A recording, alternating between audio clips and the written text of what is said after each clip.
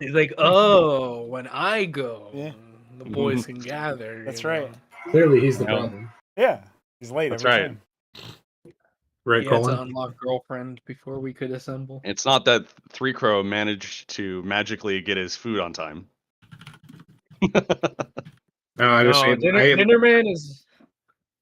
I ate like 2 hours early this time. So Oh, there you go. Well, I think you tried to do that before, and it didn't quite work out.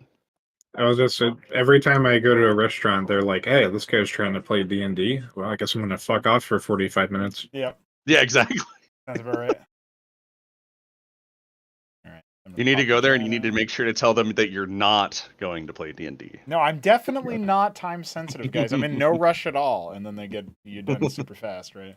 Yeah, they start sweating. Take your time, bro. I got all the time in the world. And they're like, They get get- this fucker out of here.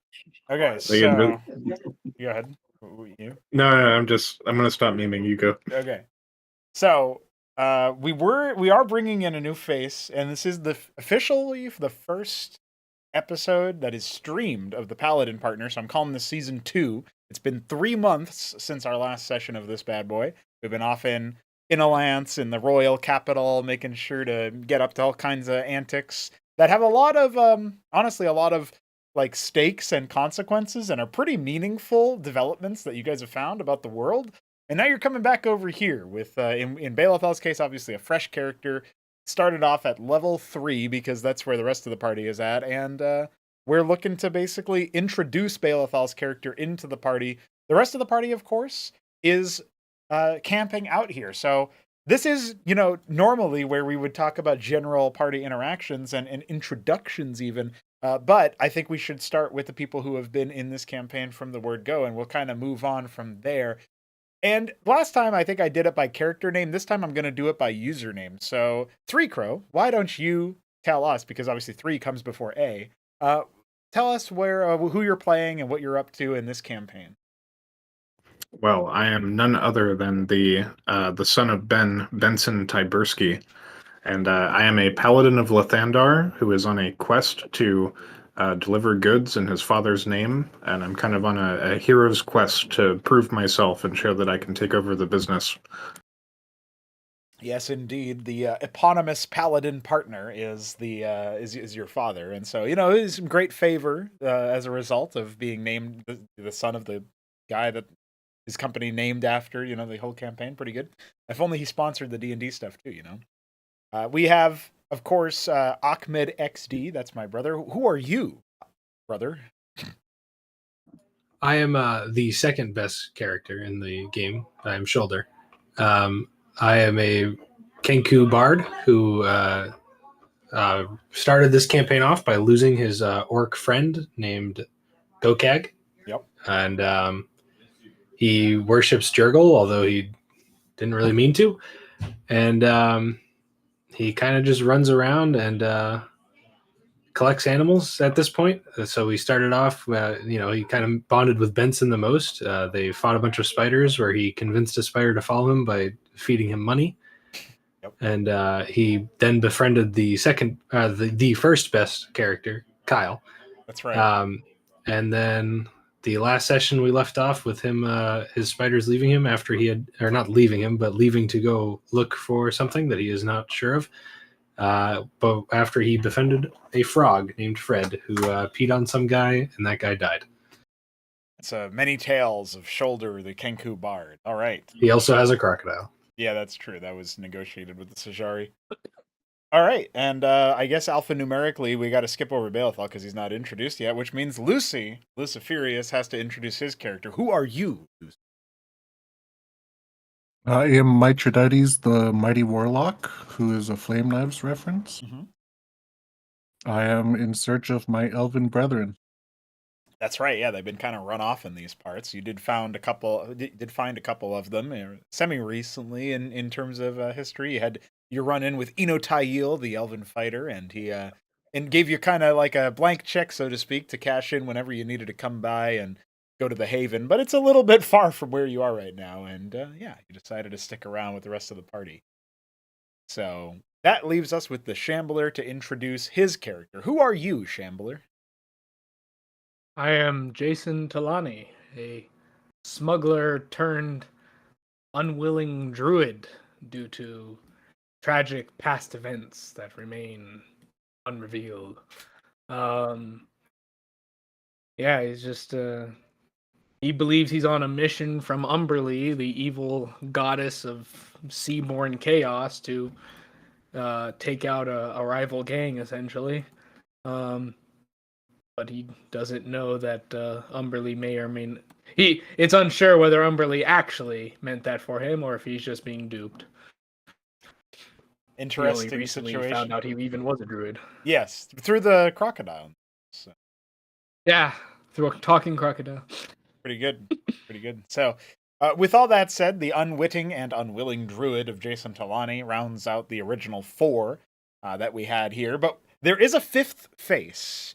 And this is a great opportunity for Balethal to introduce us to him, although to actually get you in the party logistically is maybe a bit of a different story. So Balethal, tell us about your character. So, my character is a kobold. His name is Fizz, or you can just call him Fizz for short.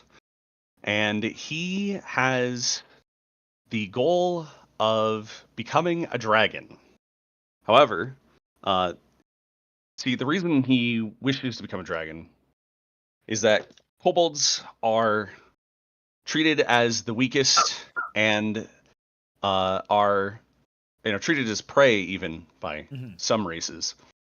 And as a result, he wants to get back at all the races that look down upon the kobolds and wishes to become as powerful as a dragon so that he may lead the kobolds to a glorious and better future. And yeah, I hadn't thought as deeply about the backstory as of yet because I've been super busy over the past week.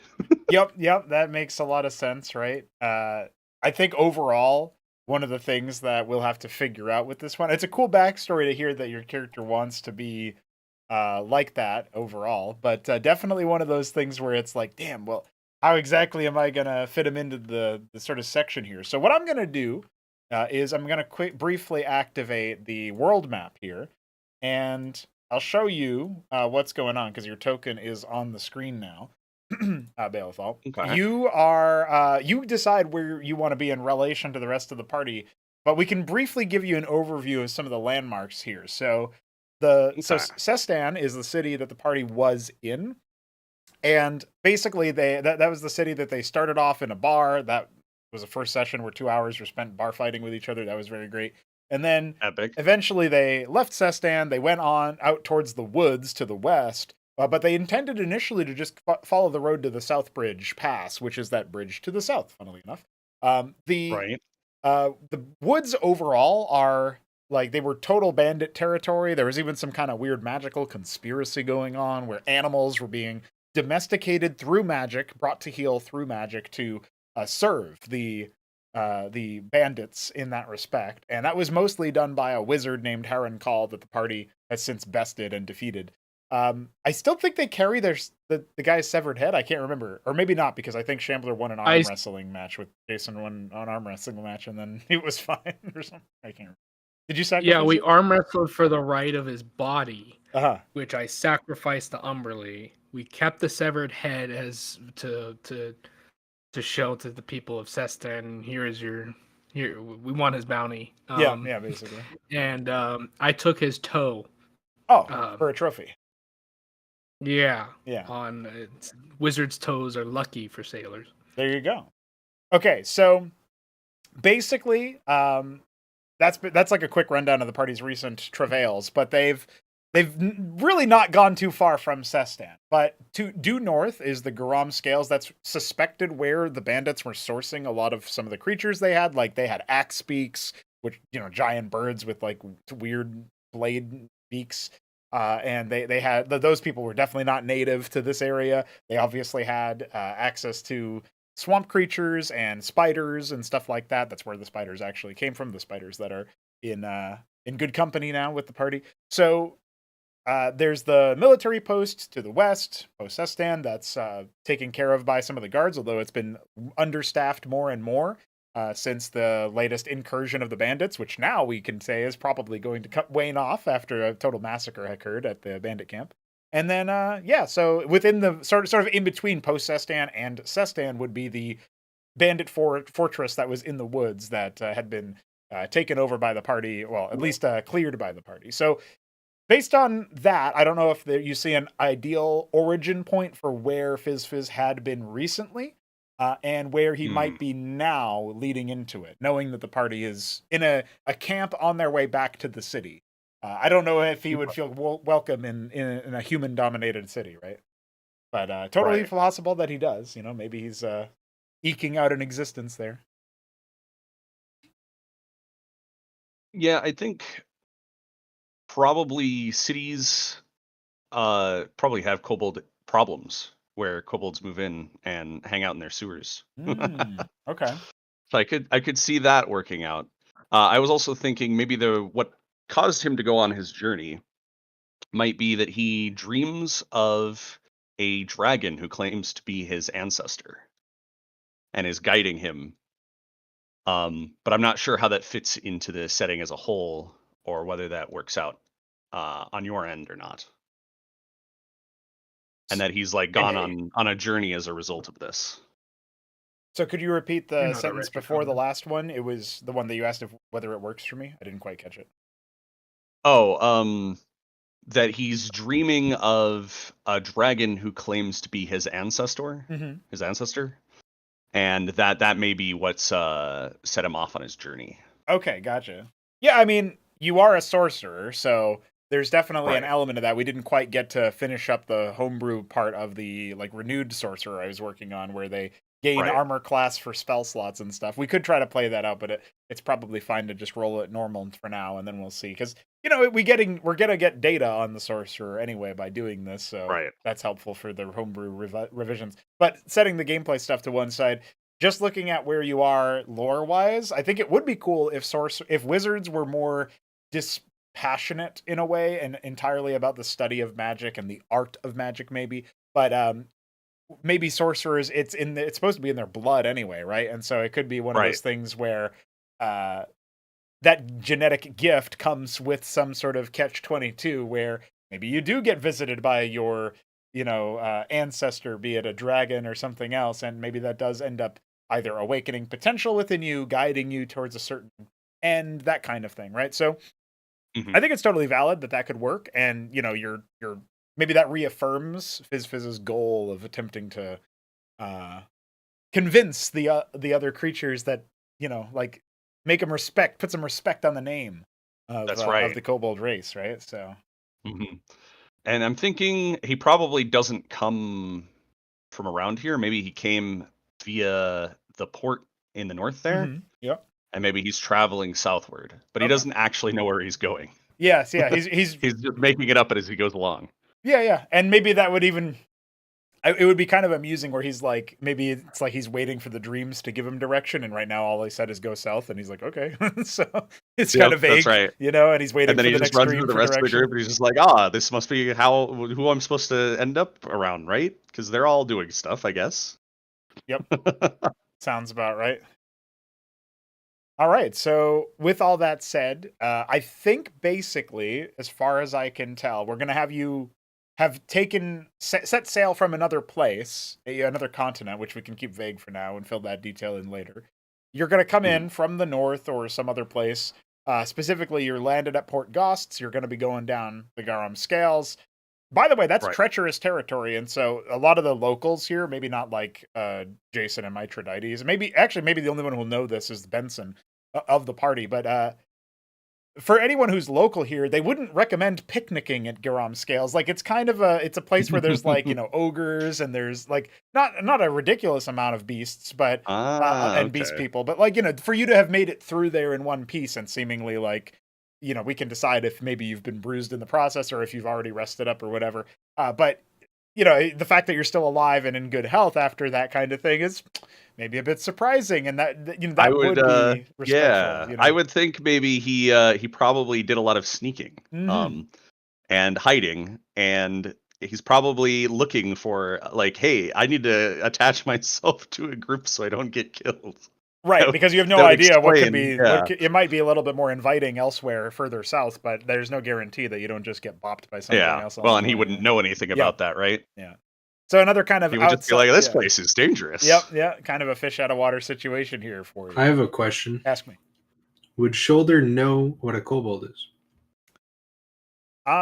So because kobolds haven't been seen yet in the north, and you see, the problem is Shoulder was from a continent to the north, like north of Isindasor, like another continent entirely, or at least he was brought there at one point and then brought back. So he's from his backstory, he's seen many things, but he probably wouldn't. He would know what like the Loxara are, that elf pet race, the pet race of the elves. Yeah. He would know a couple of things like I don't think he knew about the Sajari, but he might, like, at least he might not have talked to one, but he would have known that they exist. Like I'm pretty sure that's what we decided on, because those also operate in the waters and stuff. So there's that. I feel like the kobolds are mostly in like acclimatized to hot sun, because obviously lizard blood, lizard are generally tend to be cold-blooded lizards at the very least, tend to be fine in the heat, actually want the heat, and the cold would be more scary for them, and so they'd probably be more so common in the wastes to the south. And in fact, actually, I mean, only Cullen will know this, but that's the only place I've used kobolds so far in the world, actually, is down there in the sort of southern part of the whole map. So yeah, I don't think he would know exactly what it is, but it does look draconic, right? The kobold. And so yes. So my next question is, does he know the word dragon? Has he heard it before? Yes, yeah, absolutely. People would use it all all right. the time. So it's basically I hope it's a myth is the thing. Like most people would consider dragons myths at this point. So. All right. Well, I have a feeling that it's not to the level of dragon, but I feel like Kenku are probably also considered somewhat myth-like. Yeah. Well, they're not fringe myth, right? Fringe it's myth. more like they're not widespread enough to be considered like even like they're so niche and esoteric that it's hard to even call them like a myth per se. Yeah, it's exactly the vibe I'm getting to. Yeah. You know. Okay.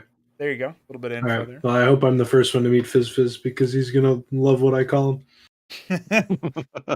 All right. So I think with all that said, maybe we can say Fizz is kind of skulking nearby the outskirts of the city. So maybe he gets encountered on the way, or maybe he even stumbles upon the camp. I'll probably ask Balethal to make some random rolls, and we'll go based on those.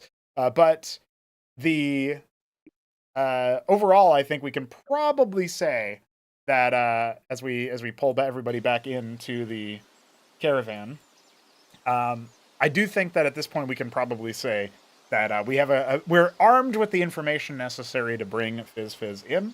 So thanks for sharing that, and a brief reminder of where everybody was at after the end of the last session. Obviously, you guys had managed to get everybody in one place after defeating Heron Call, ransacking the bandit fort for everything that you wanted. You had plenty of weapons and all sorts of other stuff as far as loot goes. And of course, the head of Heron Call, secured, I think, by Benson, I'm pretty sure. So I believe he's got that one. But either way, we've got everybody resting, and, there was the translation, or Benson was like transcribing the events of the day into notes so that he would be able to reveal them. And then I think everybody was just resting before the eventual move into the city, back to the city. So I also had I had Arkin help me make a couple extra copies of the mission report. Okay, sounds good. Yeah, I remember you working with Arkin on one thing. I just couldn't remember if it was... I couldn't remember what it was exactly, so I figured it was something like that related to that. I couldn't remember if you like sent him away with it, but... He was basically just helping me reduce the amount of time it would take to make multiple copies. Yeah, that way you could also get some rest. So I think at this point we can probably get everybody to press the long rest button on their character sheets here. All of the base party. So that you guys can get your health back and stuff. What'd you say? It's a new day, right? It is a new day. Go ahead and do that. The day's uneventful? The night's uneventful? Well, that is what I'm going to roll, but it's uneventful enough that you'll be able to get your long rest going. I got a long rest. I can't believe I had to long rest fist jaw. Okay. All right, so Balethal, will you please roll the following skill checks for me? I need 2 stealth checks. I need. Okay. Well, we'll see what those look like. What's the first stealth check like? Okay, let's get the second one. Okay, all right. He's Holy working fuck. it. He's working it. Good rolls. All right, now I'm going to need a perception check. Okay. Not quite as good. No, that's all right. That's all right. And then how like fearful would you say Fizz typically is? Does he very much err on the side of caution, or would you say that maybe he would give it a shot to try I would say to someone who first meets him, he may not seem cautious because he tries to play up he is, strong and everything, but actually he is quite cautious. He does not like to put himself in danger, but he likes to seem like he's bold and careless when he's not actually not. Okay. So, but at the same time, if he was just in an area full of ogres and very dangerous things, he's probably thinking about, hey, is this camp full of stuff that wants to murder me or not? Yep. Or is this area full of stuff that wants to murder me? Well, indeed, yeah. Okay, so we're gonna say that initially, especially with the light rain, that it would be making things a bit more colder than perhaps you're used to, but not to the point where it's hazardous to your health, just uncomfortable on top of your long journey. You come across the city of Sestan during your wanderings, and let's just say that initially the very alert guards do not see you moving around, skulking about, but you can definitely tell that they are on edge and ready to, they don't look, they look rather hardened by the days. A lot of them seem to have a bit like weathered faces. They've been around for a while, veterans of the guard camp and stuff. So the question would be whether you would seek your lot with them or continue onward elsewhere, looking for a safer spot than a human camp or a human city in the middle of the night. I think he would probably, if the guards already seem like they're upset and like they're on edge, yeah, he would probably just continue on. Yeah, they got like itchy bow finger kind of thing, so the ones on the parapets or whatever. Yeah, they're looking itchy sword hand. So okay, so you end up progressing onward. In that case, I'm gonna want a survival check and then another perception check.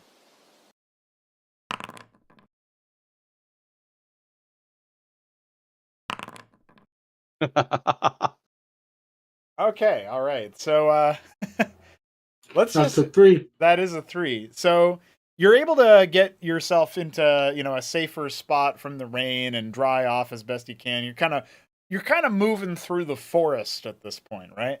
And you're looking like the sun is starting to rise, indicating that damn, like you're going to be a bit on the sleepier side for the rest of your journey. Like you're probably pretty fatigued by this point, and there's not that many more hours of dim light to get any shut eye in.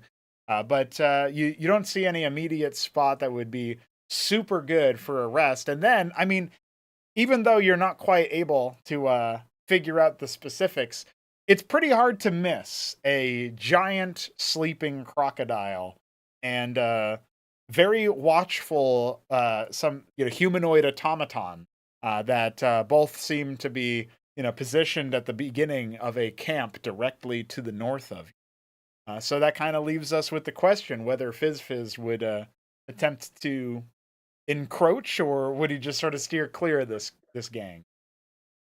So I think Fizz would be very afraid, but at the same time he'd be very curious because he's never seen a giant crocodile before, obviously. Right. He might not have even seen a steel watchman before either, but maybe he has. Yeah. Depends on where he's been. Probably not. I imagine that he might try to sneak around them because he would probably assume something magical is related to these things, Yeah, even if that's not actually true. yeah, it's an odd combo, right? So Right. okay, so why don't you roll me another stealth check? Okay. Your first two are anything to go by. I think you'll be fine. Holy shit. Dude, I This think man is stealthier than Shoulder. yeah, that's pretty impressive. So yeah, with that, I think it's pretty safe to say you're going to find a spot inside the trees, and you will be able to be out of the view of everybody else. Although your view will still be rather limited. But here, I'll see if I Right. can cover you into a spot that gives you a little bit more vantage. There you go. So as you peer out, Fizz, over the camp, we've got a campfire blazing that's keeping the crew warm despite the rain, the light rain.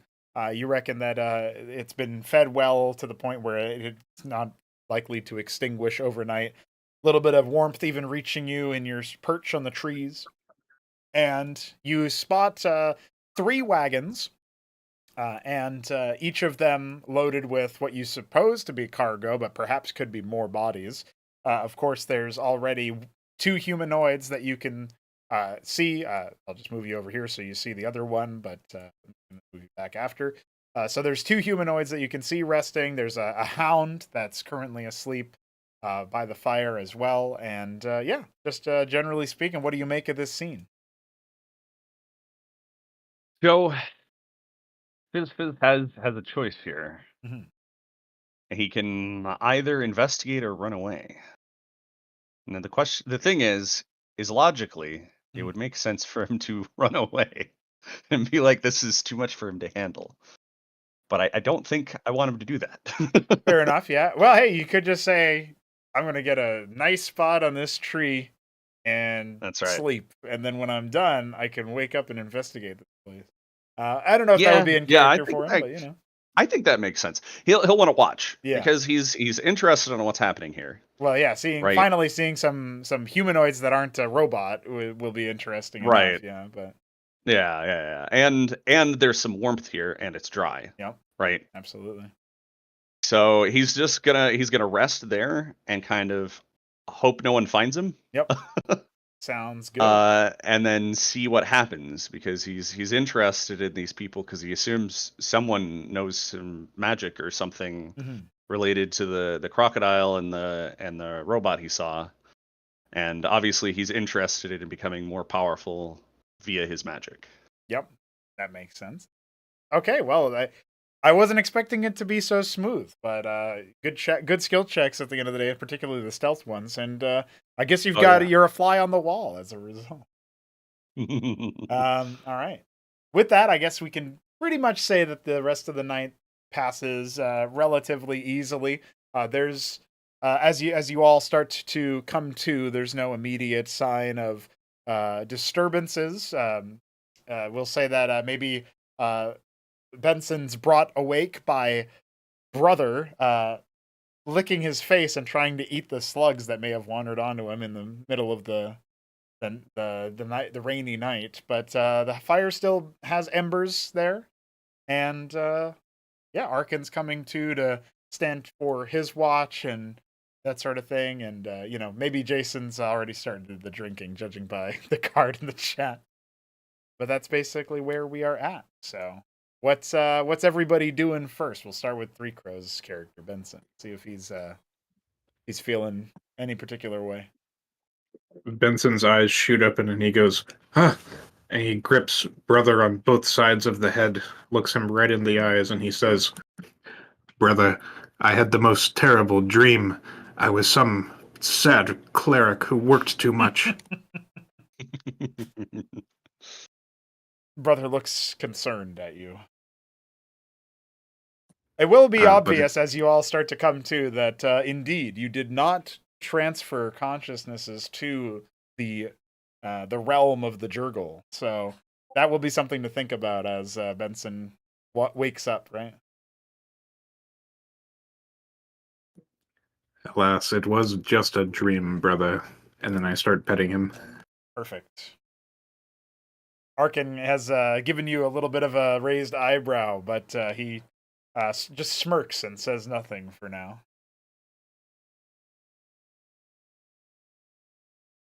Can I roll Jason- some kind of check to look for my spiders? Yeah, sure. You can roll perception while Jason tells me what he's doing. Jason That's a spent the 5. night with the usual nightmares and thankfully did not wake screaming. He has been sipping from his bottle for a while now, watching the dog get off of Benson before getting up. And he says, in a if Fizz is paying attention, in a very foreign accent to the more local Benson. It seems that the gods did not have need of us in that accursed realm tonight.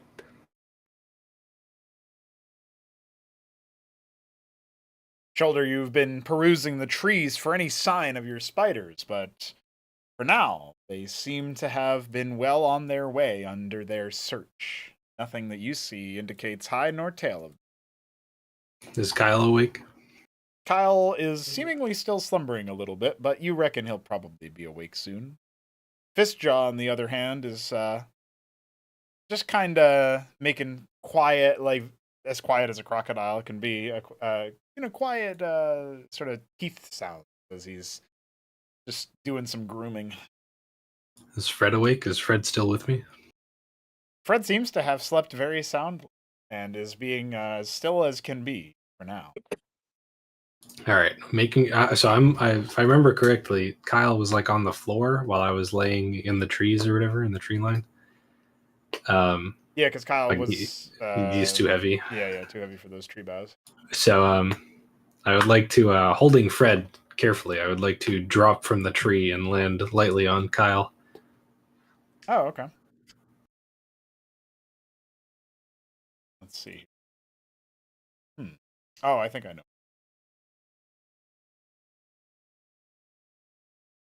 So you've landed on to Kyle, and he seems to stir awake as soon as he feels you upon his large abdomen, and he chitters a word a phrase rather that you were hoping to hear.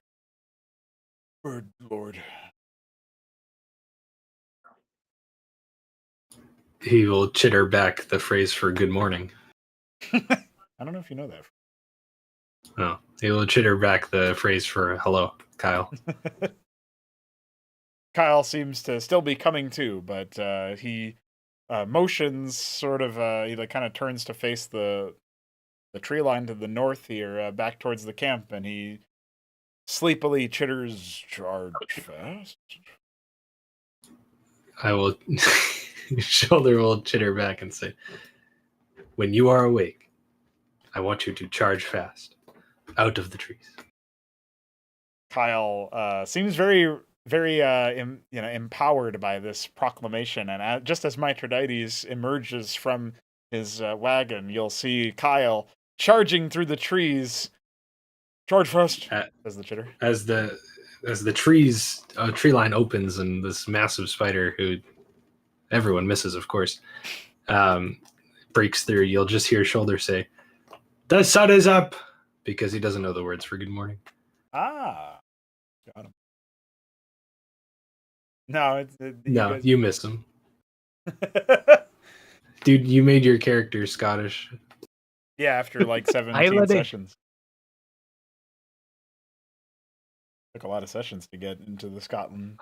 It's gonna be so fun. I should take a drink every time I accidentally slip into an wrath. Then you will really be Jason. You will not be finishing the session. I will be Jason. Be Okay, asleep before the All end of right, the pull on some. so Mithridates, you've emerged to see that happen. What are you thinking after your rest and your lack of Jurgle? I am thinking that I want to be the other party. Oh shit! He casts Oh, one. I don't know. He casts one. I don't know thing. What is it? Eldritch Blast, and he's like, "Nah, I'm done. Take me back." I want to punch. Yeah. You No, had a dream that you were a Scottish dwarf inside a robot? Yeah. No, my Dreadies just gets out of the wagon, sees the shenanigans, and sighs. Classic. All right. Well, at this point, I think it's been enough disturbances for if Fizz was, if he was asleep, he was definitely awake now. And so I would like to. go ahead. Sorry, I'd like to say that if he is awake, and since Mithridates is a loser and didn't react to Kyle, Shoulder has now turned to telling Kyle to like march around the campfire, and he's playing some like adventuring tunes while Kyle does this. Okay. He's very happy to not be jurgled. If that wasn't clear. Yep, as the celebratory Kyle maneuvers around while Shoulder continues to. Yeah, move out of the way, buddy. Get the fuck out of here. Jason just sort of looks at Shoulder unamused and he says to Benson, Alrighty. Fuck. Got him. Drink up, brother. That's a swig, buddy. Oh god, I only have water. Anyway, I can't do it. It seems I wasn't the only one who it seems I'm not the only one who's relieved to not have to visit that place. Indeed. We did not visit that place, but I fear I went somewhere much worse. Is this loud enough for Jason Shoulder to raises his hear? eyebrows and says, "And what would that? And what would that be, Captain?" Dude, you're gonna be so hydrated. Drink. A terrible nightmare that Clear. I was some washed-up cleric from a poor order. Not a proud one like Lathandar. Dude, this is great dedication by you to make me spin. You're welcome. I appreciate this. I don't This have. is Well, why I don't have pay to do anything while you guys talk, so it's fine. I can do this. Yeah, this is why I pay you. Yep. You too can get this treatment by paying on our coffee. Yeah. There it is. Aww. $1 equals one spin.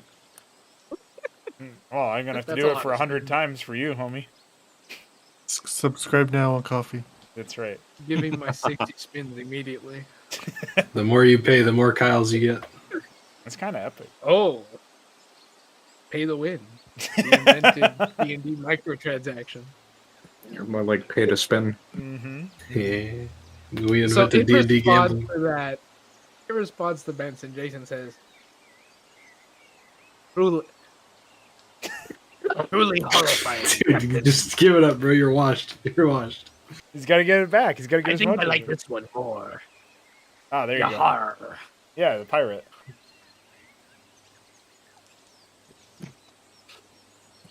Absolutely fucking.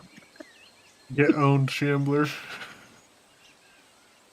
I think Shambler's getting owned by his audio or something. I can't tell. He keeps cutting out. Oh, can you not understand me? Discord doesn't want to hear it. Okay, so- Yeah, dude. You're Okay, getting. so it says, truly horrifying, Captain. With a sarcastic tone. I really wonder what Fizz is thinking right now. So This the is adventure getting of the me episode understandable, going. The or- spider is spinning. So Fizz is very surprised to see a giant fucking spider Yep. just emerge from the jungle.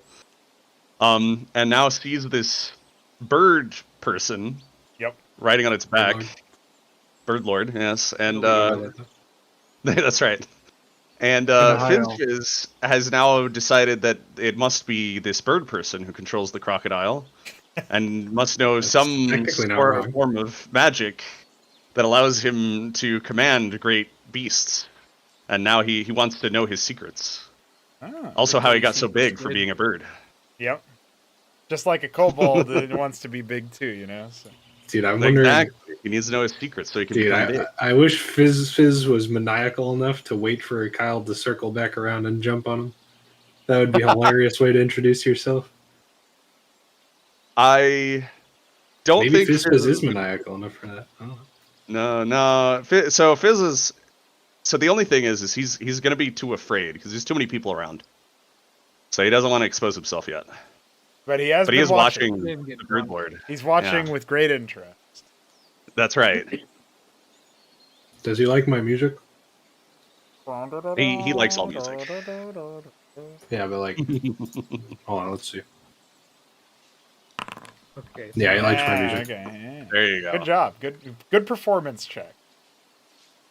All right. Dude, you guys have to like my spinning now. This is a great performance. Yeah.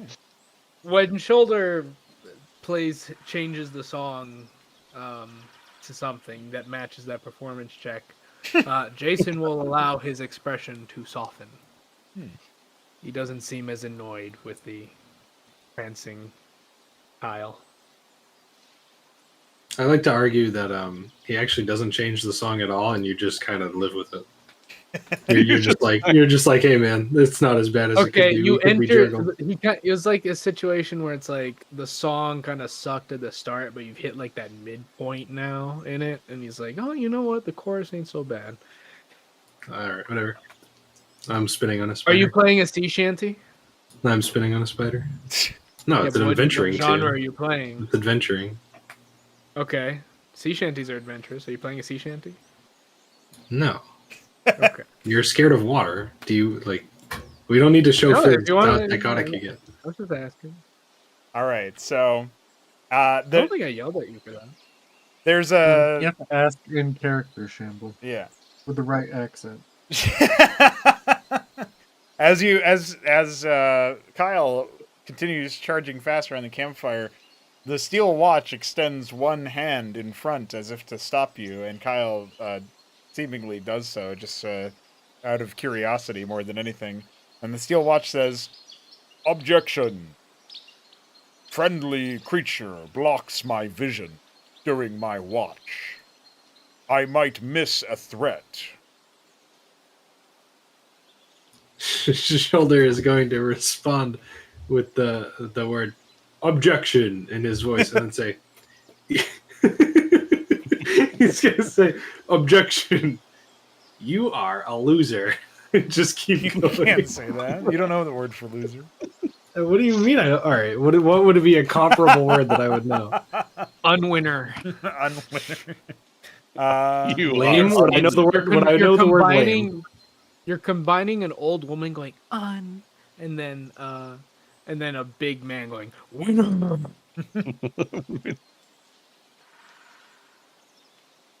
I do not lose. And then the steel watch trundles forward so that Kyle won't get in his way. Shoulder will silently think that he lost. Looking the Mithridates coming over, Jason says, "Pleasant dreams with yourself as well, I take it."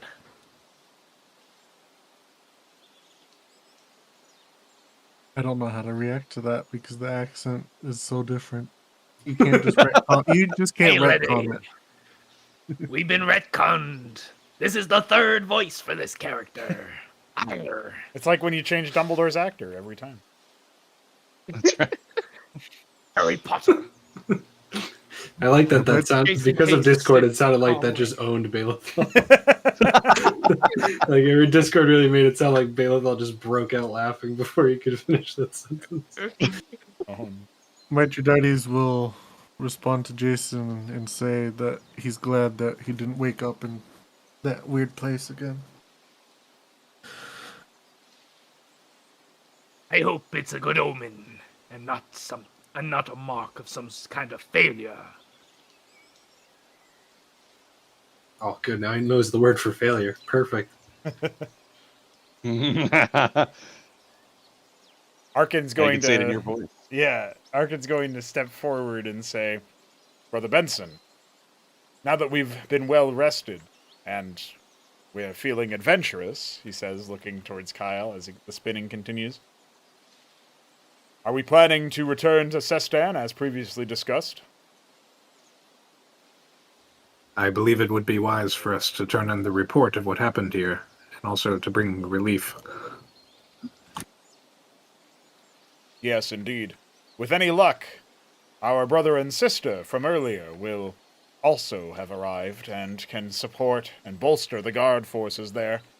Plus, with the crusade we've waged together against the banditry, I have a feeling that they will be of little danger now. I, for one, look forward to collecting all this bounty money. And as he does that, Jason pats some of the visible daggers on him, of which there are many, all bearing the mark of Ibnar's arm. Arkin is clearly impressed with your haul and gives you a sort of like low whistle of to indicate as much. Indeed, brother, there will be much gold in exchange for that. The greatest reward of all this will be that the people of Sestan and those traveling abroad will be able to travel in peace.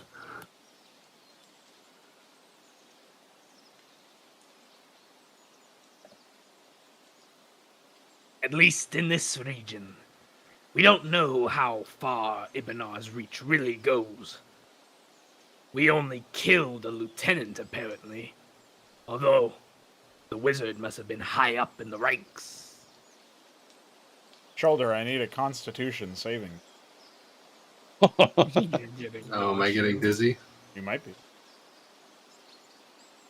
Can I guidance it? That one. No. That one. Thank God you can't spin anymore. You can't spit it anymore. You gotta tell Kyle. Can we to say- spin, or you'll throw Can we say I stop right in front of Fizz? Yeah, sure. Yeah, that's fine. Can Fizz hear our conversation? He should be able to. You guys aren't trying to keep quiet, are you? I mean, No, we don't have any reason Yeah. to assume. Also, Benson will start packing up his bedroll and stuff. Okay. Jason has a fresh bedroll, right? Yeah. One that doesn't smell So of... he's gonna take the bedroll that smells of piss that's in the caravan, walk over and throw it in the fire. devastation. Why would you do that? You just made the fire smell like piss. That's exactly... I Wait, like that bedroll. That is basically like, exactly what Arkin would ask if Mithridates didn't ask him. Wait, don't birds have really intense senses of smell? Make a perception check. Make another get high, you Constitution have to make a saving Constitution. throw. Another guy. Ah, 3! Dude, that's do me and pissed. Kyle flee into the trees to run away from the piss smell? Do you order Kyle to do that? I think with a roll of 3, I think with a roll of 3, Shoulder would actually just dive into the tree. Oh, okay. Well, in that case, give me 1 sec here to detach you. Yeah. This is how we find the kobold. Fucking pissed. All right, make your diving. Give me acrobatics.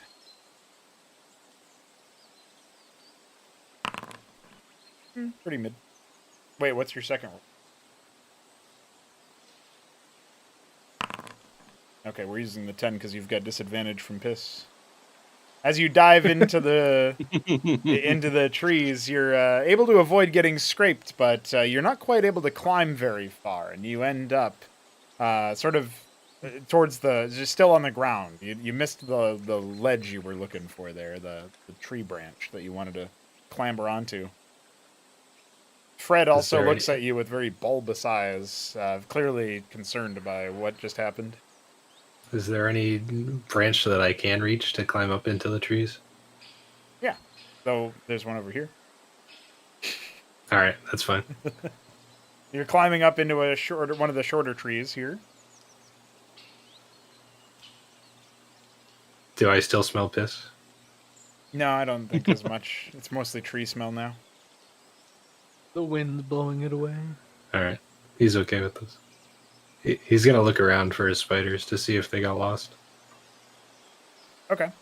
While you do that, The rest of the crew is, Oh wait, hold on. I gotta do. All right, you're good. The rest of the crew is. What do you mean I'm good? You're good. Sort of taking a few paces back from the piss. Jason will say, "Nothing but bad memories in that role." The accent keeps changing. No. It will be forever different. So I think We'll settle into something eventually. Yeah, it's no worries. Most of my head stop happening. So I think Fizz is going to be interested in what happened to Shoulder, and he's probably going to try to move himself into a position where he can see what Shoulder's doing in the other tree. Okay. Let's see here. Yeah. There you go. All right. You can do if you want to do another stealth check while you're moving through. I'll see if you escape the passive perception of. Oh, okay. Well, in that case, actually, I mean, Shoulder did say he wanted to go find his spider, so Shoulder, give me a perception check. We'll use that. Ooh. Advantage quite to see a Fred the goblin. Frog. Yeah, Fred the Frog is not assisting you. He's looking at you All with right. bulbous Well, eyes. So I don't see anything, and I don't see any spiders. So Shoulder is going to chitter, hopefully loud enough so Kyle can hear it, but it's going to be loud enough, hopefully. And he's going to say, "Kyle, get over here. Where are the spiders?" Kyle lumbers to the edge of the tree line and looks for the origin point of the sound, and he says, "Bird Lord," followed by, "Invisible." No. Bird Lord here. Ah. Kyle sort of like chitters surprise sound, and then chitters the word for Harry, and then a bunch of chitters you don't recognize.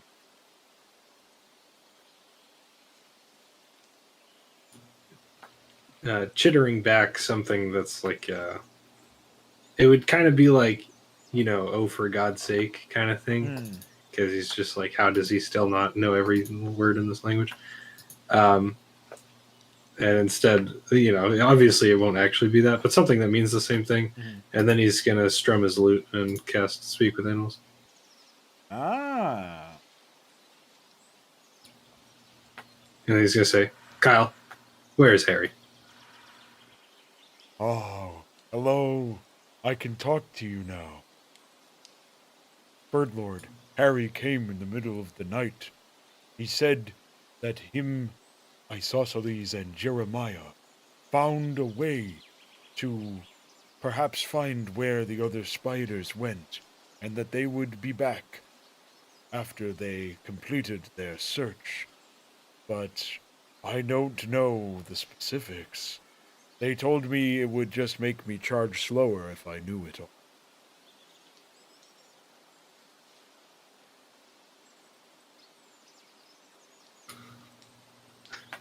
Shoulder, not believing that he's going to have to ask this spider this question.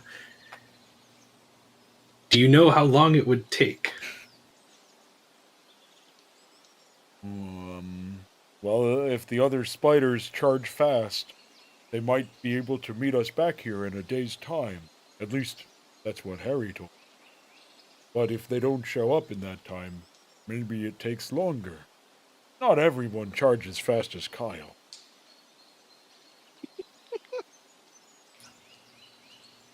Okay, a day's time. Then he's going to kind of look at Fred. He's going to be like, "Oh, hi, Fred. I haven't said hi to you yet." Hello. "How did you sleep?" Pretty good. Oh, this is the stupid I've been missing. This is the stupid he pays for. This is the stupid I paid for. And he's going to say, he's going to turn back to Kyle and he's going to say, "All right, Kyle, get in here. It's time to go north."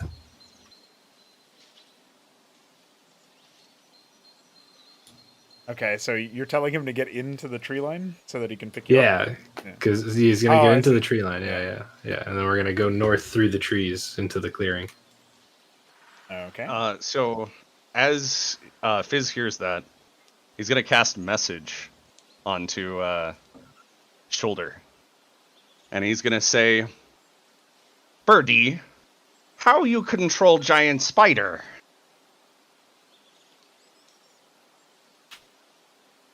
Shoulder is just going to think back. Who can use message? What was that? And he's gonna frantically look around through the. Has Mitridates ever used message? I don't know if he's used it on you, but I don't think No, so. he hasn't used so it on you before. he'll frantically look through the tree line. I guess I feel like that would make Yeah. sense. I hope Yeah. I wish in that moment that you would like look around the party and then the last thing you look at is brother staring at you. Well, Because Fizz also I've talked to responds brother before. in your head, and he says, because you said who was that, right? Yeah, that was the last thing I Yeah, said. he says, Fizz responds, it was nothing. You And then he tries to hide himself better. All right, so you respond with message, which means I can respond back. And do I hear him move? Let's. I think with your past perception check, no, but maybe it's been long enough after the conversation with Kyle. You can give me another one. Ooh, let's see a stealth check from Ooh. Fizz. Can he beat the 21? Oh shit! History says he can. Ooh, Nope. He cannot. Slight movement to the north. Shoulder, your senses are closing in on Alright. where your opponent might be, and they are not on the ground. They are in the tree. His eyes sharpening. So Kyle's not on the same tree line as me, or as where I'm trying to go. Kyle's still on the forest floor, right? So Yeah. All right. So instead of jumping down to Kyle, he's gonna respond with message as he jumps through the tree line. He's going to say, "I'm going to find you. I do not." No, you won't. All right. Do I have to roll an acrobatics check to get into the tree line? yeah, well, Or let's deeper just into see it? how good your acrobatics check is, and that'll dictate how. Okay, yeah, pretty good. In the background, you hear the guttural voice of Fistjaw scream, "I love this man!" You have no context for that, but that happened.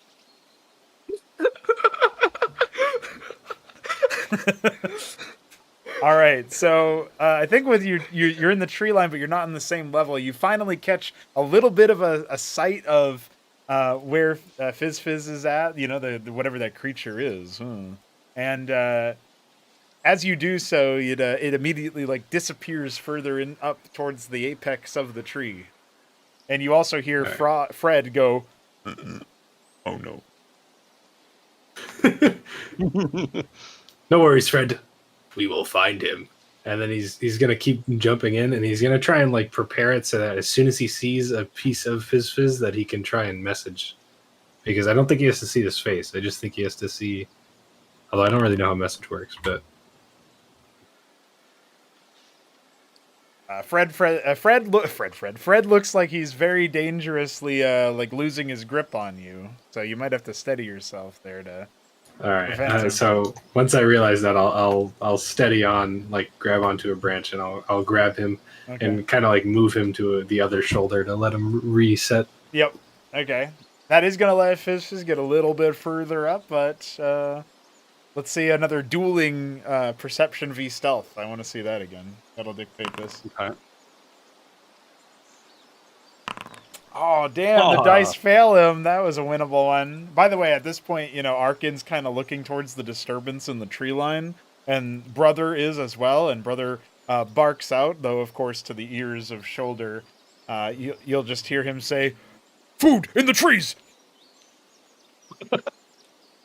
Shoulder. So I guess that what it'll sound like is you'll hear Brother bark, and you'll just hear the words from Shoulder afterwards saying, "No food!" as he gets farther away, as he continues to climb the trees.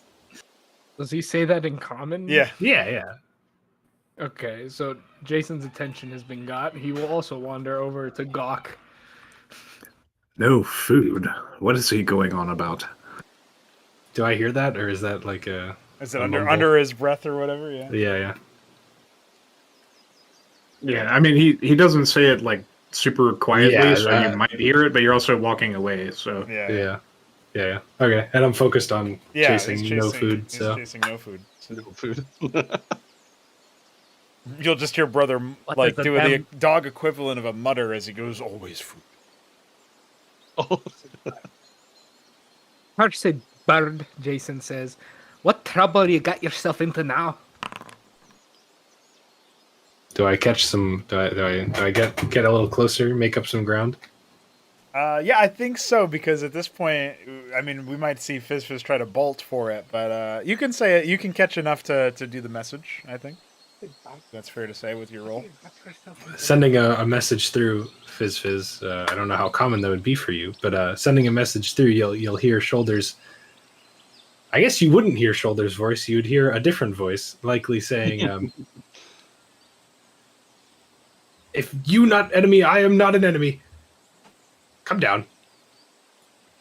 Fizz is gonna stop and turn around, and he'll respond, saying, "Not enemy? Are you sure?" Do I still see him? Yeah. He stopped moving. He turned around. Okay, so I guess catching up and You'll see the actual glint of the scales. You know, the sort of reddish brown, brownish Yeah. red kind of vibe that he's yeah. You'll see. So I guess he'll see Birdlord. The Birdlord. He'll see him pop through the tree line or the brush line, and Shoulder will respond. Sure. You have no idea why he talks like this. Is there something wrong with your voice? Did you say that out loud or in the message? Yeah, out loud. Yeah. Yeah. It's been out loud once we met eye contact likely.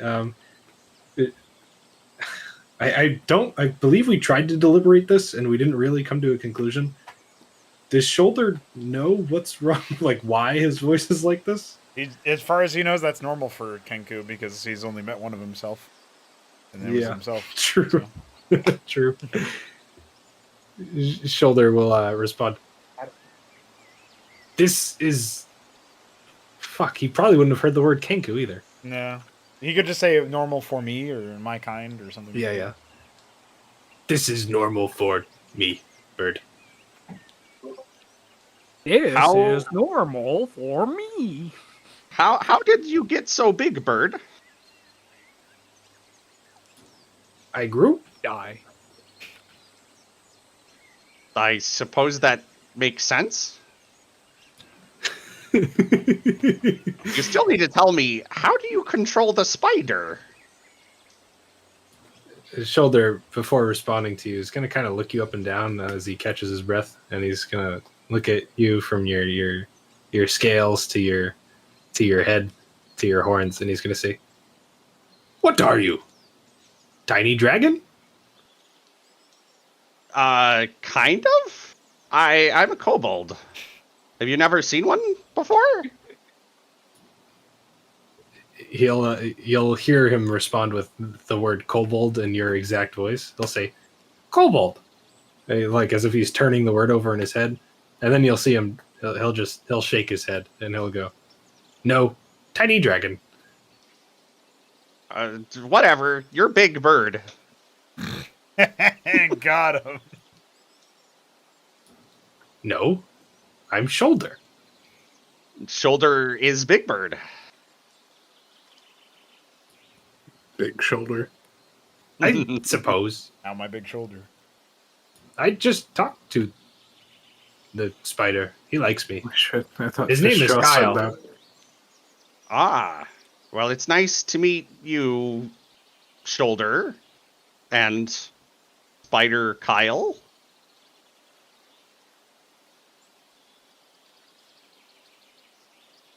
I love Fizz. What is your name?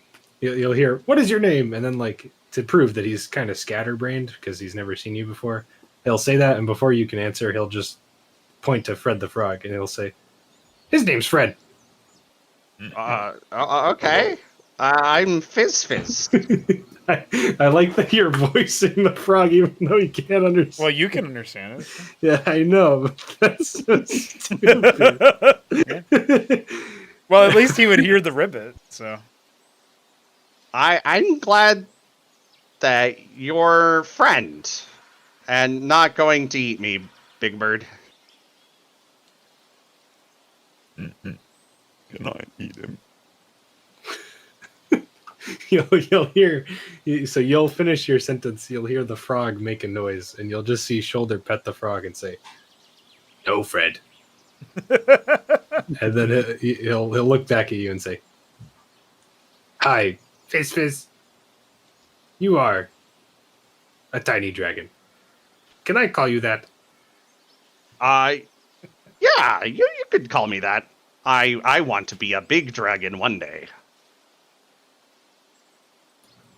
Well, I just grew to be Big Bird, so matter of time. I then sure hope so. He'll turn around and he'll gesture to where he assumes. I'm assuming he can kind of like sense where Kyle is. yeah, still on the ground. He's not particularly stealthy, and so he'll look back to where Kyle is, and he'll look back to Fizz Fizz and say, "Would you like to meet Kyle?"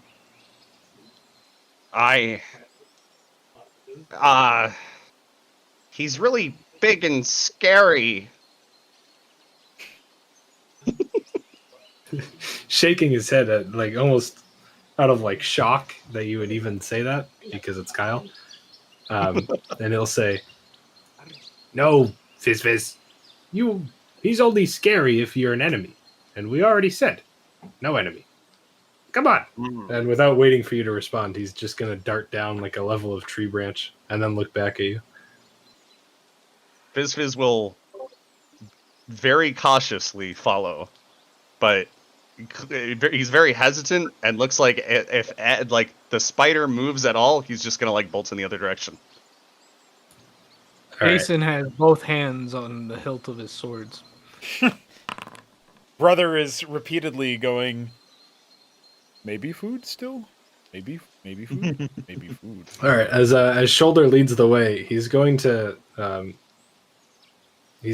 say to Kyle, it probably will sound like spider to anyone else, but it obviously he's speaking with animals. He'll say, "The tiny dragon isn't food. He's going to get on top of you. He is my friend. Maybe Dragon Lord. Ooh. Not yet." And then he's gonna kind of yell before even getting on Kyle or lowering himself onto Kyle. He'll kind of reveal himself on the upper tree line, and he'll look at the party as they are all very attentive and aware. He's going to say, "I found a friend. Name Fizz Fizz.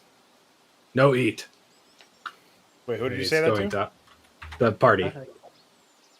Of course you did. The lad. whole party. You would have heard it. go into the damn forest and come out with some woodland critter.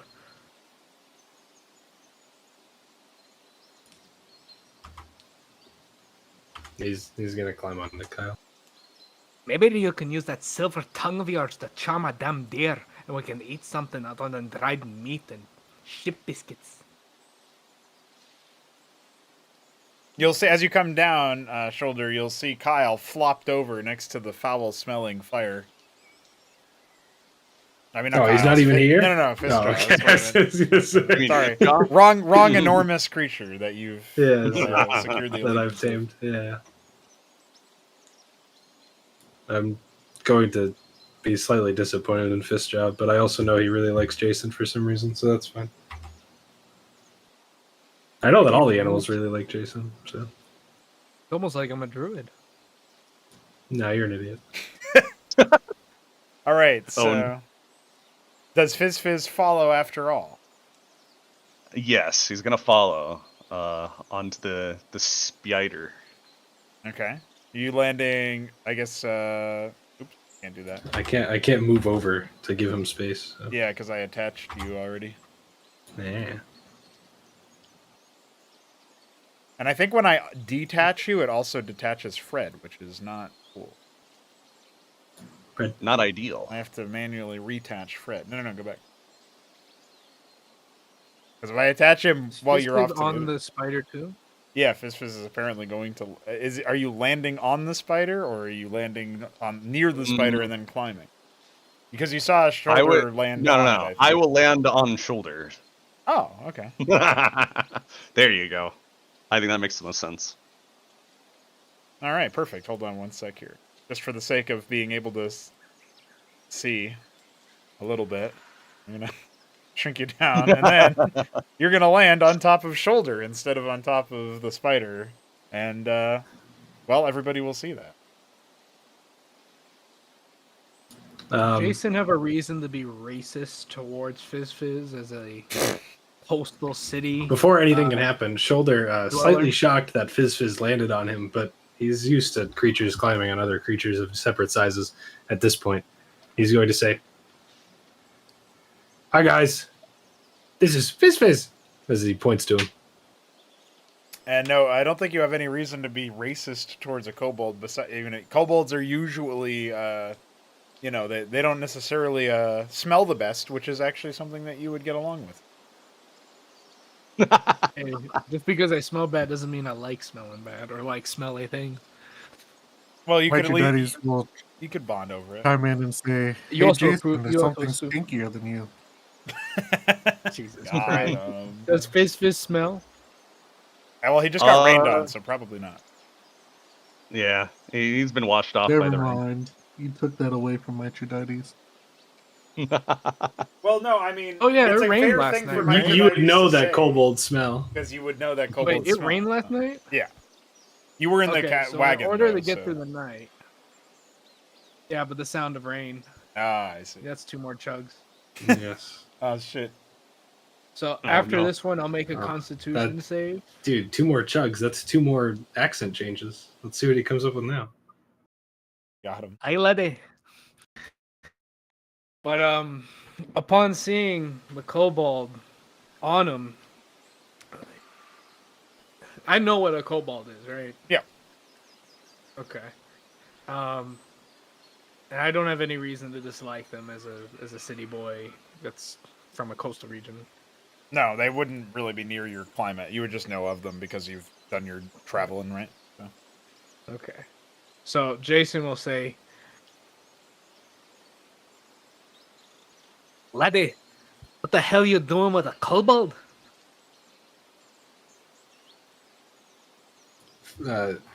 Shoulder will respond with, "Kobold. No. Tiny dragon. I've been over this." If Benson, that you've thing's just a dragon, then I'm a fucking genie. Fistjaw will will you grant me proudly a wish? Fistjaw will proudly proclaim,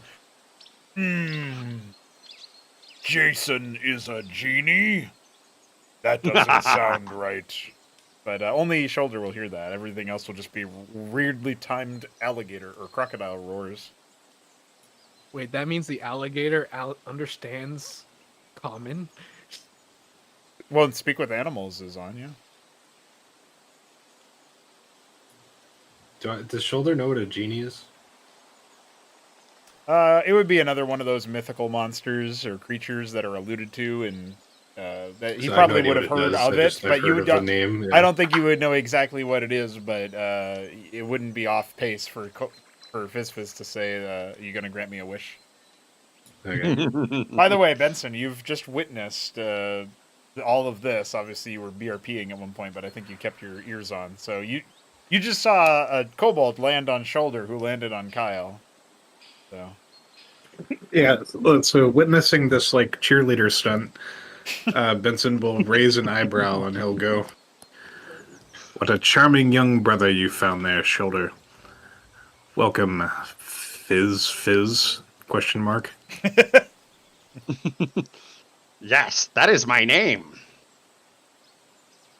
So, Jason would like autism. to look over Fizz Fizz in very close detail from his vantage point as well as he can to see if he bears the mark of Ibnar's arms on him in any way. well, you can roll a perception check for me. And what brings you this way?"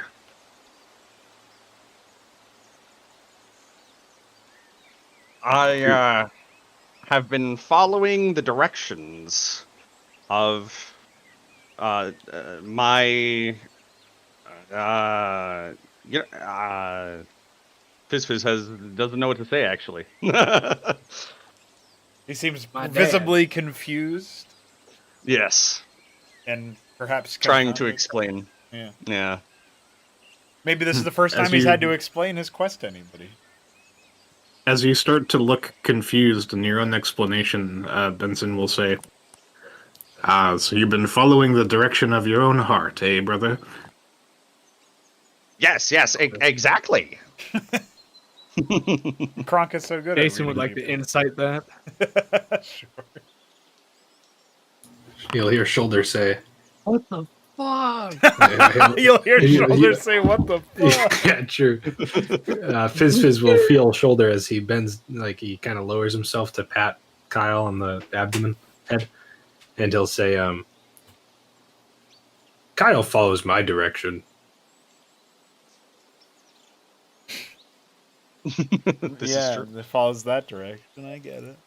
Kyle will This chitter is known. Birdlord at you. Well, say Birdlord because you still have the spell affected. Shoulder will chitter back. Birdlord Crown? With a question mark. That's a reference to something, but I'm trying to remember what it was. There was a bit that the spiders said, or no, I remember when they first called me Birdlord, Shoulder had referenced that he should get a crown for being Birdlord, and the spiders had agreed. So he's basically asking if the crown's done.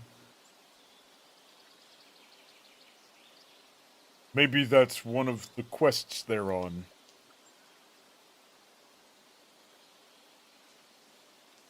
Shoulder will nod, which Kyle won't see, but that's okay. Yeah, it's alright. He just assumes everything's fine.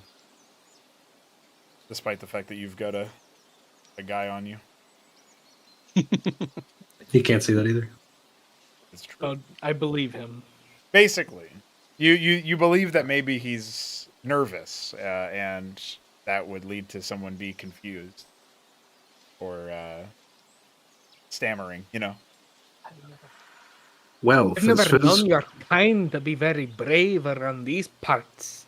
Strange that your heart would take you here. No, he's Scottish. I've been trying to do a Scottish this whole damn time. This guy changes voices more than I Fucking do. up. I'm just playing a shoulder now. Well, I am brave. I don't know why you would think kobolds aren't brave.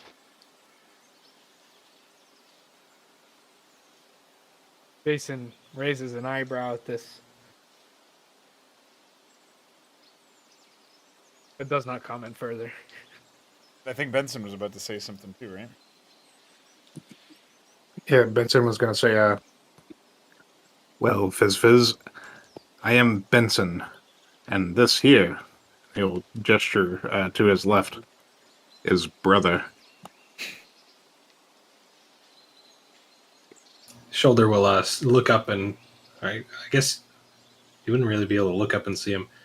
He'll just kind of whisper. He'll say, "He means the dog." Your brother is a dog? Exactly.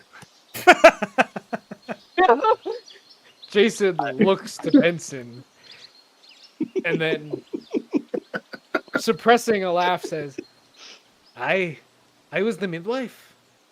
They came out quite ugly, the both of them. What the hell? Shoulder will whisper and say, What "He's did he tell you? lying." It makes about as much sense as a big bird and a tiny dragon, right?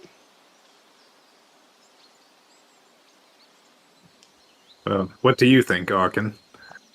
Arkin is staring with some awe at the fact that Shoulder has managed to collect another thing. And he's sort of like trying to piece it together in his head, and then at some point he just says, Well, at least this one talks to all of us.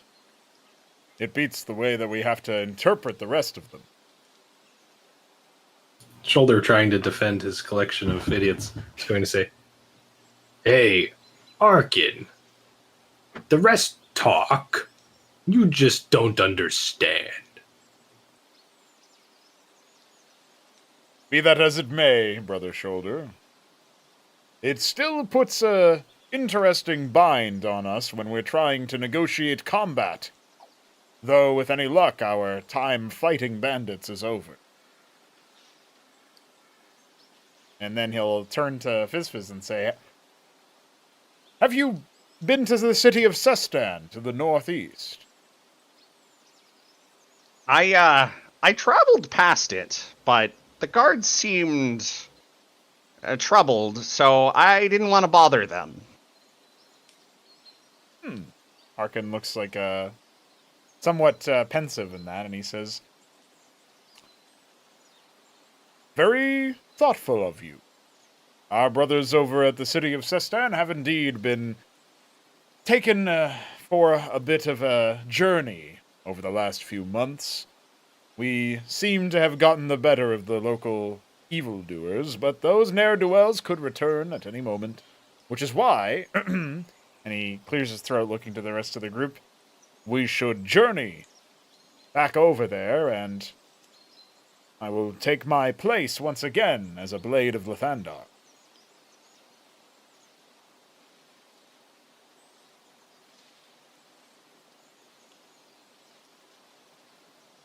It is about.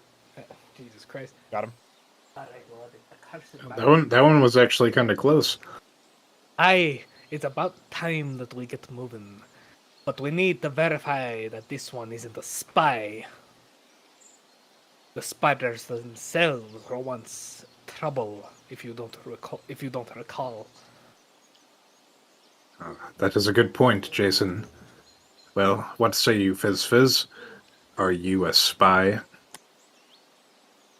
Does this look like the face of a spy? And he smiles, like, very awkwardly at them. Do I believe him?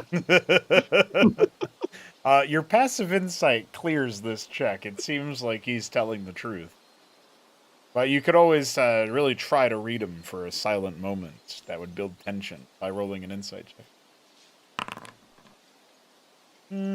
No better than your passive. You still believe him? I think this one is all right, Jason.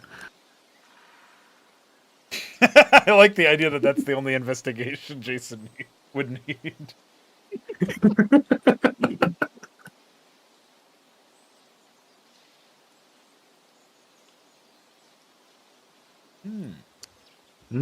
Okay. Benson will give you a curious, but then he will. Where did we even put his head? It's in your pack somewhere. It's on you. We'll just say it's on you. Oh, it's on me? Yeah. Okay. He burned it in the piss blanket. No, he didn't. Oh, boy. In which case, Benson will retrieve like a wet, well, I guess a dried sack now that it's been overnight, and then he'll pull out the head of Heron Call and present it to Fizz. You've never As seen he that does face this. before in your life, Fizz. It looks a bit grisly and awkward that they would be carrying something like that. Yeah, I As think Fizz Benson is does gonna... this, Okay. Jason will say, "Hey, laddie, it's a good thing you're the spy, because we'd have to make you end up like him." With that, Fizz's eyes go wide, and he seems to shake slightly and get very nervous. Shoulder, realizing that this is a stupid plan, is going to look at the thing, and then he's going to kind of say, "Tiny dragon, the head wasn't a spy. It was a very evil wizard. You will not end up like Heron Call." Jason I- will continue I and hope say, so. Jason will continue and say, "Although, laddie, honesty is the best policy. If you were a spy, we may just let you go. If you just admit your wrongdoing right now and beg for Lathandar's forgiveness." Jason, shut up. He ran away from me when I met him. I don't know who I would be spying for. It seems like they're dead, whoever they were.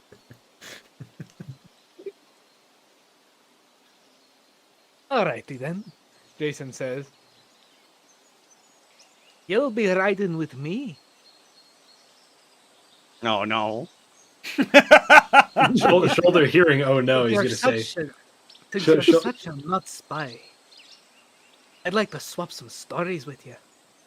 Shoulder hearing, oh no, is going to say, Fizz, do you want to ride with Jason? I think that would be better. Wait, no, Jason is the guy who... Or no. Yeah. No, I don't think I do. Turning to Benson, Jason will say, "Of course, it's the captain's call." I don't know. I like this one. I say we let him follow as he pleases. Hearing guess, this, Shoulder Jason- will be kind of happy, and he'll say, Fizz, extra space on Kyle. Oh, thank you. Jason's false positivity quickly drops away as he sort of gives a Benson the look of, "You fucking idiot." Keep an eye on the possible intruder here. We have eyes on the possible intruder. Yeah, 8 eyes. You don't need a perception for that. We have 14 Like, eyes, if you count Fred. Jason very angrily No, that's 12 eyes. takes Sorry. a swig. Benson will feel your stink eye, and looking over to you, he will motion with his hand for you to come in for a whisper. Very obviously in front of Fizz. Yeah, he's not drunk. Jason's not tipsy. And then as you approach, he will say, "Would you rather deal with him yourself, or just have the spider eat him when he acts up?" Roll persuasion. I don't know, that's a pretty good thing. I would be persuaded if I were Jason. Can I hear them? I'll give you advantage. Go again. What the fuck? You're not I the rolled a DM. 19. I don't need to go again. No, he's talking to Benson who rolled a 10 on the I know. persuasion. He's fine. There we Alright, go. 16. But do I hear them? Jason- Do I hear them? Do I hear them? Jason, not pleased, but assuaged, nods and says, This is so lame. but he says in a low voice, "Alrighty, Captain. We'll let the bird handle the spy since he brought him in. But if he casts a firebolt or so much as a magical fart, I'm getting his toe, you got me?" Fair enough. With a perception check of 19, I think Shoulder would have heard pretty much all of it. Yeah, the moment's over. Oh. I was going to have it so that when Jason started talking, I casted Minor Illusion to put a wall in front of his mouth. I don't think that would have stopped him from talking. No, it wouldn't have, but it would have been funny. But it doesn't matter. That's pretty good. That is pretty good. Okay, so as of right now, the determination seems to be that Fizz will ride on Kyle, and Or Shoulder, I guess. I don't know if he plans to change that. Shoulder doesn't really mind. I think he's going to continue piggybacking on Shoulder. We're since gonna he's roll up afraid to of everything town else. with a giant spider rode by a bird that's being ridden by a kobold a frog. And a frog. with an alligator behind and a caravan. And a caravan and a steel watch. Well, think about it. And The it's spider still will alive. likely be on the caravan, so that's fine. That's actually not true at all, but it would be funny. We're gonna buy all the booze in Cestan. Buddy, we're going to own half of Cestan after you sell all your daggers. There's still stuff on that spider too. Dude, you're going to become a real estate agent. No, we gave it to Arkin. It's in the caravan. Oh, we gave it to Arkin? Oh, it's in the caravan. Okay. What about the giant axe? Is that still on Fishjaw or?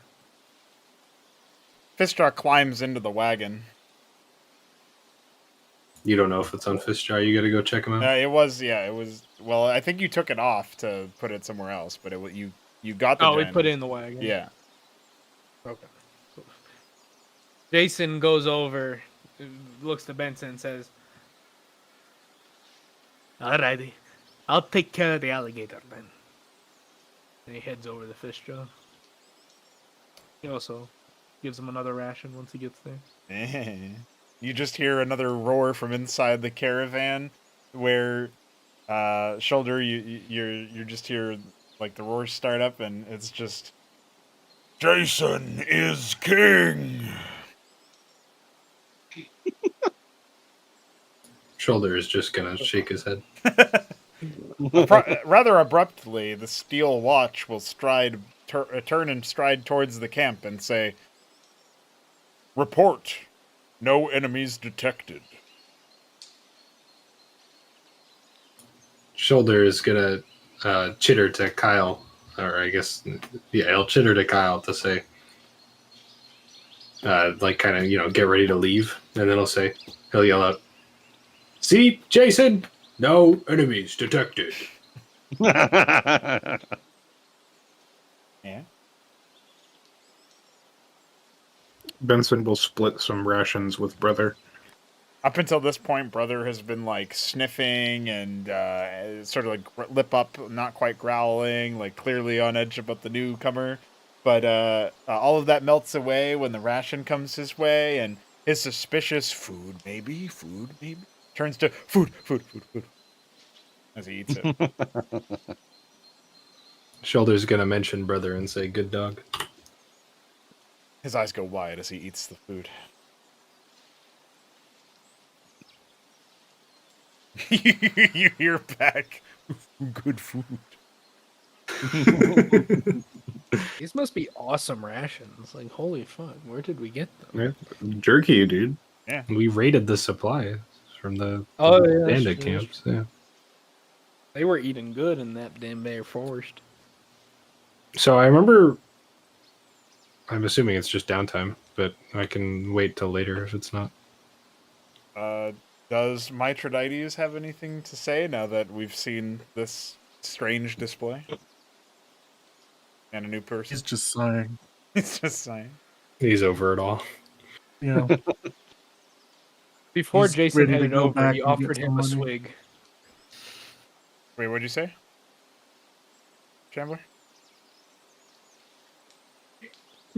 I was just memeing, but Oh, he offered Mithridates a swig.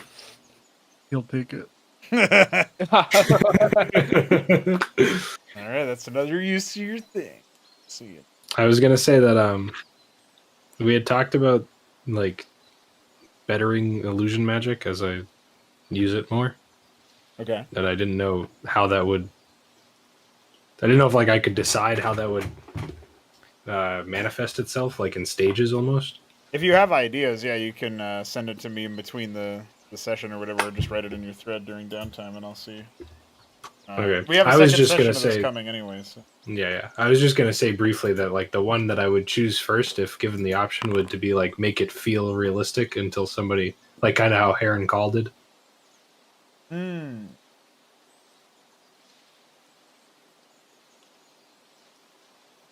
But that can be deliberated at a different time, if not immediately beneficial.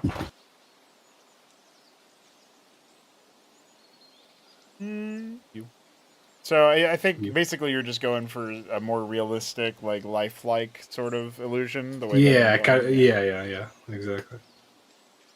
All right. Yeah, we can try to work that in.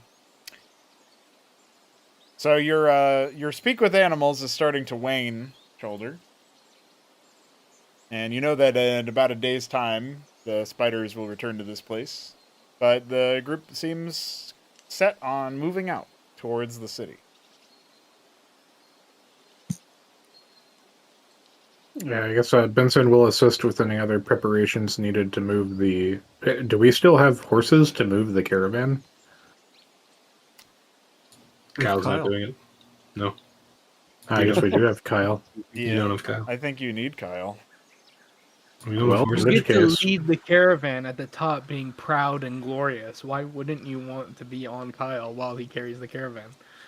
It's true. Can Kyle You carry did- the caravan? Kyle could pull the caravan. He's big. Dude, All right, you could be so, you could be the caravan lord.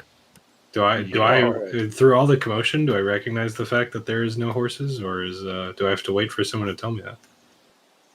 I think it's probably becoming apparent that there are no horses. All right, recognizing this and looking at Kyle and looking at the party, and he says, without anyone even saying it, he'll say, "Fear not, no horses. We have Kyle, and he will." And he'll go to say the words "charge fast," but none of you will know that because it just comes out in the word "chitter," and the chitter words for it because he's never heard it in English or common. Okay. So he will. Yeah. Sounds good.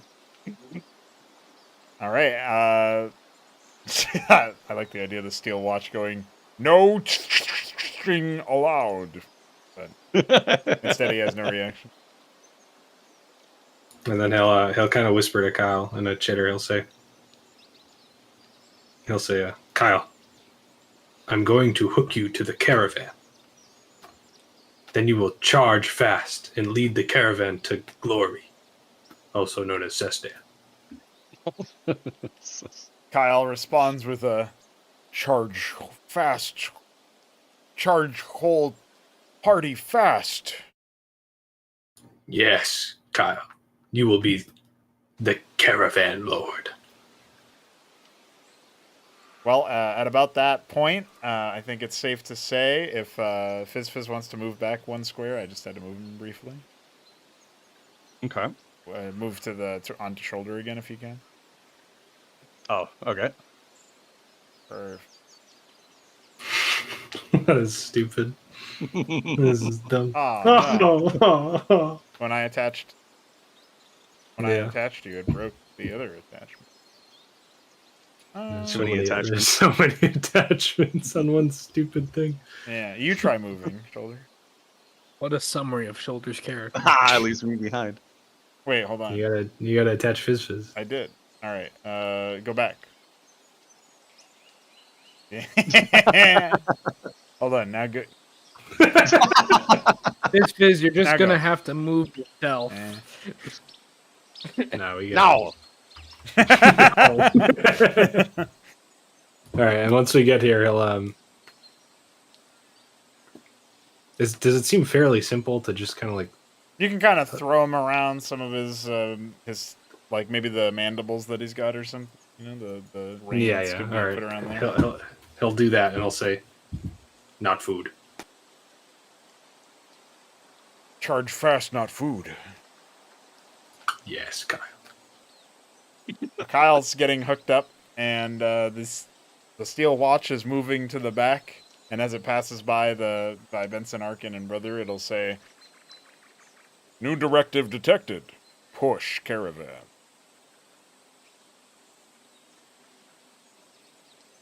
Benson will nod approvingly. I can't wait The to outrun the steel watch. the Arkin looks Yes, towards Iron the Brother. The Arkin looks to the steel watch, and he's like, You must have done this before. and then we'll move to the back caravan here. I like that you said the Arkin. Yeah, you know, I corrected myself after.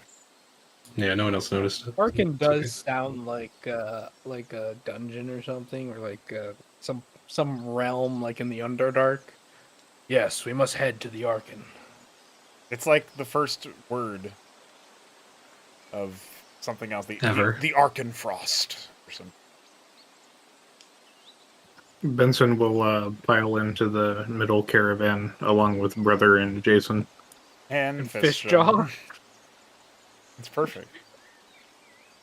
Can we say that he sees Jason sitting next to Fishjaw, Yeah, petting him gently?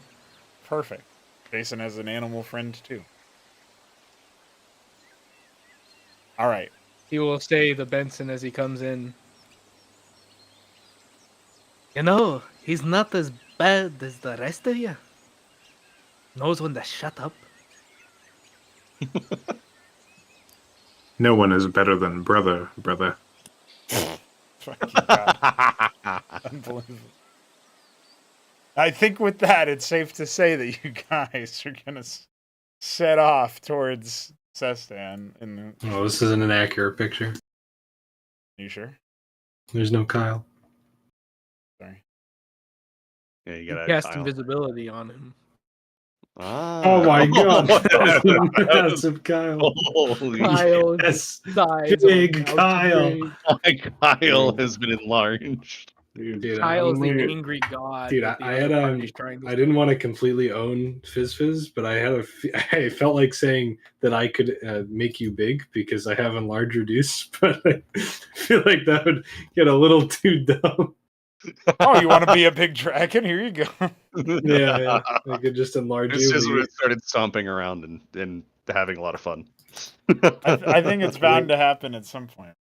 No, it is definitely bound to happen. I just think like if I had just said without context, without doing anything, that I could make him a big dragon, he would just like get really He pledges Like, life You get really immediately. excited. yeah. He would have been like, I should have gone south. You know what I mean?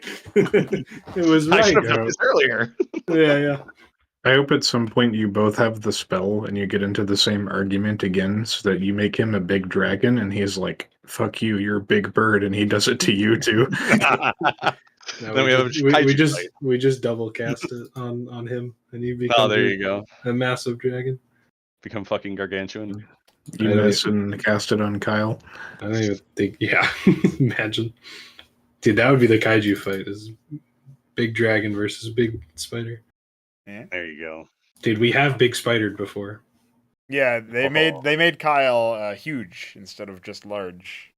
Yeah, we And doubled he his knocked size, down and an we had entire him. wall. Yeah, we had him knock down an entire stone fortress wall. He's the siege engine, clearly. Uh-oh. I got fucked. What the fuck? Hey, you don't seem to be in the foundry anymore. Yeah, I got booted. What the fuck? It didn't like your accents. Well, Yeah. I'm going to take a quick pee break, We're but done. when we return, you'll have been making the journey to Sestan. So maybe think about the kinds of conversations you'll be having along the way, given that, Mithridates is in the front caravan with... Shoulder will ask Fizz if he knows any music that he would like him to play. See, there you go. I'll be right back while you guys deliberate. What kind of music would Fizz know? Yeah, do you have like a favorite song that Shoulder would know? Is the real question. Probably not. Like, he would have a favorite song, but I don't think Shoulder would know it because it would probably be like a traditional kobold song or music. That's true. I don't know. He has heard a lot of songs, so I feel like it would probably be like a history check when Yeah. he gets back. So Would make sense. because he was part of a traveling circus. Fizz will probably ask Shoulder what's wrong with Jason. in what way? Because he was mean to him. Ah, It's like, why is your friend so mean? he'll respond something vague, and he'll just be like, "Oh, that's Jason. He's like that. Mean." Can't believe you referred to the traveling circus as past tense. Oh, yeah, you're right. I just replaced it with a bigger traveler with a better traveling circus. That's right. Now we got our second acrobat. Yeah. Do you have good acrobatics? I think I only have a +2 right now, but No, that's not even close to what I have. no. Well, I haven't added a background yet. Oh, that's fair. Because I was looking at the backgrounds, but none of them really fit Fizz. I have a +7 in acrobatics.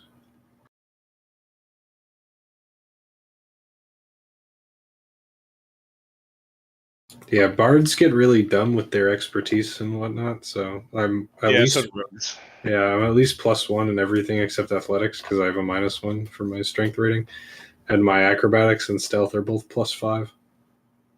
Holy. or sorry, my acrobatics and stealth are both +7.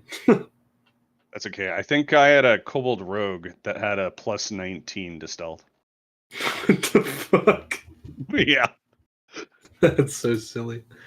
It was like, yeah, no one's ever gonna As long as you don't nat 1, you're literally just booming. just invisible. Yeah. What the fuck? Imagine nat 20ing with a +19 modifier. You like your god has blessed you with invisibility. That's right. What the fuck? You get a fucking 39. He was actually genuinely terrifying. Because he would just murder people and that no one would ever be able to find him. Yeah, you just murder someone and roll stealth, and you're gone with the wind.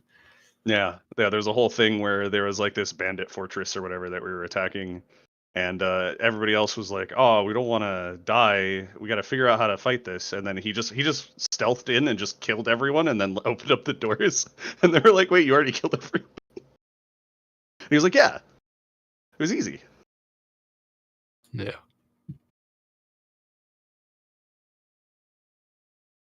So what was decided so far? What questions have been asked? Fizz asked Shoulder what was wrong with Jason.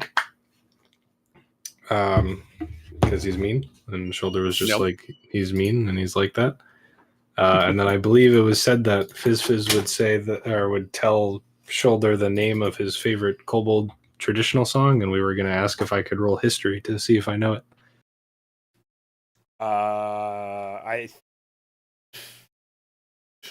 You can roll history.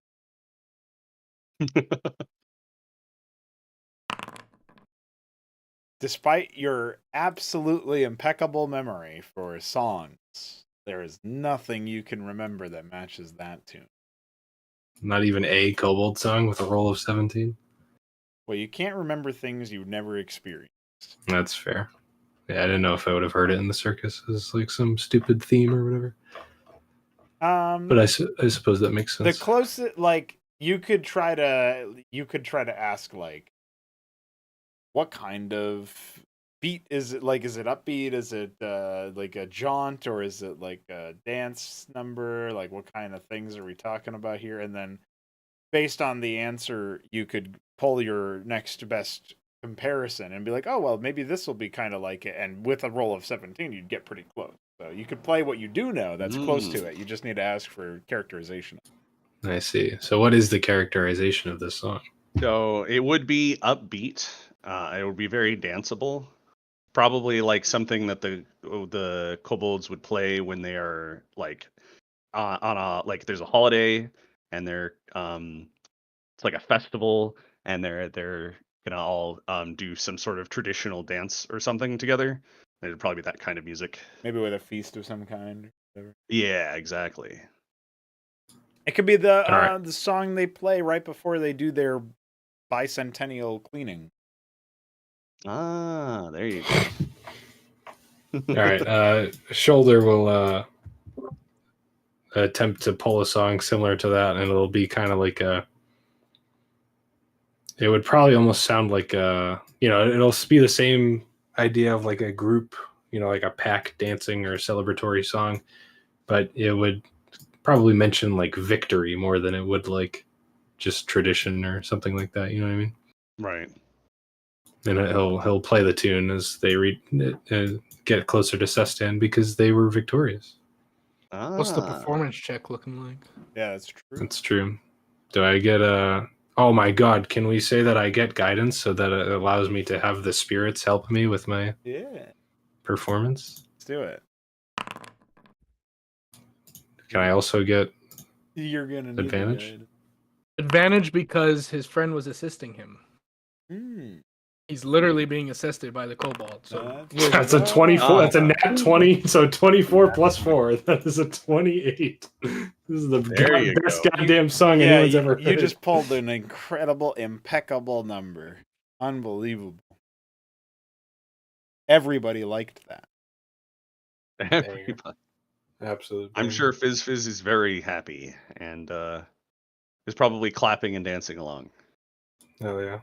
On the back of Kyle. On the back of, yeah, I guess he would be on the back of Kyle. Yeah. Yeah, while you're playing the music. Yeah, we'd both be sitting on Kyle. I like the idea that you sit in like the caravan seats instead of on the horses, but it's Yeah. just Kyle, so you'd just sit on Kyle. Exactly.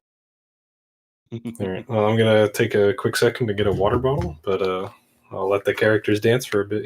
Yeah. There you go. So Benson and Jason and Brother and Fistjaw are all hanging out in that central caravan, and Arkin is bringing up the rear, making sure that everything's good, while the Steel Watch helps push things along.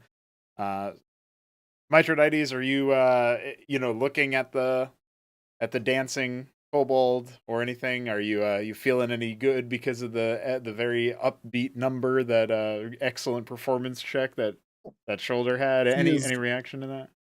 Mithridates is very amused and is humming along. There you go. Do you I don't know if you while you're humming along, are you checking anything out in particular about this new guy that you got with the kobold? He's a bit light on weaponry, and yet he's in the middle of here, and your character would know that kobolds are not like native to this type of the area and usually come in numbers. So bit odd to find one so far away from any known kobold groups. I think I'd just assume he's one of Shoulder's new pets Ah, okay. Makes sense. that he just always seems to find.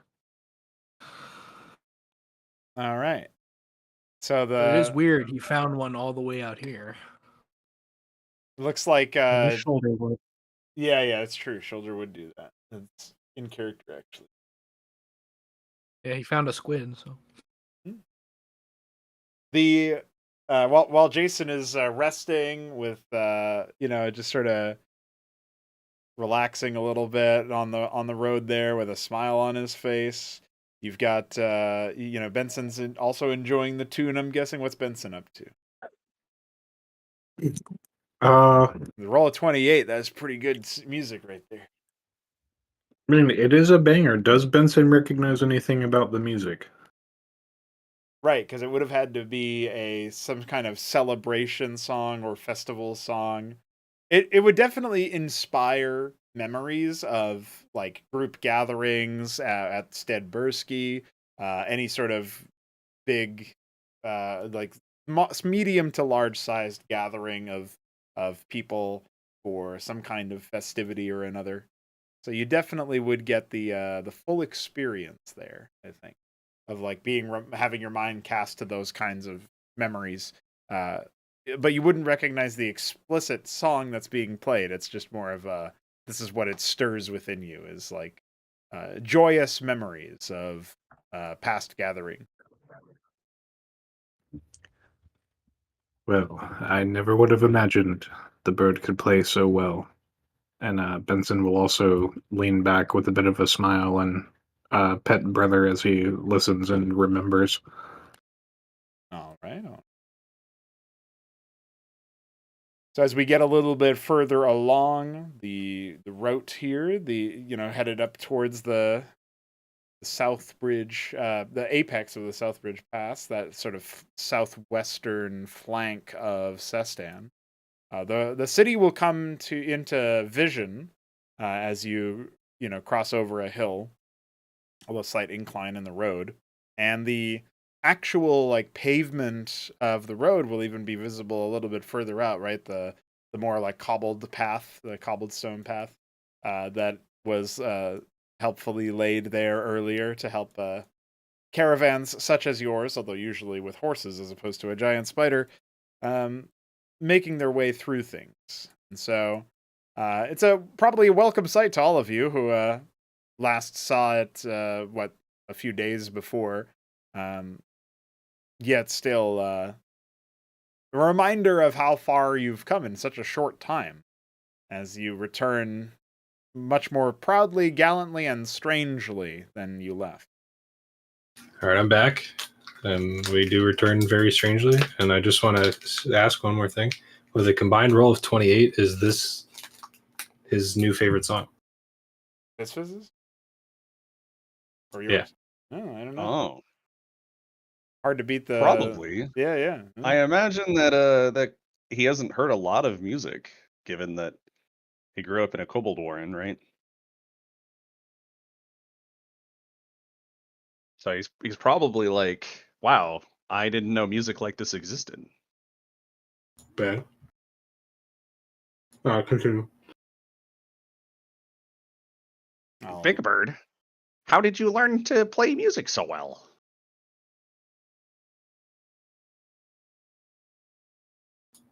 I was captured into a circus when I was young. It wasn't fun, but I'm good at this. Well, I'm glad you learned to play such good music.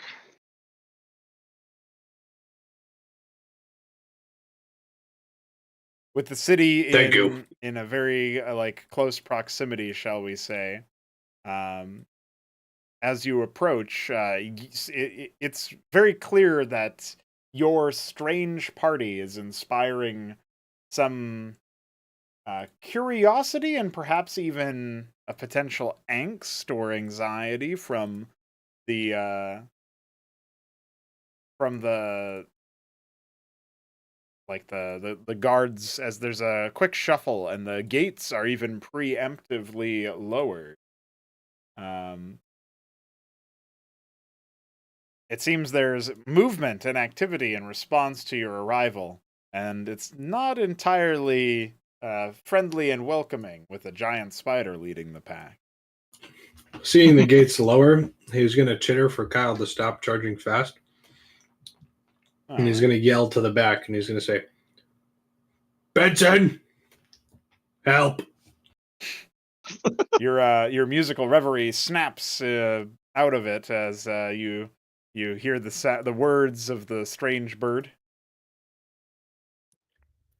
Benson will poke his head out and saying as we're approaching, he will hop out of the caravan, urging brother to come with him. Alrighty. Oh, I don't know if that's configured. Uno momento.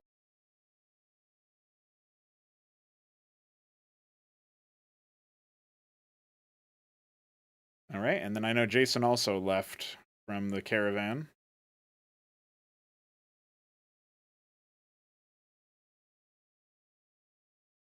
And we have, I'm going to just configuring the scene here, as I think I have just about everyone.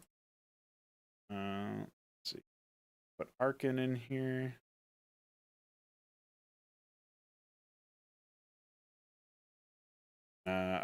No, that's true. There's also Fist Jump.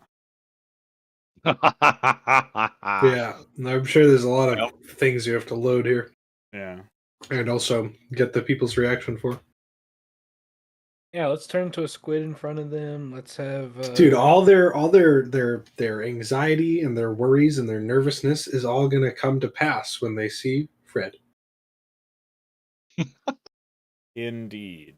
Now, it looks like this scene was not configured for global lighting, so I'll fix that real quick. I see darkness before me. Oh my god! Sestan's based. Okay. Yo. Visual upgrade complete. Is this actually different from the Damn. last time you guys saw it? I have no No, idea. I don't know. I don't think so, but- It's been so fucking long that I don't remember what it looks like, so I'm gonna say it got upgraded. Okay. That was more in reference to the fact that I went from blind to being able to see. Makes sense. Oh, I don't have the area map for Sestan City, so I don't know what any of the letters mean. Yeah, that's Hey, true. look. Those locations spell the word fig. I didn't think That's about that. that's true. Also, why does C come after D? A, B. No image for Sestan City. I think Because it was in, because C was Sarimore College, and I liked the idea because like A and B also correspond with what do you call it? They correspond. The district names. No. Those are just like Sestan City is not as big as some of the other ones. Tortellini District. No. God, You can't. dude, what does this guard think he's gonna do? He's Look at A him. guard. Yeah, he's a guard. It's probably like 20 guards, but He's gonna Well, drink there's a his bunch of jaw. different guards, but that one is standing at the gates, and his weapons are not deployed towards you, but you can tell that there's a flank of archers up at the battlements and all sorts of stuff like that. So This is a little different. I don't remember Jason these will trees. say to Benson, "You're late, Captain." All right. Benson will walk ahead of the caravan, approaching the guard, and he will call out, "Fear not, brother.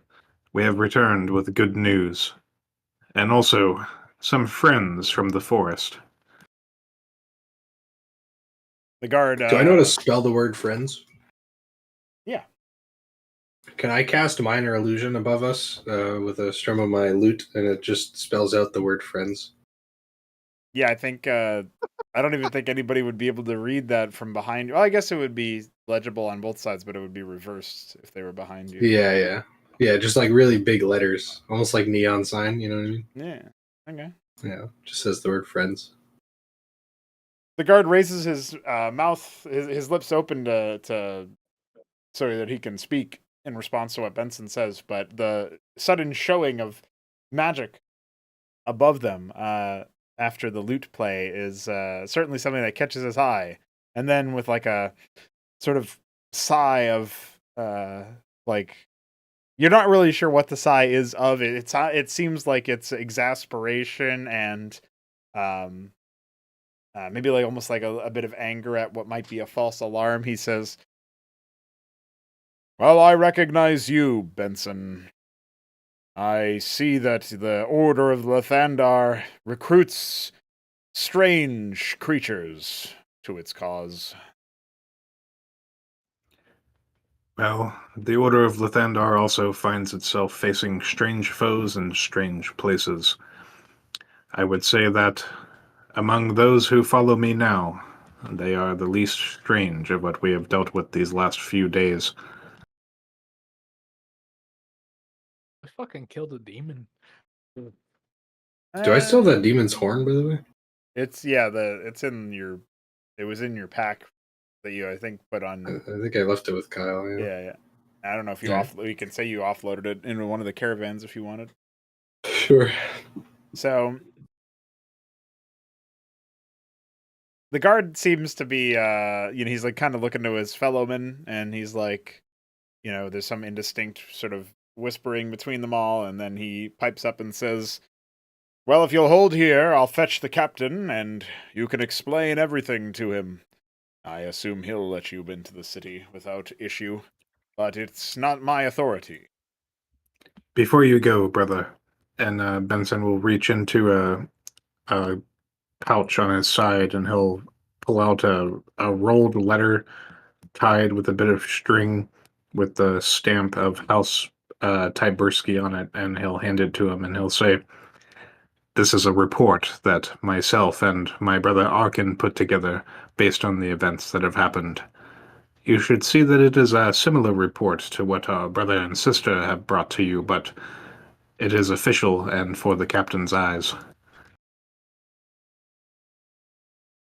"Yes, Kerald and Bree, was it not? They did make a report to the captain. I'm unsure of where they are now, but perhaps they can also be fetched to vouch for you." The guard takes a step closer to grab the missive, and as he does so, he gives you like a nod of respect and says, "If what they said is true, or even half of it is true, I thank you for your service."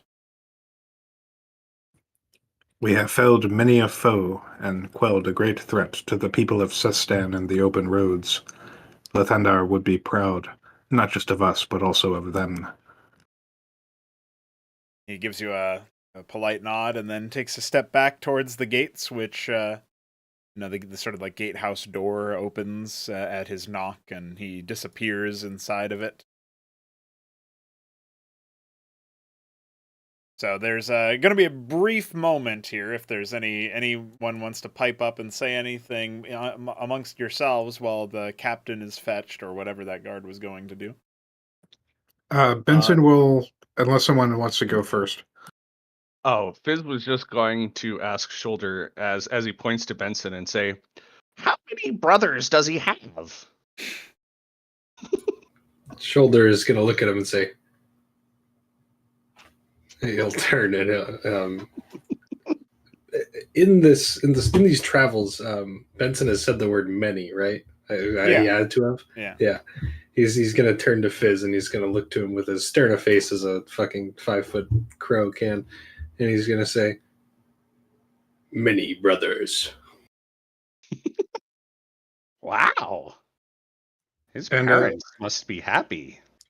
Almost as if on cue, Benson will call out to you, Shoulder, and he will say, "Brother, it may put our brethren at rest if we were to have Kyle stable somewhere out here as opposed to entering Sestan."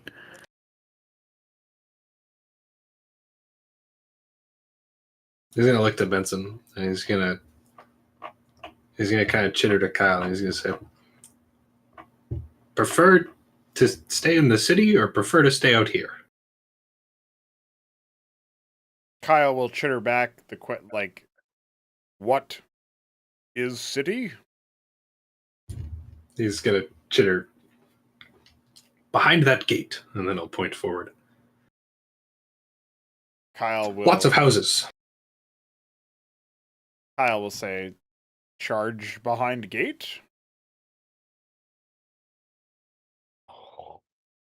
No charge. No.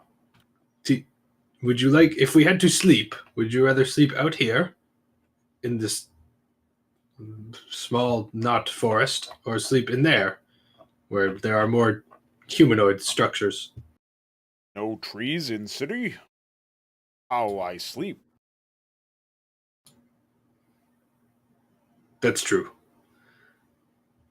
And then he'll turn to Benson and he'll just say, "Sorry, Benson. No can do." Well, no, Benson was asking you if Yeah, Kyle could. I know.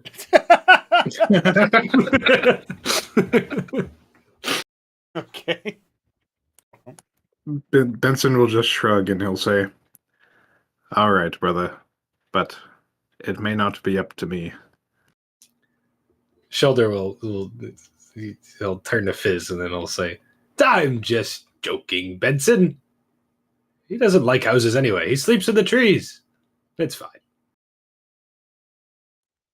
Well, that is good news. Hopefully he does not wander off from us during his rest.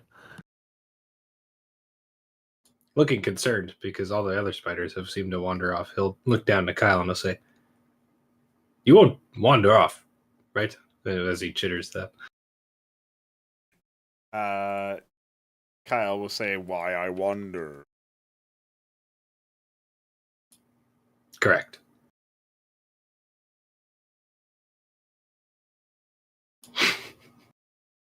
That's true. I can't wait till we we do whatever we do in here, and then we have like a long rest or whatever, and then we come out to Shoulder comes to with Fizz or whatever with Kyle to go get the other spiders, and we just hear some farmer saying like, "One of my sheep has gone missing." Yeah, it's replaced with Harry. That's not worth it. Oh shit! I just loaded in. I was doing some prep, right? And I loaded into one of the maps or what, and I still had Narath and Blink, and I was like, "Wait, what's happening?" Those are the wrong characters. They're supposed to be on the other side of the continent. Comrade, this is the wrong campaign. Yeah. You load it into the map, and Benson has an arcane vision. Oh, Scotsman is too many. he's trying One to speak. Yeah, the Trying is a good word. yeah, you. So some time will pass as you all sort of discuss what to do about the giant spider and consider your next move, waiting for the return of the captain of the guard. Eventually, there is indeed a shuffle as the captain emerges from his from the gatehouse, and he stands with his arms crossed, fully equipped in all his fighting gear, which is normal for him so far as you've seen. And he says, "Well, well, well, you've all returned, and certainly with a different sort of people than you left with." Is this Garethos? Yeah. Indeed, brother. We have picked up a few interesting ones, but they have all been of great help to us, and they mean well. The word friends is still over their heads, by the way. Jason will pipe up and say, I know your lot was short of steel, but I hope you're not short of coin. We cleared out enough that, gods, your bounty board must be cleared with it. He'll raise an eyebrow at that and say, "That would be very welcome news indeed, if it is indeed true." And he'll turn to Benson sort of expectantly. Benson will approach, and as he does, he will fish out the head of Heron Call and present it, and as he does, he will say, "Not only have we cleared scores of their bandits and wrongdoers, we have taken out one of their figureheads. We have also taken out several of their beast, monsters, demons. We have laid waste to them with our wake, and we are pleased to report it for the safety of the people of Sestan." As if to accentuate this, Jason takes both of his bandoliers of daggers and sort of holds them to be in view, with each of them having the stamp of Ibnar's arms on them. Right. Taken from the dead. There's an undeniable sort of grimace on the face of the captain of the guard as you do this, seemingly not necessarily unhappy, just very much taken aback by the grisly, macabre gesture. And he says, "Well, you're no joke to fight around, then. I suppose I owe you a certain debt. The people of Sestan all do." There's like hesitation in his voice, as if he's like scarcely believing that you've accomplished this feat, perhaps. And he says,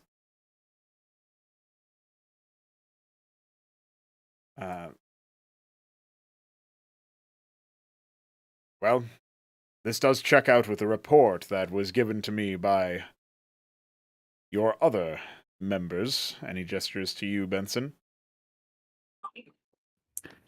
Arkin can vouch on our behalf, as well as Carrold and Bree.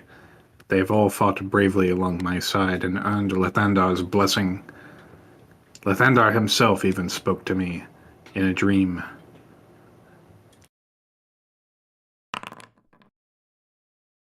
The captain raises an eyebrow at you and says, "Aye, did he?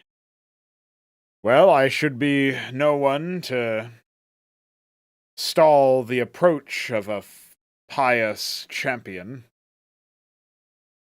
Benson, you are free to enter the city, as are your compatriots.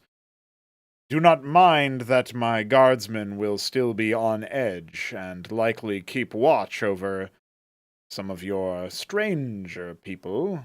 And you can probably tell that his eyes are fixated on Shoulder and Fizz.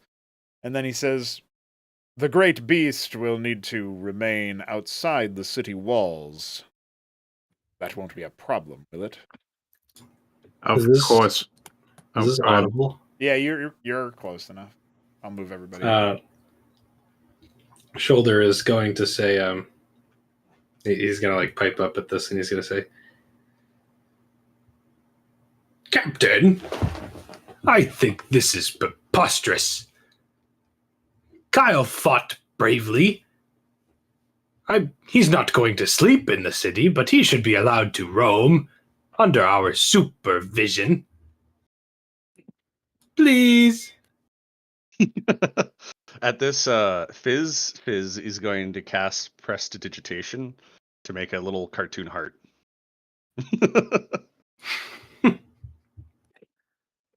Well, I do appreciate your effort, Shoulder.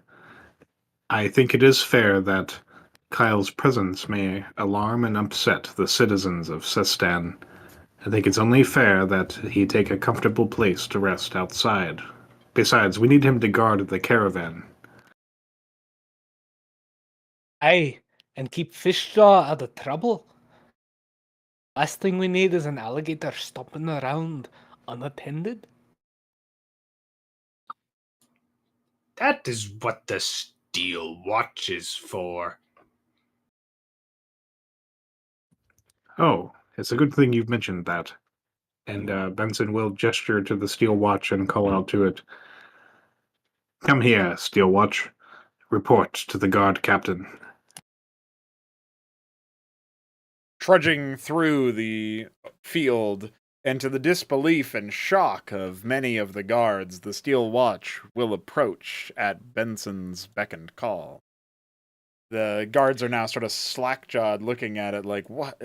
Like, in utter disbelief, and the Steel Watch proclaims, "What shall I report?"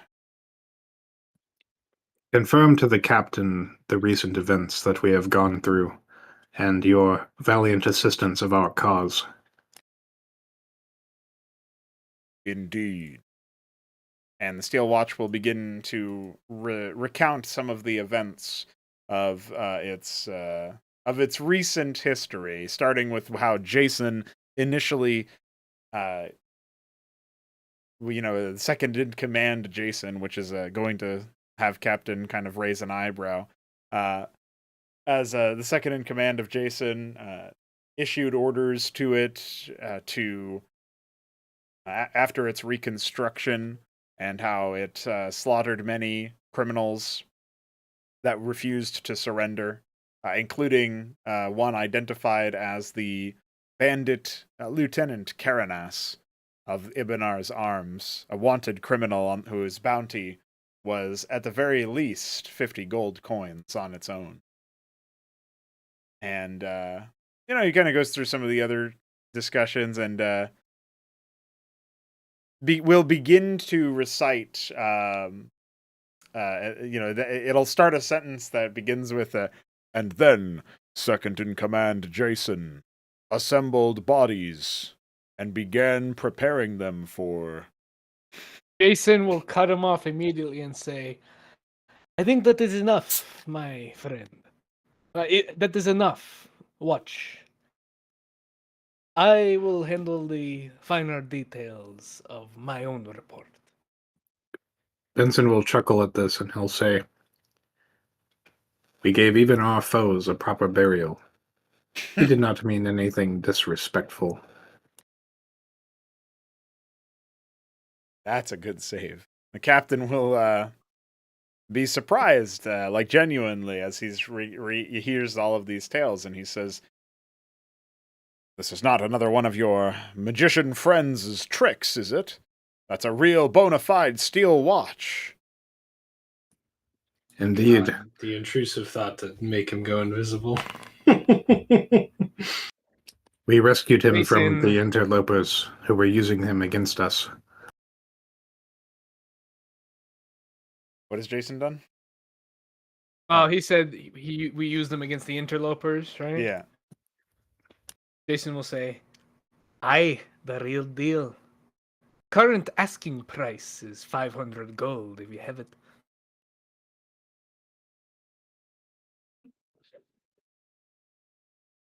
The captain will raise an eyebrow at you, Jason, and he'll say, Well, that Steel Watch belongs to Sestan. It was taken by bandits who clearly had more evil uses for it in mind. It is a great service you've done to Sestan, and I thank you for bringing it back to us, and will certainly see that you are appropriately compensated. I'd like to whisper a message to the captain, What are you and saying? I will say,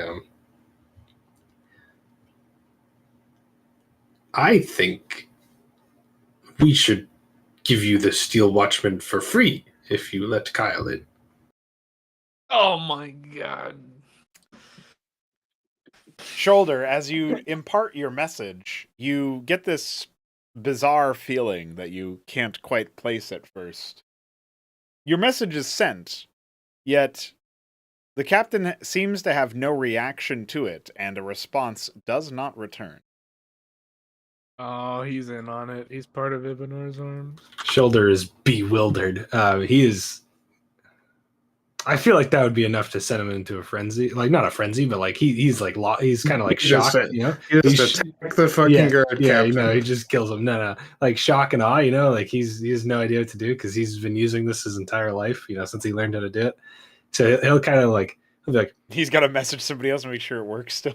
yeah. You He's- hear he's- me. He just says out loud.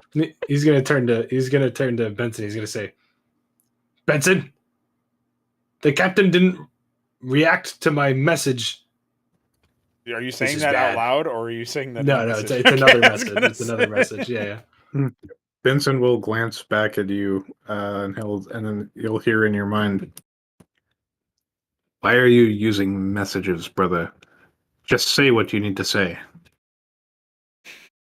Oh god, we're gonna end up killing the whole fucking city. All now. right. Shoulder aloud is going to say, Benson, the captain did not respond to my message. That one right there. It was sent. I did not get a response. The captain will look rather confused and say, "What is your compatriot on about, Ebersky?" With a mimic, he's gonna go, what is your compatriot on about, Tybursky? Listen to him.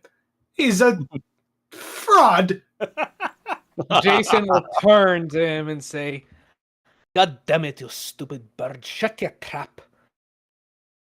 I want us a belly full of ale and a good bed. Don't We've make just- me send you back to the caravan. We've just done Sustan a great service. Let us not wear out our welcome as soon as we've arrived. I am sorry, brother. I'm not sure what he's on about. Perhaps he is tired from the battles. Indeed, there were many battles fought, if your other reports are anything to go by. I had a glance over the list of your deeds that were recorded, and while I can't claim to have read it thoroughly, I must say that I am impressed, particularly that the Steel Watch can vouch for your every movement. He's Shoulder is he's curious now because now he's actually not sure if the captain's receiving it or hearing it at all. Mhm. So he's gonna fire a message at the captain, and it's just going to be like the loudest, like ear splitting sound he can think of to send, and just to see if he gets any visceral reaction. So your message is just "Ah," or something. yeah.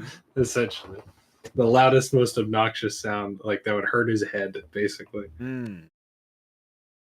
Well, perhaps coincidentally, as you do that, Shoulder, there's a sudden sort of rumble in the trees to the west, and a flock of birds immediately set off from their perches, cawing and flapping off into the distance, as if disturbed by something.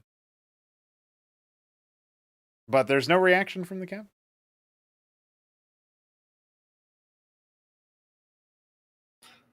This is stupid. I'm going. Well- Okay. Well, now we're really. I'm doing it again. The exact same sound, exact same target, alleged target. Uh-huh. But to see if there's any reaction from the tree line. the second time you do it, there is no reaction from anything. Is it over here to the west? It's like way Like- off in the distance. Oh, it's way off in the distance. Like all the way opposite the farm and the windmill up there and stuff. What the hell? Well, I'm assuming Benson doesn't know this is happening. Yes, that's as far as you So- know. Shoulder has gone eerily quiet, and Jason is looking a bit grumpy, and the Steel Watch is waiting for orders, and the guard is. It seemed like the guard was about ready to invite you in. He's So motioning to Benson his will- guards as you speak, or as you do, whatever you're doing. In response to what the captain said, Benson will reply and he'll say, "If you like, Captain, you and I can sit down for a while and we'll work on some maps of the places that my group has been and where you can find the corpses, the sites of battle, and the places for the guards of Sestan to recover and possibly reinforce." He gives you a nod and says, "Aye, that would be good. We'll have to convene on that after my meeting and my training exercise for some of the new recruits that we've helpfully been able to secure. Though it sounds like they might not be necessary, it's always good to have more able bodies. So I'll be tending to that. I'll meet you either this evening or this morning. I suppose you'll be back at the Evernear Tavern." Indeed, we will be seeking a bit of respite after all that has happened. But I would say, I would not call off your new recruits just yet. We do fear that, based on the scale of operations that we've encountered thus far, that Ibnar's arms may be operating far beyond this region. Although we've quelled a great number of them, much to their defeat, I am curious if it's only a matter of time until some of them return. Jason will say, "Aye, while we butchered many in the forests, my own trip to your thieves' district had me run into a bunch of the ruffians. They're hiding among you. At least a few." I've long suspected this, but I won't speak more of the subject, at least not in such open company. Now, welcome back to the city of Sestan. Heroes of the city, no less. I hope that you find your stay enjoyable, and feel free to waive the cost of a few nights' stay at any of our taverns on behalf of Captain Gilroy. And he hands you like 5 tokens. Like he reaches into his one of his pockets or whatever, and hands you like 5 distinct tokens that all have the seal that you imagine is something significant to him specifically. And he begins to make moves to wander back towards the city. As he moves, Shoulder, after his brief whisper with Fizz, is going to turn to, or going to regard Benson, even though Benson's probably not facing him. He's going to say, "Okay, you guys have fun. Me, Kyle, Fred, and Fizz have a mystery to investigate. We will meet you at the tavern." And he chitters to Kyle to charge towards wherever he saw the birds. Just remember, Shoulder, don't bring Kyle into the city and begin upsetting people. It will cost us all. He'll kind of drop to a whisper and he'll say, "Yes, Captain Benson, if Kyle enters the city, he will be invisible." And then he continues to walk away. Is Benson he will taking just... Fishjaw or no? I don't think so. No, Fistjaw's in the... Fistjaw's yours, bro. Then That's your Jason will problem now. venture to Fishjaw to get him like wrangled. So that's probably gonna be at least one more ration. Wait, what did you do now?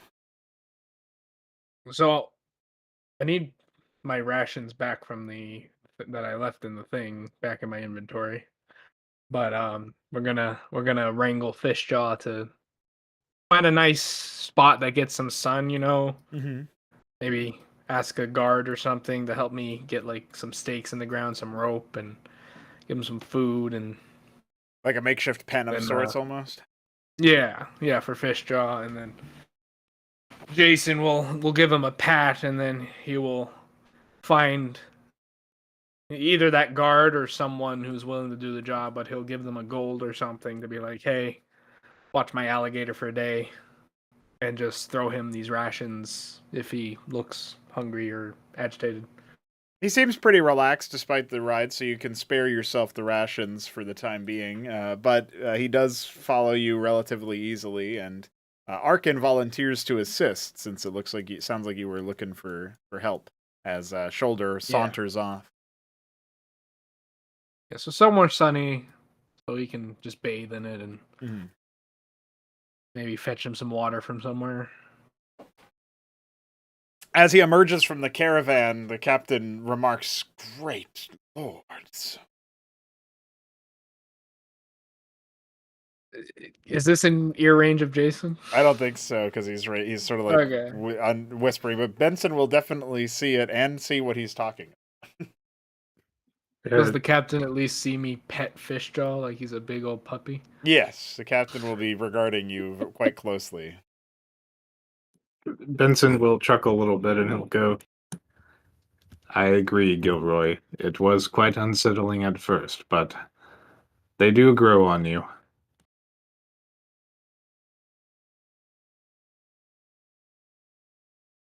All right, well, the captain just sort of scoffs and says, "Strange company," and then begins to walk back towards the city. Assuming he's not accosted at any point or interrupted, he'll be disappearing into a slight crowd that seems to have gathered to, ask questions to the guards about why the gates are closed and that such things.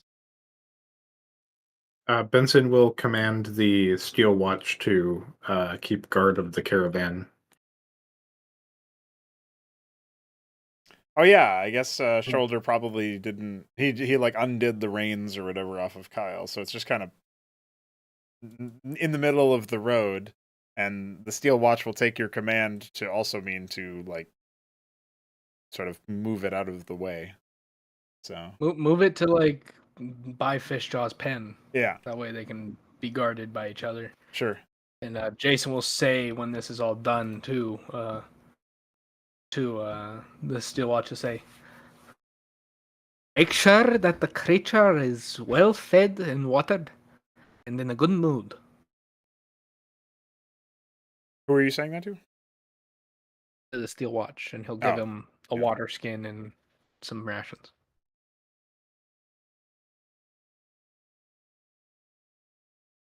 Makes sense. Okay. I So can't wait to find out what I'm messaging. So Mithridates, you've perhaps surprisingly witnessed the ease with which you managed to your party has managed to negotiate themselves back into Sestan's good graces, despite the bizarre party that you've accrued. Do you have any particular thoughts or things you'd like to do or say? Something's wrong. Something's wrong. Yep, something's wrong. Oh, that's just a matter of fact. It's too easy. Yeah.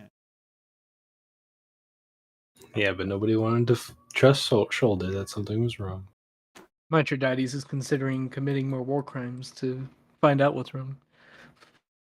Possibly. He just wants to get all this over with and back on track of finding his brethren. That's right. Does he want to tell anyone this? I think did he say it or did he think it? He thinks it. Hmm. He'll probably You tell don't want to Jason tell that your he feels wrong. captain or your drunk sailor friend? He'll tell Jason that it seems too easy. That everyone's just returning no problem. Jason will say, what do you mean, lad? You think there's trouble afoot? Yeah, if you guys remember, you never really Mithridates got a bad feeling about Gilroy in the tavern, I believe, right? That was so long ago. Yeah, I can't remember if it was just because Gilroy called him a knifey or whatever, but there was something that happened where Gilroy was like, or Metro Edge was like, I don't trust that guy. So maybe it He could was the be a guy I continuation. brokered the deal with, right, for the steel. I don't. You talked to him in the tavern. I don't think the steel watch was the steel watch was never talked about. No, It was not the just steel watch. The steel that was given to the paladins. He was the guy who negotiated the sword. No, that was the armorer, Armor Orin. You talked to that guy I thought it in. was both. No. You tried to get guards on your side from Gilroy, but he said that he didn't have the men, so you didn't get any from But him. I did get some steel out of him. I remember. Oh yeah. You got some weaponry to spare, and the paladins supplied the manpower, and you combined the two of them plus whatever weapons you had scavenged thus far. So Alrighty, Yeah, so yeah. that worked. yeah. So Jason actually has a positive, quote unquote, Outlook, view yeah. of Gilroy. Yeah. He feels respected. So he'll say, does Mithridates say anything?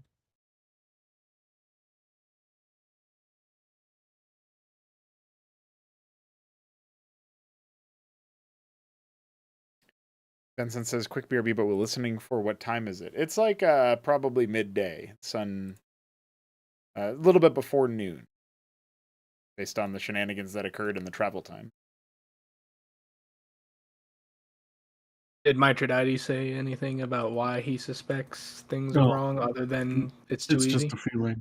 I'll say it's Alright. just a feeling. With nothing to back it up. All right, he'll say, then he'll say, well, you've had more sense than the rest of this lot. So I'll keep my eyes open. But let's not be too paranoid either. It's time for some rest after all that gore.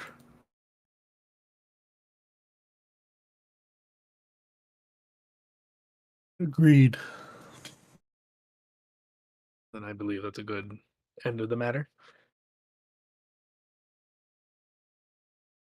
Let's find this fucking stupid.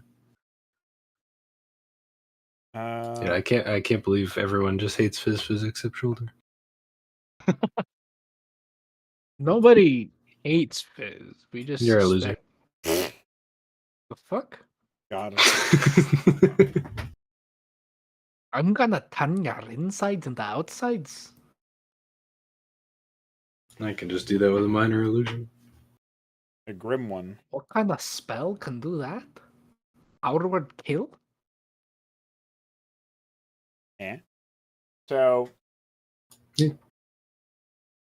Okay, so let's take a look here. Shoulder, you've pranced through this dirt road with Kyle, of course, Fizz and Fred as well, tagging along.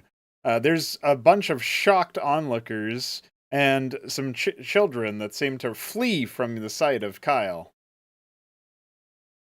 There's no guards out here, though, so these poor peasants are definitely in for it. That's fine. Are there any like near close enough where they'd hear me? Like, is anyone not running the opposite direction? It seems most people are either looking out from their houses terrifiedly or has fled the scene. So. All right, Shoulder yelling, he'll say, "Attention, everyone! Other than what you are watching right now, we are friends, by the way. Is there anything weird happening? Maybe magical in these woods?" And he'll point to where he saw the birds come from. Let's see a persuasion check with disadvantage. That's still pretty good. We are friends. So I would have had an 18 if I didn't have disadvantage. There's an awkward pause, and then you hear the voice of a small child from some establishment nearby, though it's not immediately visible, who cries out, "Are you talking about the goat?"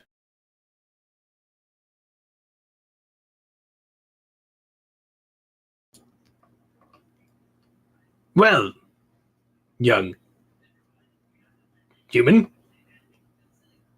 if the goat is being strange, I would love to talk about the goat. Please show yourself and we can speak more. Kyle will not hurt you.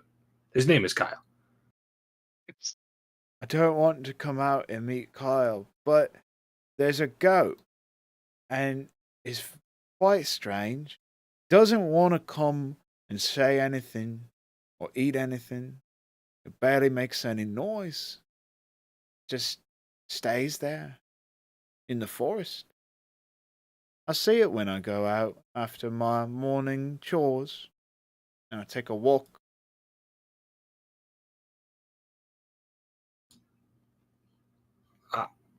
Is okay. So you don't want to meet Kyle. That's fine, I suppose. He is sad about that. Can you lead us to this goat? Or tell me the way? Well, if you just keep going through the little trail that all me and my brothers would walk on, you should find it. It's just resting on a rock. I thought it was injured, but it wasn't. Don't eat it, though. No. We don't eat animals. Just look at my frog. And he will hold out Fred. And then he'll say, "Thank you, young." Is it a man or it's a man, right? I'm not tripping.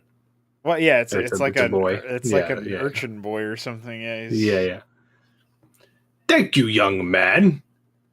I will make sure you are properly congratulated once I talk to this goat. Goodbye. Goodbye.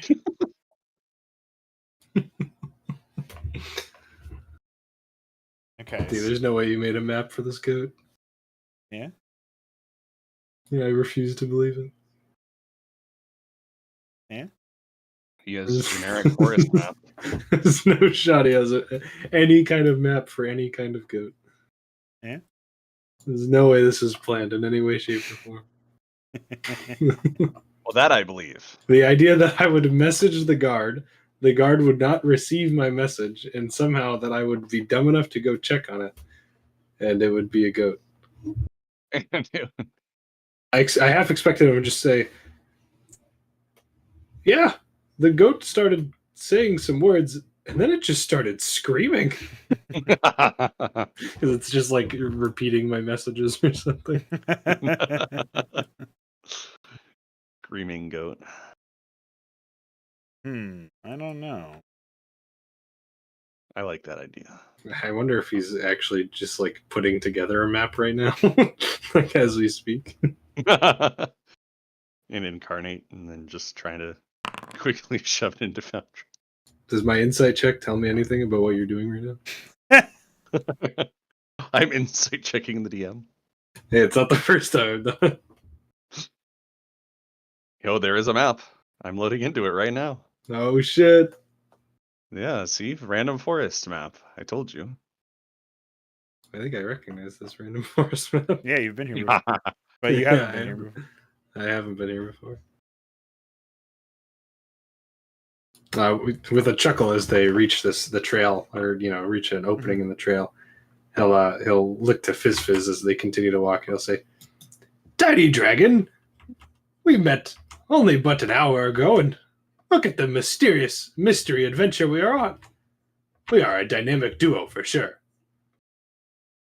I agree. I am excited to find out whatever it is you're looking for.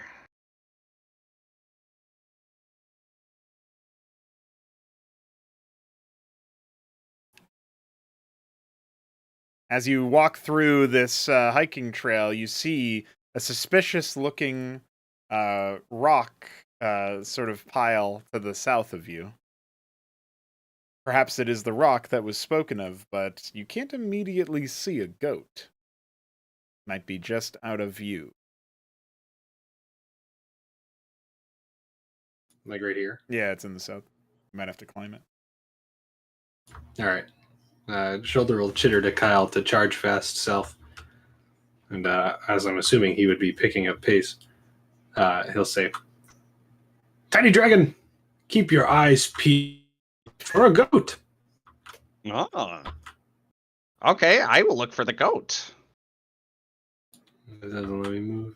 I fucked it. I'm sorry. I see the goat, and he points directly at the goat in front of us.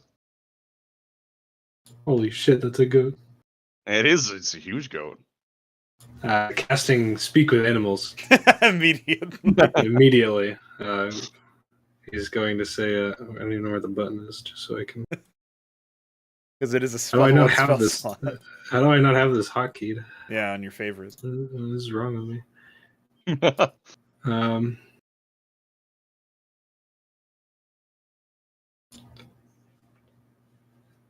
Casting Speak with Animals, he's going to say, strumming the guitar, all that. He's going to say, Hello, sir. What is your name? The goat bleats.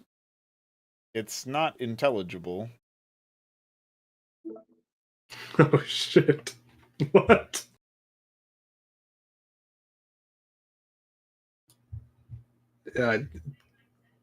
Shock, again, he's not really sure what to do. He's going to turn to Fizz and he's going to say, Tiny Dragon,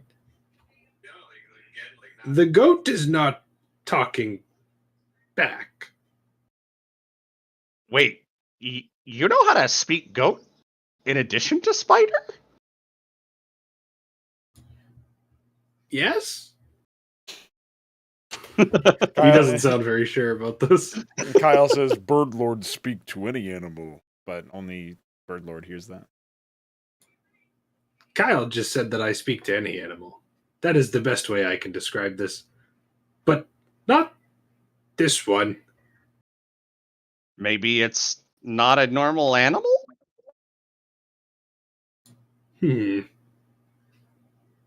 How can we find out?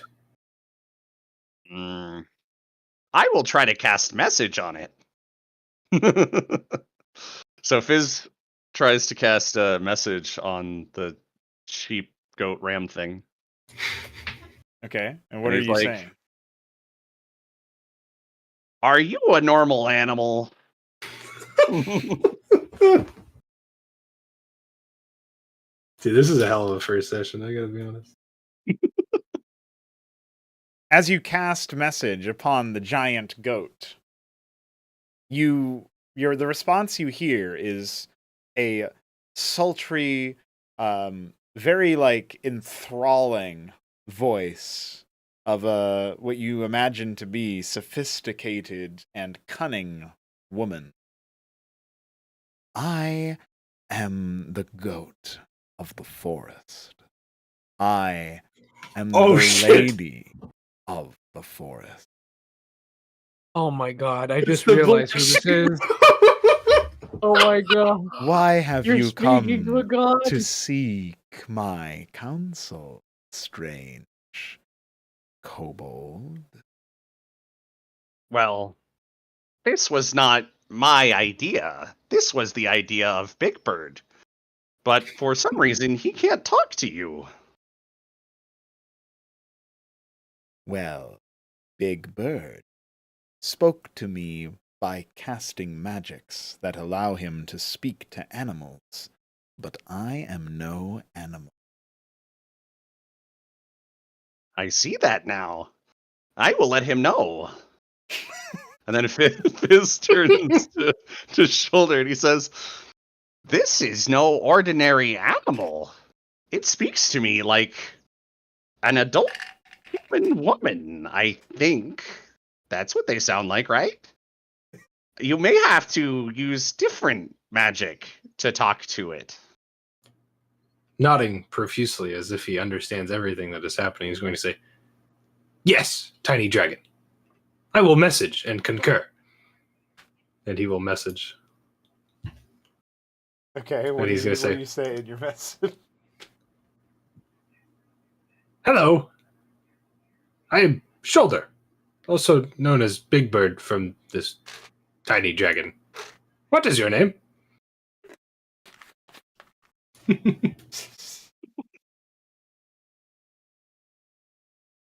As you, dude, how do you feel right This is great. I love this. I've missed this for so long. now? Just pure stupidity and autism. All right, so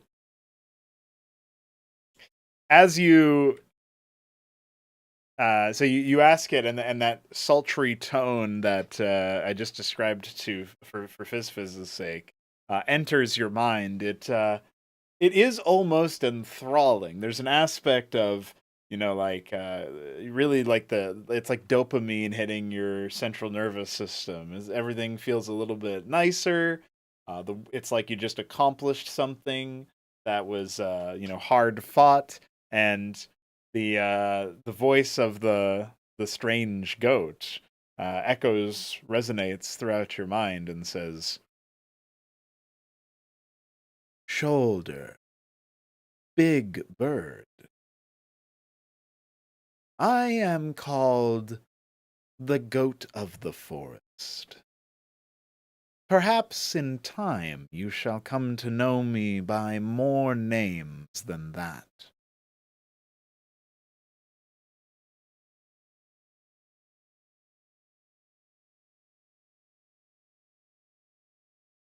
All right, continuing the message, letting the message, continue. He's going to say, I hope so. Maybe you're a friend. What can you do for me, friend? Or do you need help? Goats don't usually just sit in the forest. Well, that is because I am no usual goat. I wait, I sit, I ponder. And who would answer my prayers but a small group of helpful creatures? Of course you come offering assistance. It is exactly what I thought you might do. I mean, we are helpful. And then I'll turn to Fizz and, kind of just like re-say that. I'll be like, the goat needs help, and we are helpful. And I'll turn back and I'll start messaging and say, what can we help you with? Well, Shoulder, Big Bird, there has been a problem of late. And that problem is, I preside over a certain territory, and that territory is endangered, impinged by creatures like the ones you conversed with at the city gates. Not only do those creatures threaten the denizens of the forest, but so too do some that travel with you.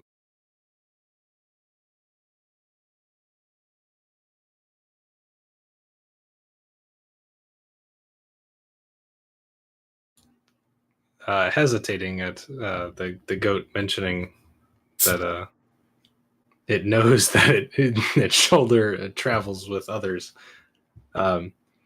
He's gonna say, "How do you know we travel larger? And what threat is there?" The threat comes from worship, and that worship can be most powerful.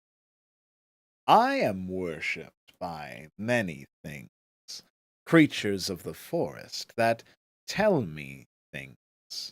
And while I have not had the pleasure of spending time getting to know your spider mount, I have absolutely consorted with some of the birds and the snakes and the crickets and the insects that have marked upon your journey through my domain. He's gonna kind of give Kyle a quick chitter, and he's gonna say, "Do you like this goat, Kyle?" The only like Kyle seems not necessarily bewitched, but definitely like curious and perhaps interested in the goat, and just replies, "You're not." Through context, you can assume it chittered. Actually, you have speak with animals on, so never mind. The Kyle's response is "Goat Lord," but with like a slight question to it. I see. And then he'll message the goat again, and he'll say, "Well, it has been a weird few days as far as gods and spirits and worshiping goes. Kyle is interested, and if you like other animals, maybe you like me. I don't really know if this would be worth it for me, though, but I still don't know what you're asking of me."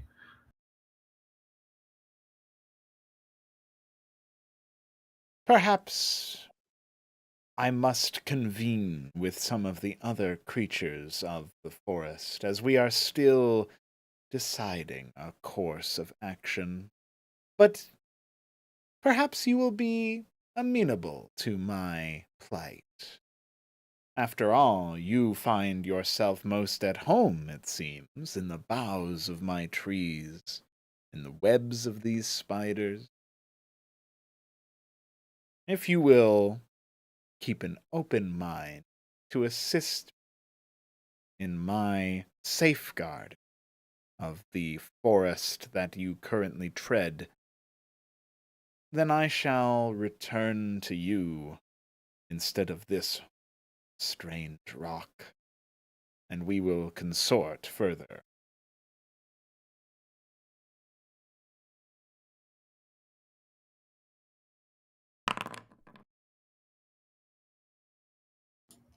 That's way higher than I thought that was going to be. Shoulder with a nod, and if Fizz is looking at him and not the goat, he'll kind of see that Shoulder's being a little cautious, maybe more cautious than he's seen Shoulder be in the last hour or whatever. And Shoulder's going to message back, and he's going to say, well, I do believe this forest deserves to be safe and cared for. I will meet with you again. But, well, no funny business, please.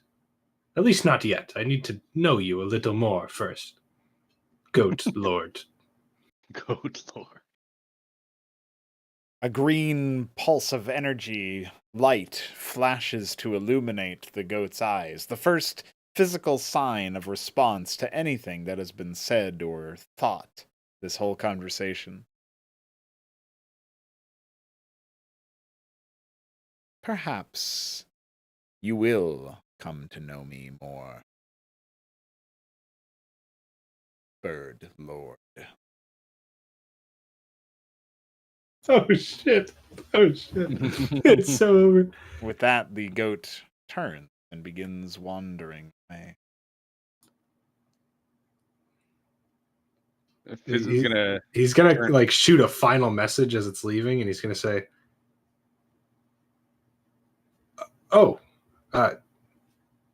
perhaps. When will I know to meet you again?" The goat kind of turns picks its head up and kind of turns it to look at you, and then instead of just looking in your direction with one eye, in a very unnatural display, it somehow turns and contorts its entire head to face you while the rest of its body still points in the opposite Ugh. direction.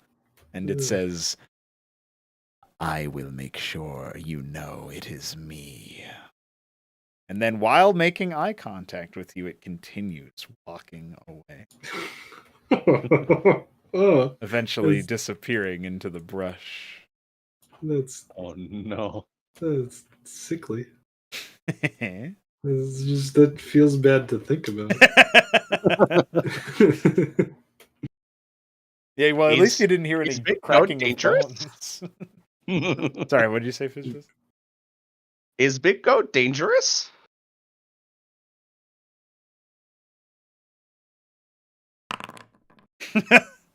Oh, that's funny, but I think it kind of gets offset by the 23 I rolled earlier. Yeah. So we'll call it mid plus.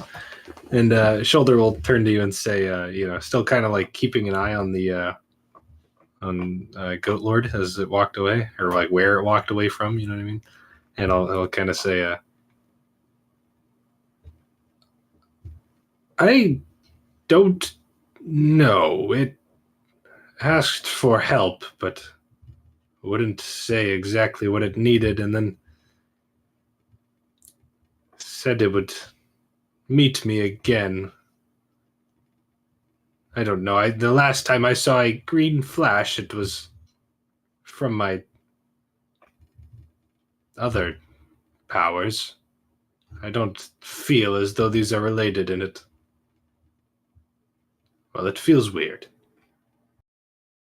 It seems weird. Our mystery adventure turned out to be very mysterious.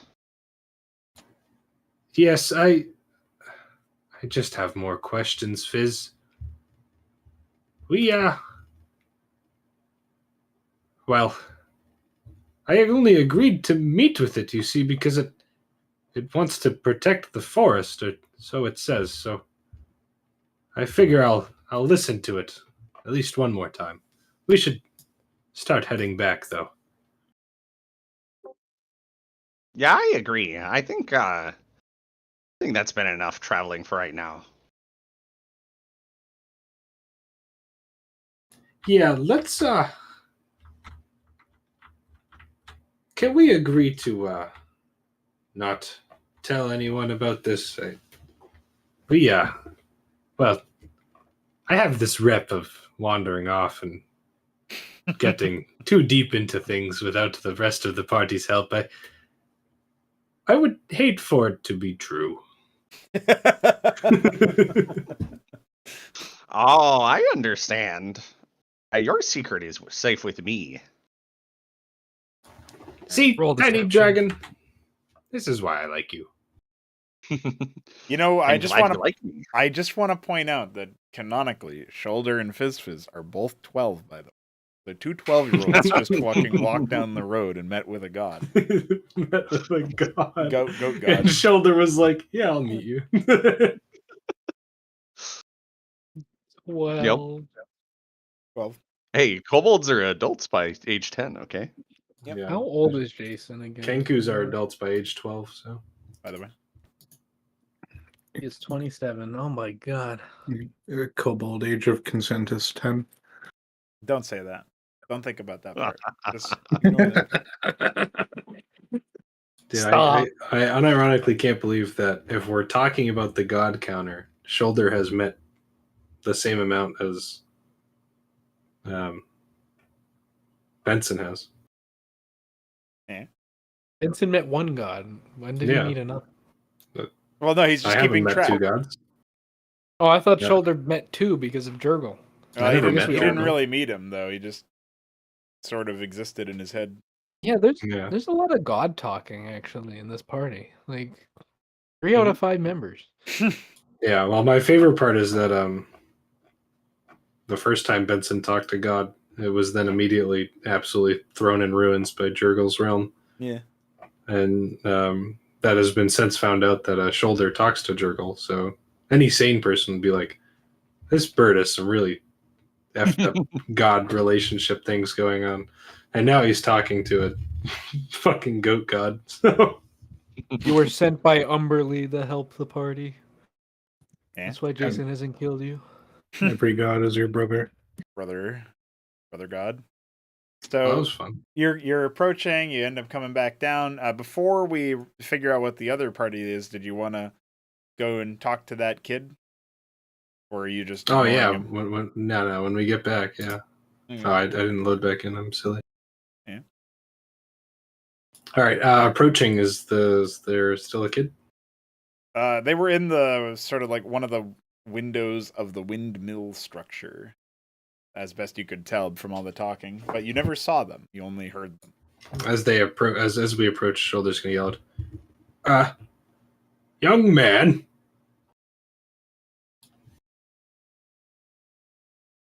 There's a frail looking woman that on the elderly side that's looked like she was like wide-eyed as Kyle burst forward, but like almost like resigned herself, as if like she can't run fast enough anyway, so she's just kind of like pressing her back against the wall and like groaning slightly as you approach the structure.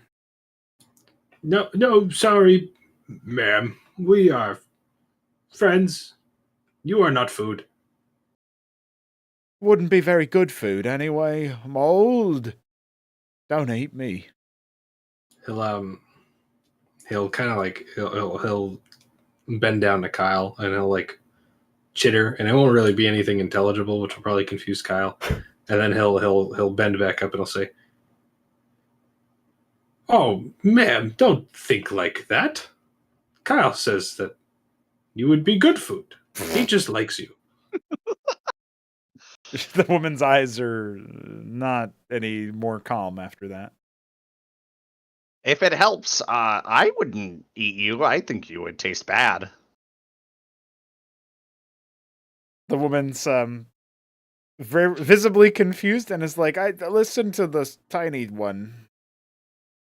Shoulder's shaking his head and saying, like shaking his head at Fizz, and he's going, "No, tiny dragon. Being not tasty is an insult. Everyone should be tasty. We just should have the decency to not eat tasty people." I don't want to be tasty. But if you're tasty, doesn't it make you feel better when big friends don't eat you? I just don't want anyone to want to eat me in the first place. I suppose. I And then- scared away some other frogs like Fred, because they thought I was going to eat them. That's silly. Big Bird doesn't eat anybody.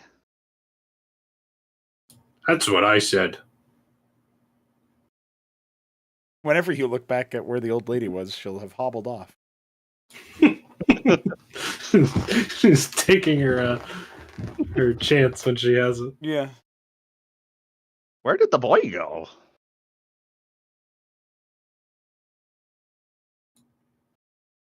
Fuck, now I have to do an intelligence saving throw. What do you mean? Into mid. That actually works perfectly because I don't really know how to react with mid, but Shoulder, you can tell he's not quite sure of himself. You may even think it's stupid, or you could think it's genius, because that's what mid is. And he's gonna say, "Do you think that that was the goat?" You mean the goat was the old lady? No, the goat was the young boy, luring us into the woods to talk to it. I suppose it's possible.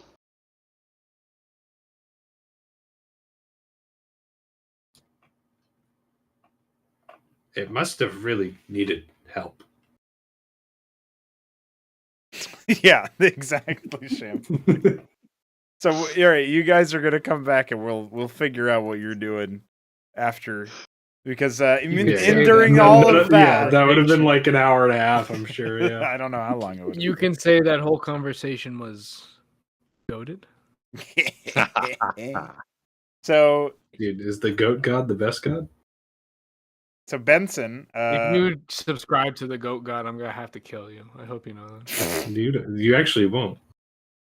If I find out, I'll have to. I won't have a choice. I was told to by Umberly.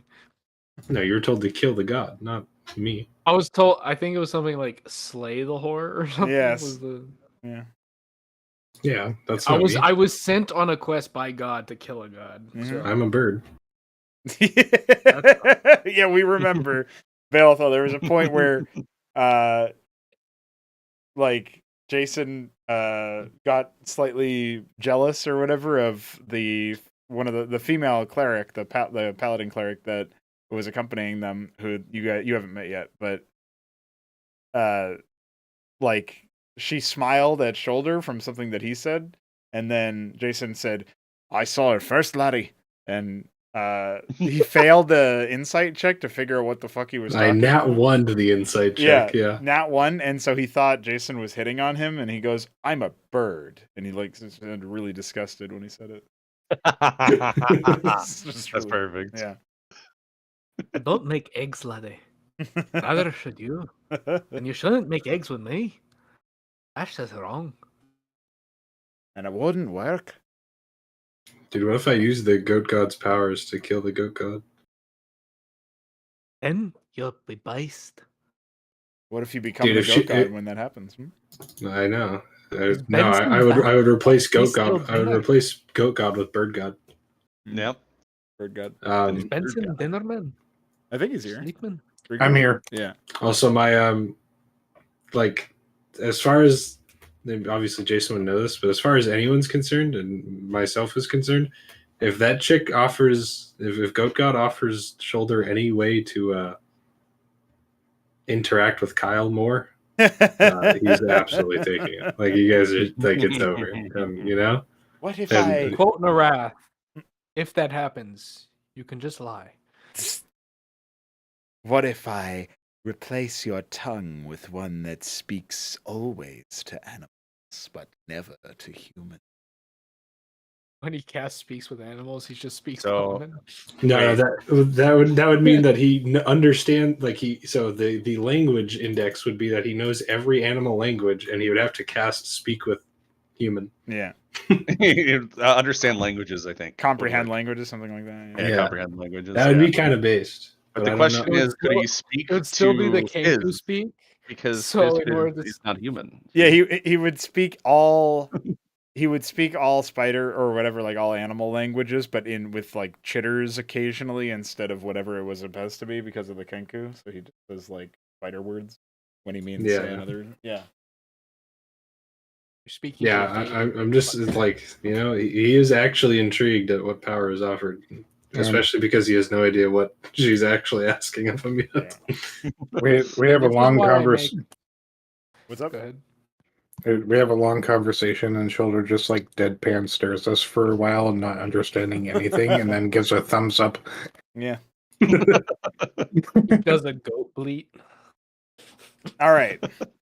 So, Benson, you requested for Arkin to follow through, and you asked me what time it was. It was like midday, so I don't know if that changes your.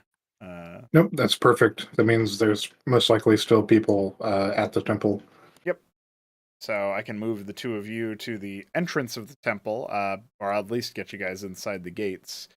But is there a particular thing that the other two, like Jason and Mithridates, are you two going to be tagging along as Benson and Arkin seem to be making way towards the temple? Jason will be asking around. Well, we'll be trying to figure out public hangings of criminals or anything that's occurring soon. Public execution. Since he sent those guys to the dungeons. Oh, okay, that's an Mithridates interesting. will follow Jason. Okay, so you're gonna like ask some of the guards or something? Yeah, I guess the guards. Hey, what's up? And are y'all doing any executions anytime soon? Anything like that? Try and he won't say, "Oh, by the way, I brought these guys here. Are you gonna fucking kill them?" Um, the one of the guards will kind of scoff at you, and you're not quite sure if he recognizes you or not from your more ne'er-do-well days, but he says, "Well, we do have those louts in the jail. Former bandits, I take it. Well, soon they'll be former humans too. That'll be tomorrow afternoon, I believe. But you can speak with the captain. I saw you chatting him earlier."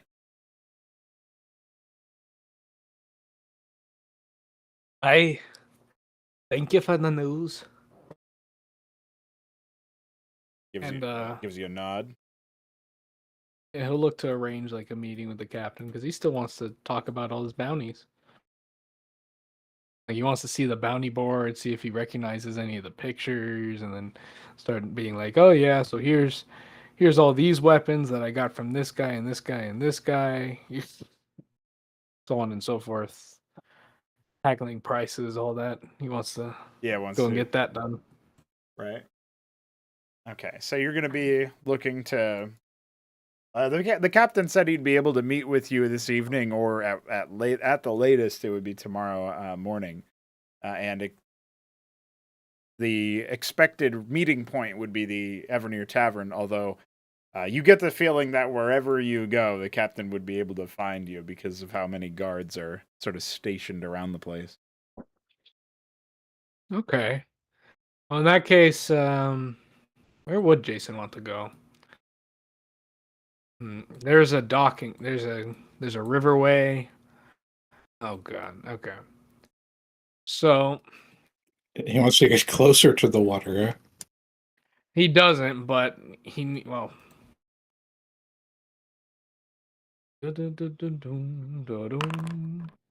Yeah. Okay. So Jason will be trying to locate a shrine or dedication to Umberly anywhere.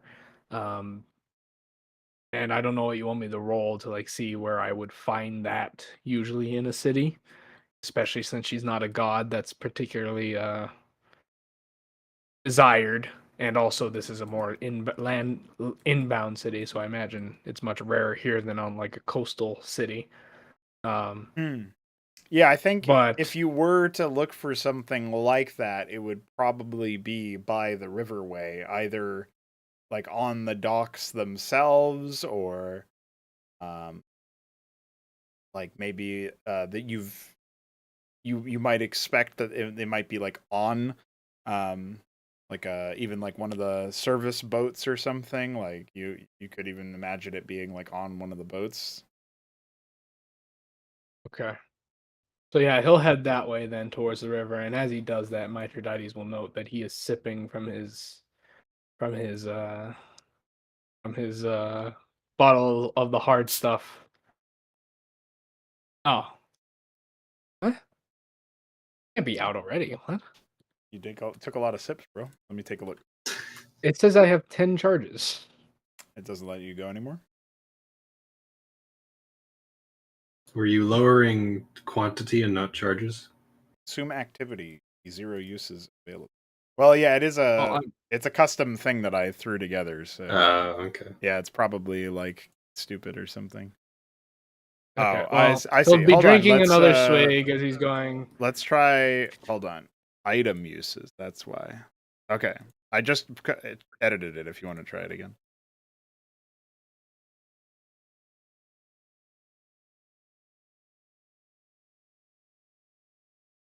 There we go. Then we'll make our check because Jason should be fully. Yeah, I've been passing these. Not one failed one.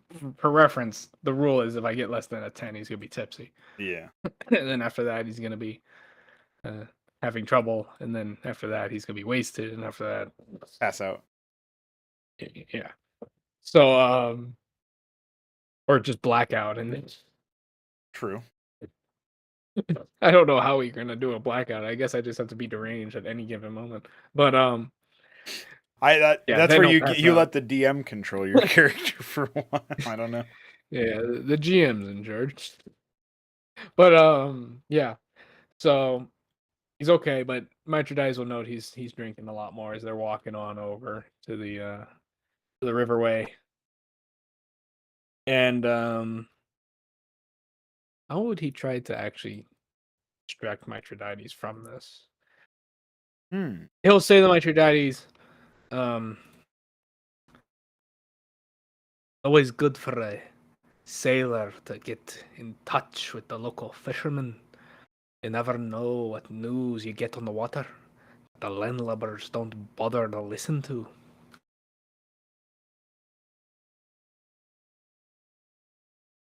My daddy has nothing to say. And then he'll whisper, um, with respect. Whoops, no wrath. No. With respect, lady. It's better to talk tradesman to tradesman. When the time comes, I'll give you a signal to entertain yourself elsewhere, if that's all right.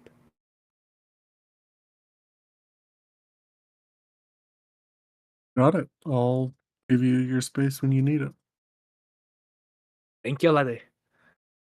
And we proceed to the riverway. Looking for any signs of like a closeted shrine or anything anywhere. Give me a perception.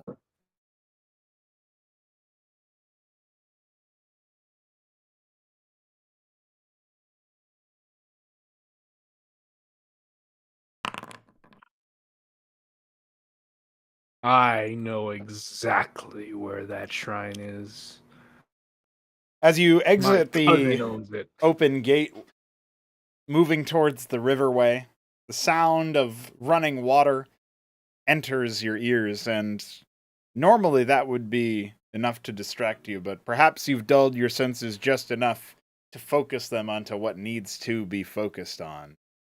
With an unnatural recollection of precisely where things that you search for may be, you recognize some telltale scrabblings along one of the walls to the dock. You suspect that were you to venture there and find what those scrabblings entailed, you might get closer to where you need to go. Jason will do that. It's a group of sigils that you don't, in a language you don't immediately recognize. Yet the symbol of Umberly is impossible to mistake, and yet it's done in an interesting and a way that you're going to try to remember going forward, because the clandestine nature of Umberly and her worshippers seems to be true even in the city of Sestan or its extremities. Rather than just marking the sigil of Umberly upon this wall, it's done in ways where each carving of the sigil, of the circular sigil, is done with a pretty wide gap away, and you can only tell that it's Umberly's sigil by stepping back enough to where you see the whole piece and sort of mentally fill in the gaps. It's a clever trick that they must have used, whoever this worshipper is that has maintained this shrine, to evade detection, but it does still sort of pull at you with importance. All right. So the symbol itself is the shrine, or it's just marking where the shrine is? It's like marking the general area, and you suspect that sacrifices may have been made here under cover of darkness. Mostly based on the reddish hue atop the wall and the wooden ground of the dock, things like that. Aye. Okay. So Jason will turn the Mithridates and say, "All right, lad. I think this is where we part ways. I'm going to walk some more and find myself a fisherman to strike up some conversation with.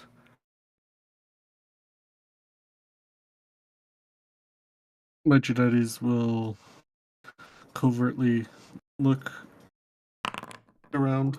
Ooh. I think. Bless you, Jason. Bless you, Shambler. I think Sorry about no, all good. I think that with the roll of 21, Mithridates is going to be able to tell that that Jason was regarding the wall in a particular way, and though he won't immediately recognize the markings or the incomplete sort of sigil that had been left there, um, he'll certainly see that there's some pattern to the markings on the wall, the carvings into the wood, the presence of dried blood upon the stains of the wood as well. Whatever happened here or happens here normally, it's a bit surprising to you, I would think, that that Jason seems to be taking interest in it, but certainly seems like something is afoot. He will bid farewell to Jason and say that he will be at the tavern where they all met. And then he goes to the tavern. Alrighty. All right. Which building was that again? It is E on the map. Good memory from 3-Crow to remember that F was the Temple of Lathander. I had a feeling based on the shape of the structure. There you go. Oh, with Mithridates gone, Jason will look to see if he's in a particularly exposed position, if there's anyone who's going to be really looking at him.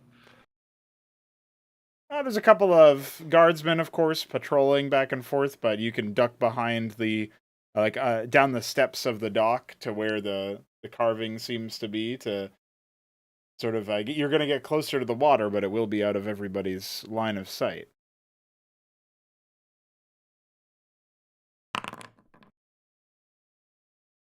Jason is sweating, but he does it. Alrighty. And so he's out of sight now? That's right. All right. So, with reverence, so in front of me, like, what's the ground made of? Is it like dirt or is it just? No, this is a wooden dock. cobblestone? That's part of the Wooden dock. Yeah, it's connected to like the dirt that the cobblestone was put into to allow swift unloading of goods from the docks. Okay, so the water's beneath me. Yep. Is there like cracks in there that I can sort of like slip a small item through? Yeah, if you needed to deposit something down into the river. So, Jason will make a sailor sign before the sigil of Umberly, and he will offer up a prayer as he says, "Our kind wind." Jesus Christ.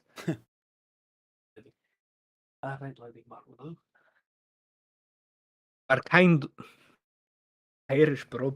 It's hard to do, but fuck.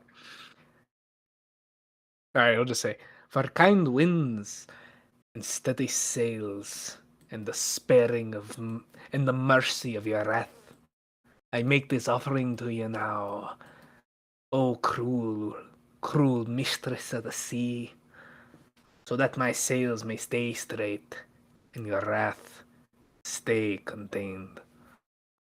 And he will prick his thumb as he marks his own primitive sigil of Umberly onto the spot in the docks, where he's then going to deposit. Let's see, how many gold coins do I have? Inventory, there we go. He'll deposit 5 gold. No. 8 gold. Put me at 5. Into the water, as well as these daggers have been used, right? Yeah, none of them are So they're a bit necessarily bloody. like what would you say? None of them are like super clean unless you've cleaned them, and some of them might be more chipped than others. Well, the ones that seem to have the most gore on them, he will offer up. He'll offer up 3 daggers that will also just plink down into the water below. Okay. And then he will say, "Curse, but a taste of what the treasures to come, should my journey remain. Should the tides be generous, O lady." And then he will rise.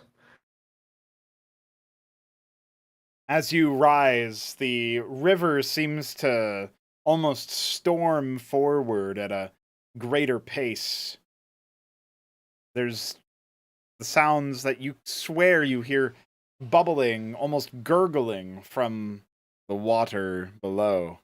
And as those rapid waters continue to run, and it would appear that your sacrifice and prayer may very well have been received.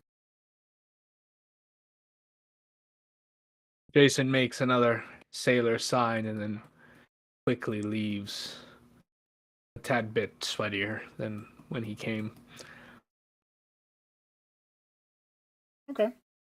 As you're, moving your way past, some of the guards regard you strangely, given your visual state, but they don't bar your way. All right. So in which case he heads to. Where would he go in his downtime? The Thandar district is here. Yes. What's the pious G men. again? That is a mansion, a manor. Oh, yeah. We don't go in those anymore. Never come out. I was gonna say, you wanna? I got a manor map you might recognize. I can. Right. Jason Please don't. commits robbery to throw it into the ocean. I wish. Let's see. I don't have much gold on me, so I don't think Jason would go to the markets. I think he would just go to the bar at that point, and he will buy more bottles of the hard stuff.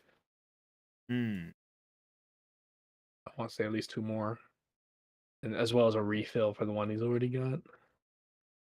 Okay. Sounds like a plan for you. So that brings us to Benson, who joins with Brother and Arkin to wander into the temple. And I guess there is a single member of the clergy that stands at the entrance to the temple to greet you. And it's not a face that you can recall the name of, but it is a man who you may have seen milling about before during services. And he welcomes you as you approach, and also welcomes Arkin, who he recognizes, and he says, "Where be it that you found such a fine canine companion?"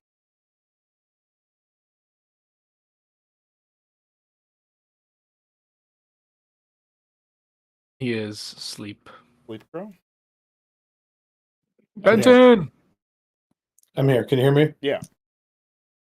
Did you hear what I said? I did. Will you repeat it one more time, though? Yeah, I said the guy. The man standing at the entrance to the Lathandar temple, clearly a member of the clergy, gives you a nod of recognition. Arkin the same, and says, "Where be it that you found such a fine canine companion?" Why, in the jaws of our enemies, brother. Oh, good that he's been rescued. I see he's well trained. Indeed, he is a fine brother, and now he knows his rightful place under the path of Lathandar.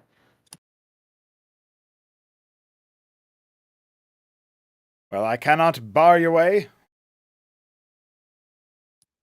Is the father in today? Aye, he is. He'll see to you as soon as his prayer is finished. You're free to be in his presence. Until then, I reckon it'll be another good while, perhaps 30 minutes or so. We shall wait respectfully then. He gives you a knowing nod And Arkin will speak up and say, "Have there been many more raids upon our walls since my departure, brother?" To which the other paladin, or clergyman, responds, "No, actually. Nary a sight from the bandits, though the tradesmen and the merchants are still reticent to come out of their shell. They may not be as faithful as us." All in good time, brother. They need only realize that the paths are becoming safer than they were.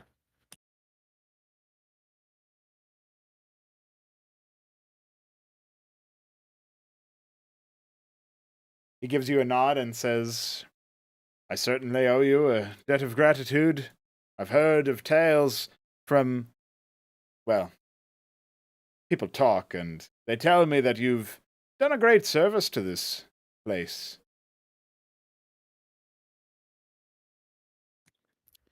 We have felled far more of the enemy than we ever anticipated, and hopefully to good result for those traveling on the paths to and from.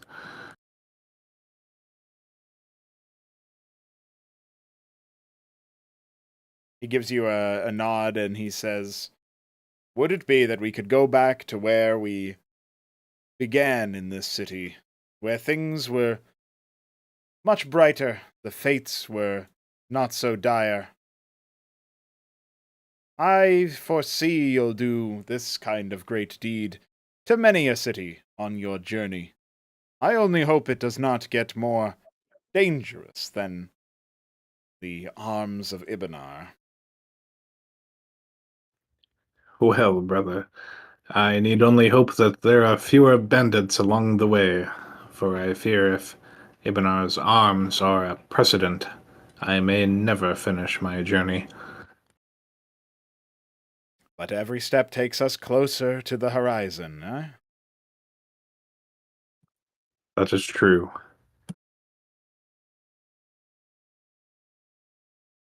So you're waiting for the priest's prayer to conclude. It was the high priest Elric, as I recall, was the man you're looking for. Same one that you spoke to in like the very first session. That's right. Okay. I recall he was, I went to him seeking a blessing and anything he could offer for the journey, and then he directed me to the blacksmith, who was like, "Sorry, bro, I don't really have anything for you, but here, take this shield."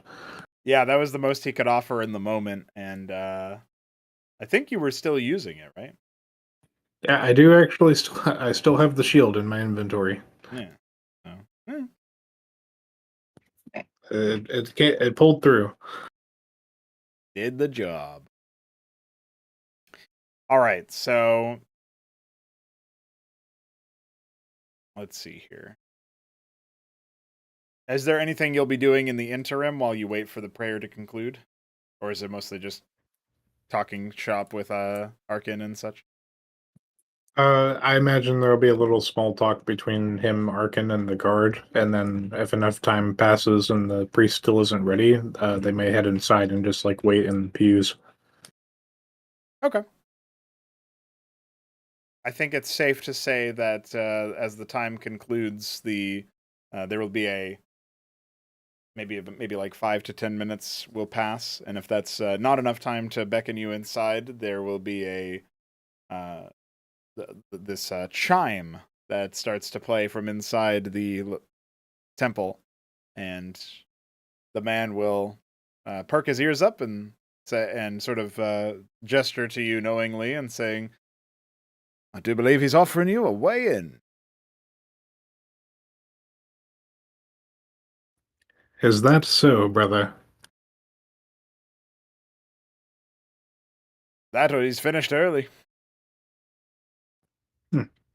Well, let us see if he is prepared then to hear the good news of our journey. The guard opens the door for you and allows you, Arkin, and Brother to step through.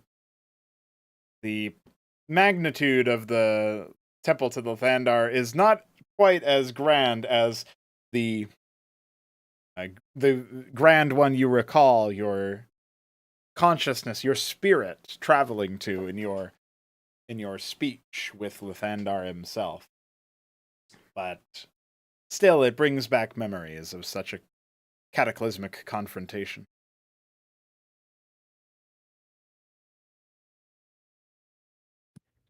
So I guess as we enter, do we see the father? Indeed, he's sitting with his back turned to you, reminiscent of the first time that you spoke with him. And as you presumably will be striding closer towards him, he will raise his head from the bow that he was in, and he will turn to face you, his weathered face ever recognizable. He'll say, "Brother Tybersky, congratulations, and our thanks go to you." So you have heard the good news, Brother Elric. Perhaps not all of it. It was much news for indeed. But I was told that, well, nary a bandit escaped the wrath of Lathandar. So it must be sometimes, and yet for the greater good we prevail. Indeed, Father. We have claimed a great victory this day, and not without great thanks to our brothers and sisters, Arkin, Carrold, and Bree, and to this one here, and he'll pat Brother on the head. Ah, an inscrutable hound you have there. But if he is as pious as the rest of us, I see no reason to deny him a hero's welcome. Benson will retrieve one of the copies of the missive and hand it over to Elric, and he will say, I would like the Temple of Lathandar to keep a copy of what has happened, just in case the records of our efforts are misconstrued or confused at any point, but also for our revelry, and to remember the great deeds that have come these last few days. Oh, indeed. It is excellent that you've brought this. I will certainly see to it that I and my other brothers consult what's within, and we will reference it against whatever reports may come out of the guard's house. For you see, I suspect they will attempt to take at least a little credit for what the Order of Lathandar has provided, and maybe we shall let them, for this truly is a victory for all people. Well, I do suppose that perhaps of the scores of men that have been felled, at least a couple of them could be awarded to their benefit. In spirit, if not in reality.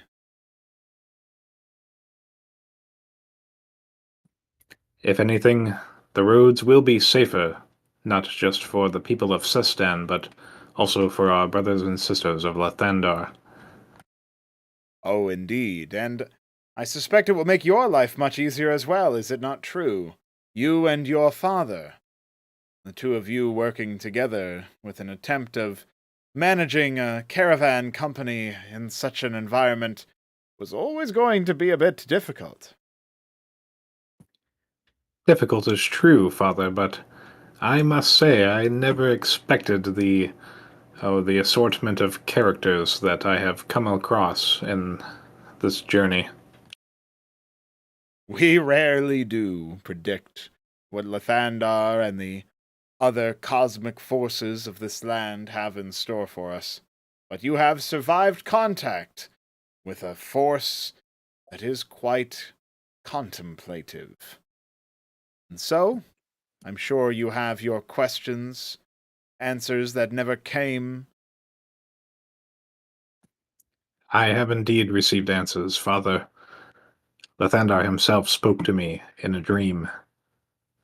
He praised my efforts and granted me a portion of the strength that carries me to this day And in fact, and I'll glance back to Arkin, even Arkin witnessed it.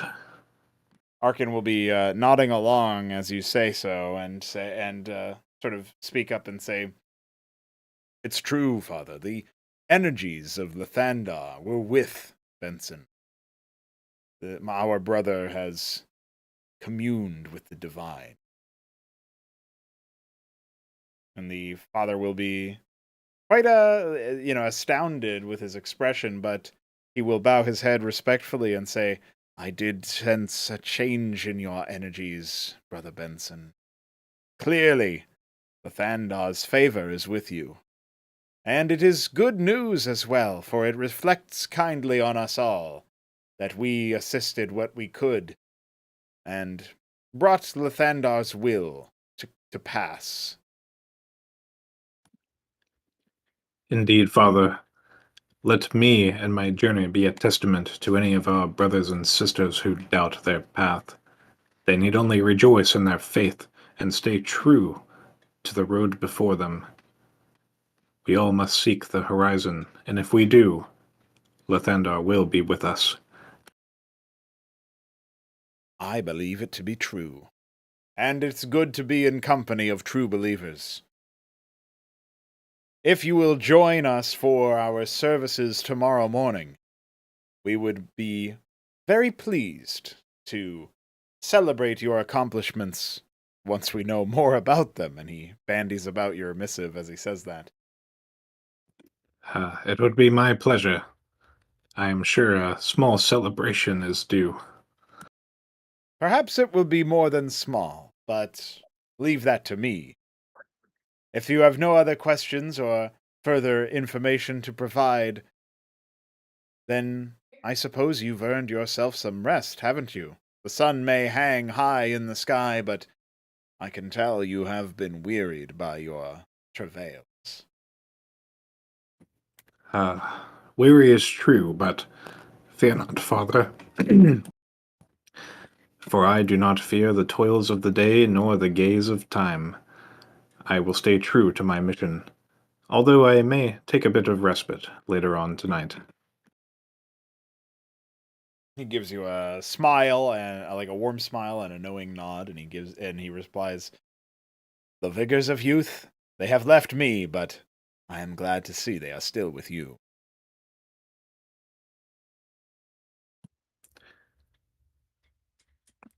I suppose that brings me to this. Arkin, you have served us well.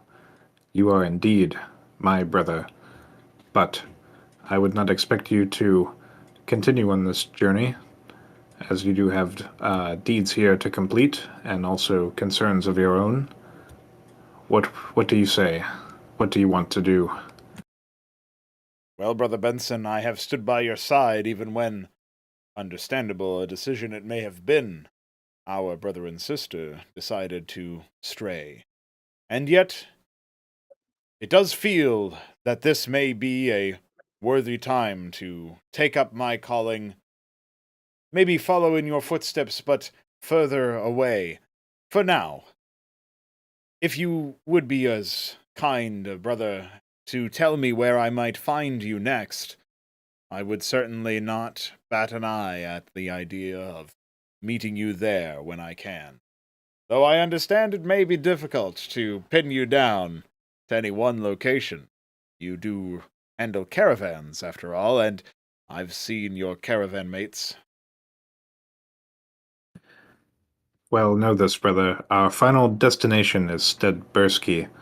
So, although I may be on the road for some time, any message that you send along the path towards there should surely reach me. He puts a hand on your shoulder firmly, and with a sort of beaming smile as he looks towards you, he says, "Then you shall see me again." I would hope for nothing less. As he releases your shoulder, he says, "For now, I shall assist Father Elric and handle any matters here that need planning for the celebration tomorrow. And then, assuming you'll have me, I will see you off and bid your party adieu. Until then, I will, until the time we meet again, rather, I will certainly be thinking closely about the lessons I have learned, fighting by your side, standing against evil, blade to blade. It was as exhilarating as it was exhausting, and yet I still feel that my service has deepened. I've seen things I wasn't sure I would ever, and for it my faith is stronger. I thank you for that, Brother Benson. I am proud to say that it is often not until we live our calling that we become the men that we always were. So, brother, thank you. He gives you a warm smile and turns to the high priest and says, "And with that, Father, if you'll be so kind as to indicate to me what I can do to help." And is the two of them sort of usher themselves further up towards the the sort of temple table, if you will, that the father usually sits at. I will take a bit of time to regroup with my fellows. So, father, brother, and brother, glancing towards the dog, I take my leave, but I shall rejoin you tomorrow for the celebration. They both give you a nod and say, and Elric says, "You are taking your hound with you, or is he to remain with us for the celebration?" Ah, this brother here has proven himself to be a fine and loyal friend. I believe I would be amiss if I did not bring him with me on the journey. Well, I certainly hope that the host of the tavern is keen to have a hound within, but with an orderly fellow such as him, I think you will be just fine.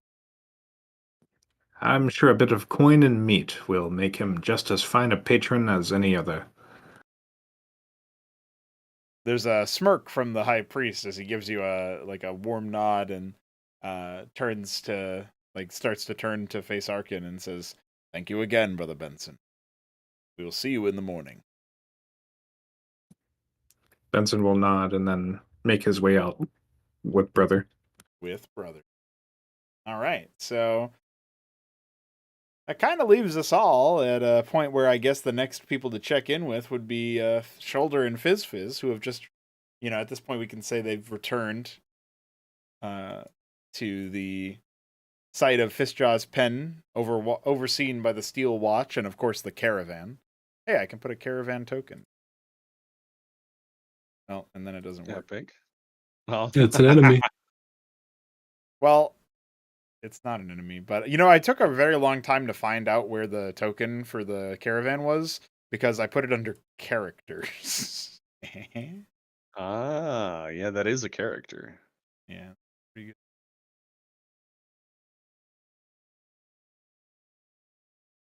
Token disposition hostile. Yeah, don't worry, I fixed it. So now we've got this is not to scale. This is very clearly not to scale. But don't worry about that part. So the caravan, the Steel Watch, the Fistjaw, all sort of seemingly quaint, although unsupervised by anybody else. The guards are sort of milling about by the entrance to the gate, and they do look up and maybe are a bit on edge at the sight of the giant spider, but they don't raise weapons or anything. They've been instructed, presumably, to not be afraid.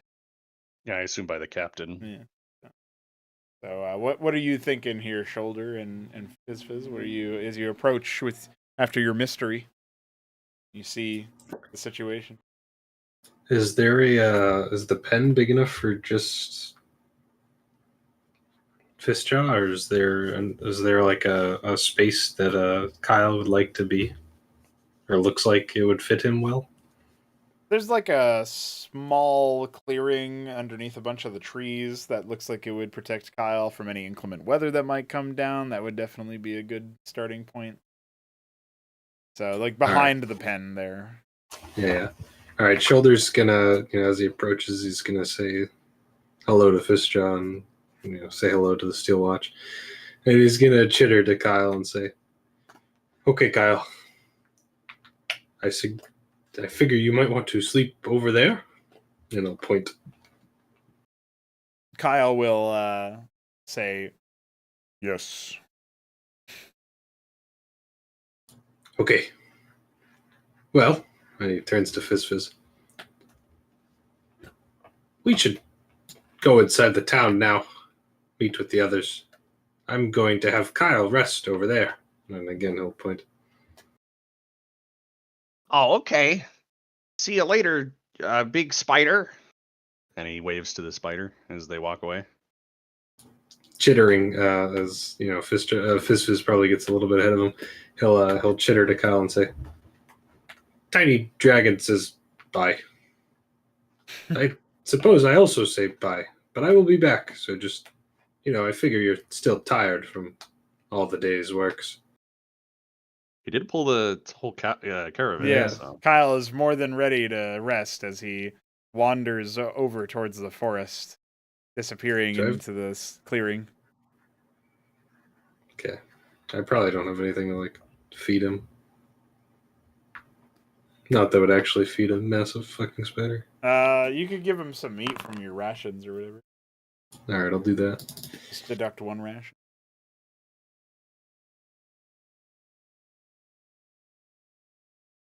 Oh shit. All right, I did that. Do you think with every single swig you take, the DC should increase by 1? Because then that would be like 5. That would be a 15 now. I'll say after the first 3 free ones, we'll do that. Okay, so what So you? he gets I think you've So swigged you- 6 Twigs, times. So you just Yeah, barely so he made just it. barely beat it. Yeah. Okay, with Kyle put to bed and bringing Fred the Frog with him and also Fizz, Shoulder is going to start walking.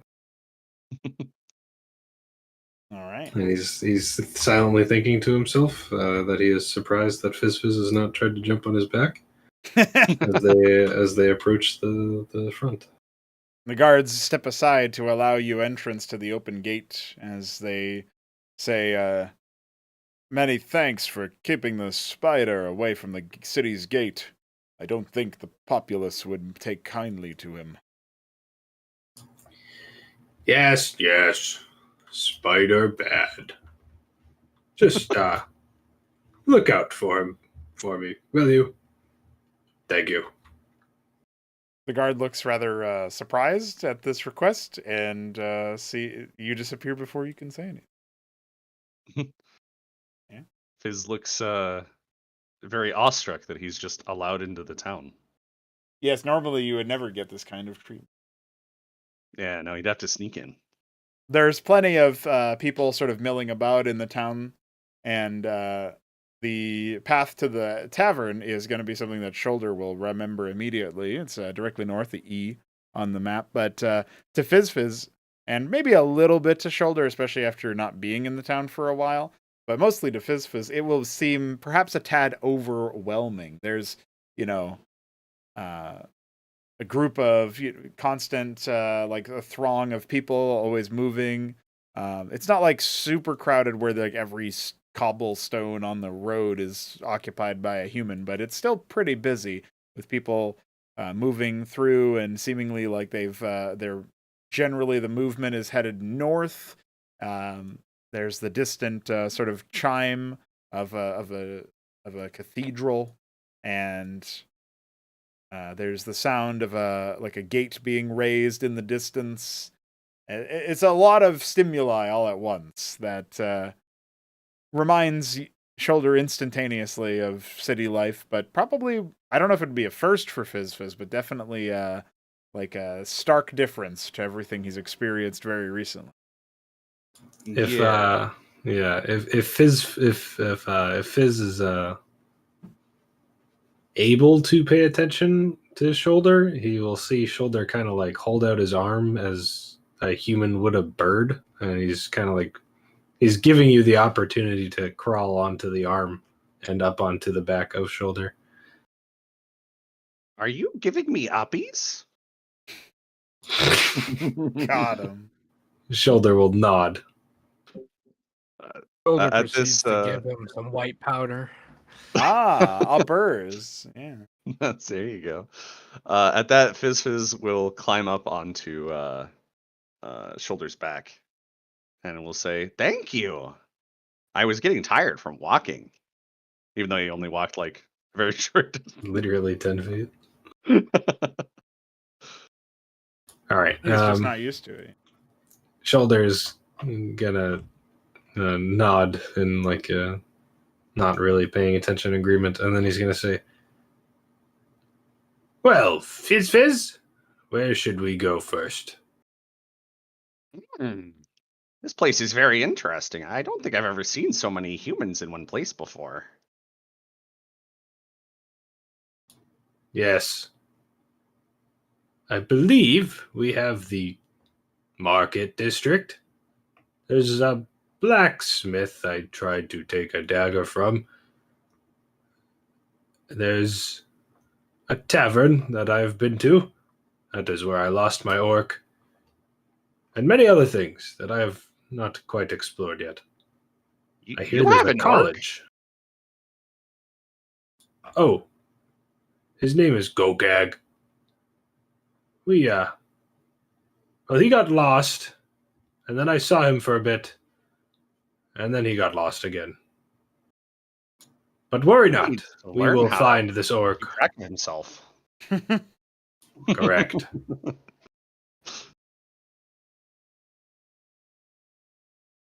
So where should we go? I want to see the market district. I've never seen the things that humans make. Shoulder will start walking towards the market district. Well, you seem to be following the same movement that the most of the crowd is going to. You'll hear occasional chatter about, "I hope they have this," or "I bet they brought that," talking of what you presume to be foodstuffs or other such things. And as you approach the market district, there's plenty of people, a sort of cacophony of voices, of sellers, of market men that are trying to do their best to catch attention. One calls about, fresh fish brought from the river. Other calls from, fine wines and ales brewed locally. And then still another says something of, the finest imports money can buy, and seems to be referencing fruits of some kind.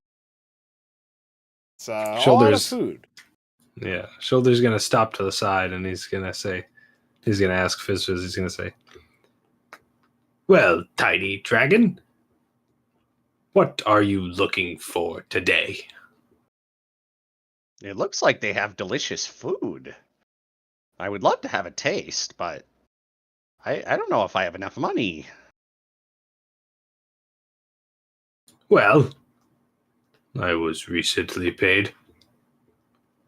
What do you want to try first?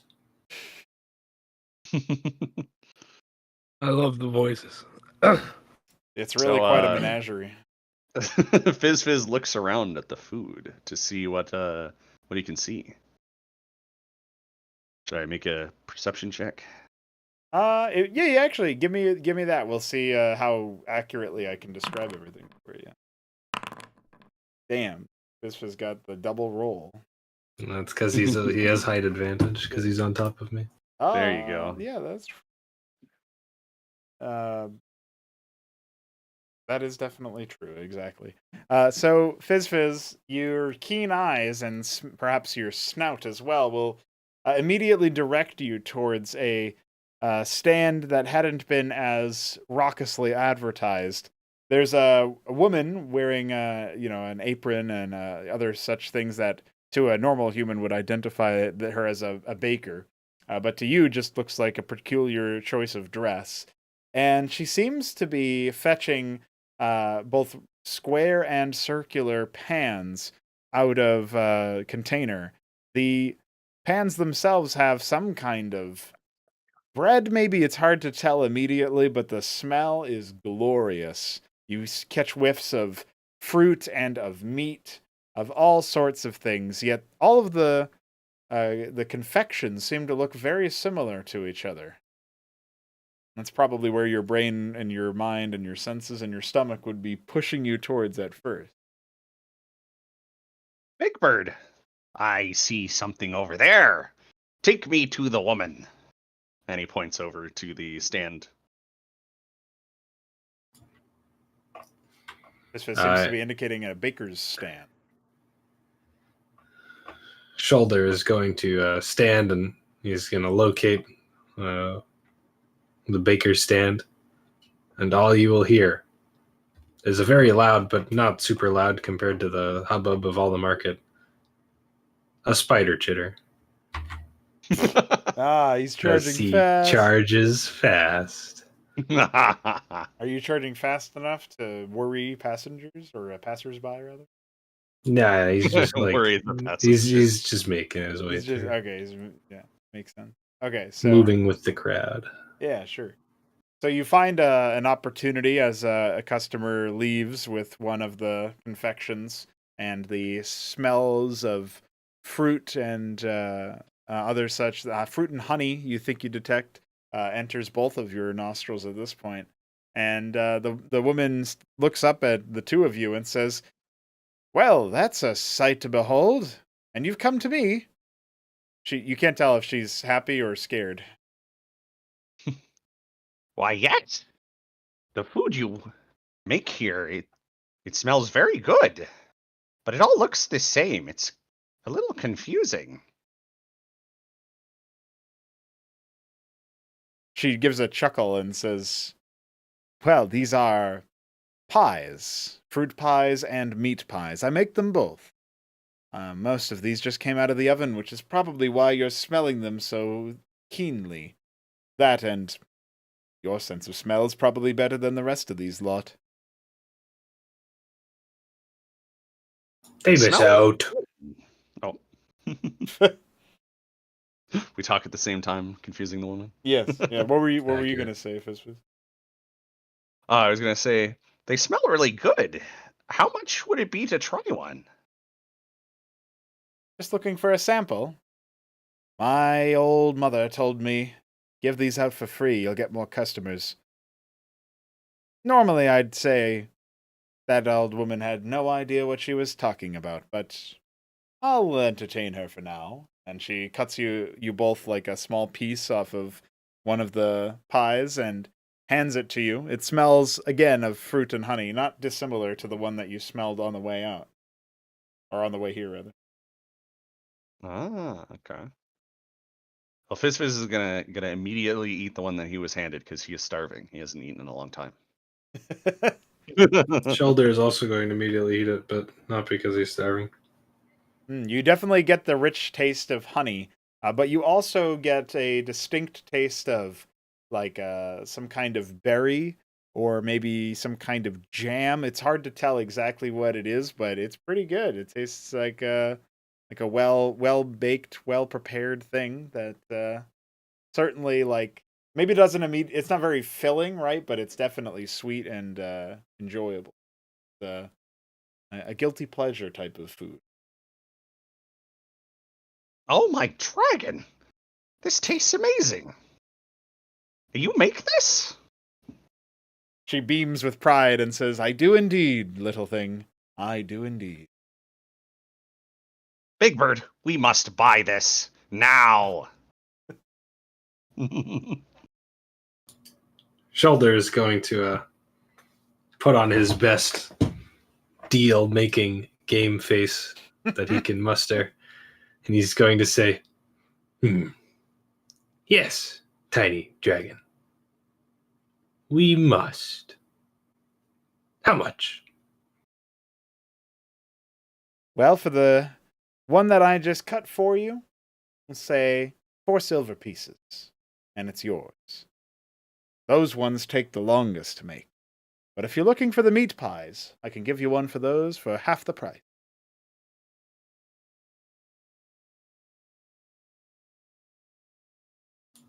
Shoulders, he's gonna kind of think it over, and he's gonna say, do you have any more of these?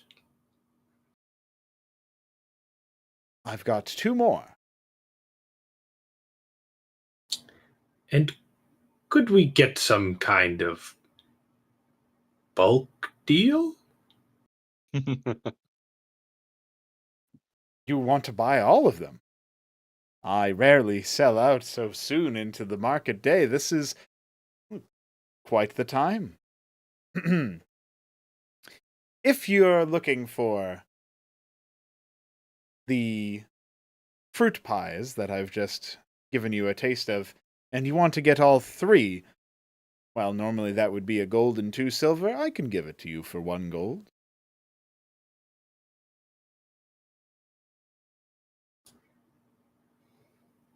He's gonna kind of turn over his shoulder, not looking at Fizz, but actually looking at Fred. And I'm assuming Fred is just giving him his 2 bulbous eyes as always. Fred is like clamped down onto you quite tightly because he's not used to being around so many people, and he seems to be trying to blend into your like armor as best he can. But his bulbous eyes are a dead giveaway. So. He's then going to look back at the person and he's going to say, "Do you like Fred?" Fred? Is that your dragon companion? No, that's Oh. Tiny Dragon. Fred is I'm the Fizz frog. Fizz. Oh, well, hello, Fizz. A pleasure to meet you. And Fred, you said was the frog? Yes, this one. Oh, I barely saw him there. He's really trying to blend in, isn't he? You have an interesting set of companions there. I do. The other ones seem to scare people. But again, do you like Fred? Fred's bulbous eyes look towards the lady, and he says, "Mm-mm." You can't understand it. The lady gives Fred a look and is clearly a little bit puzzled, and she says, I think I do. With a chuckle, Shoulder's gonna say, "Of course you do. Here's that gold piece." And here are your pies, she says, very confused as she takes the gold and hands over the pie. If they don't like Fred, it's I can't deal with them, you know. Uh-huh. Yeah, I get it. It's just she doesn't quite get the connection. Yeah, she doesn't need to get that. I'm gonna as she hands them to us, I'm assuming they're in some kind of bag that would allow me to hold them. Yeah. You A can. bag of holding, even. Yeah. Every bag is a bag of holding if you try hard. That's true. And he's gonna cut off another small piece and give it to Fizz. Oh, thank you. He immediately wolfs it down.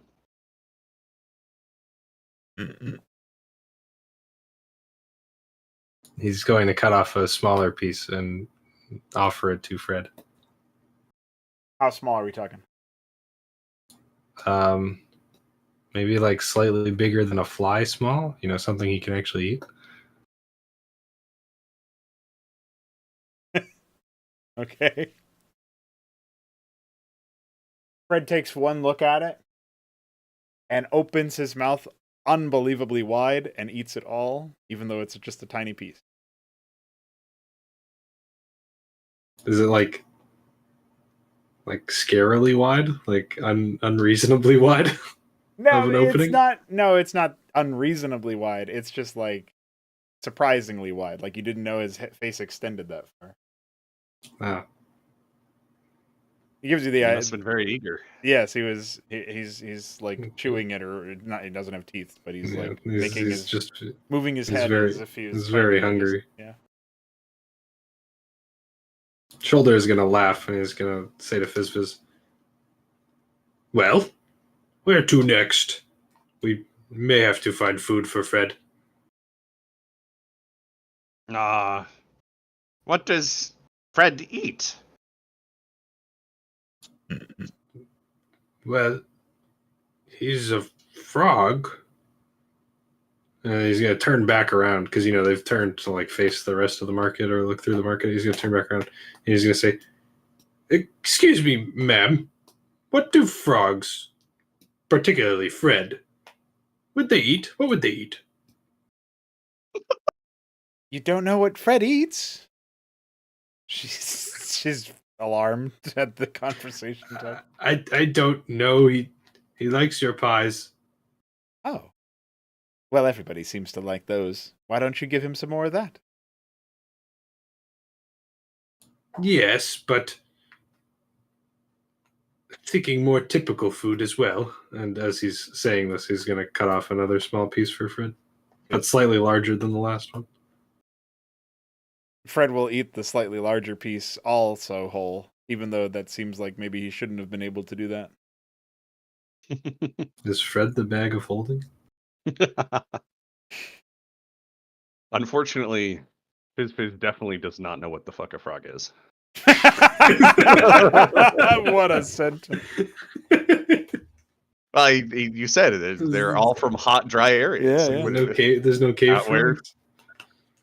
Probably. Well, I mean, there might be, but I don't think Fizz hangs out with them. Yeah, I know. That's why I asked the woman. Yeah, clearly she'd Yeah. hang out with frogs. She would have heard of a frog before.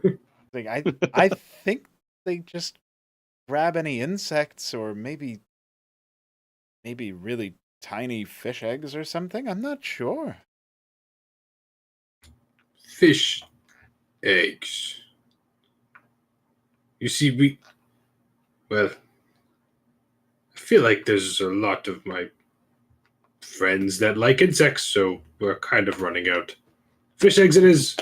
And then he will kind of charge forward into the market looking for fish eggs. Okay, give me a perception check.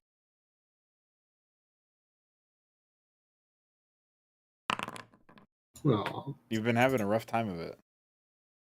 Does Fizz also look for fish eggs? Yeah, does Fizz look for fish eggs? Yeah. He'll help you look for some fish eggs. All right, let's see that perception roll from Fizz then.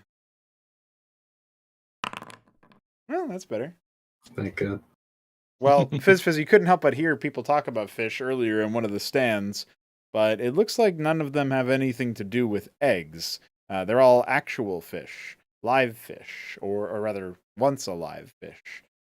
And they're set up on a stand quite prominently, while the owner proclaims many proclamations about their freshness.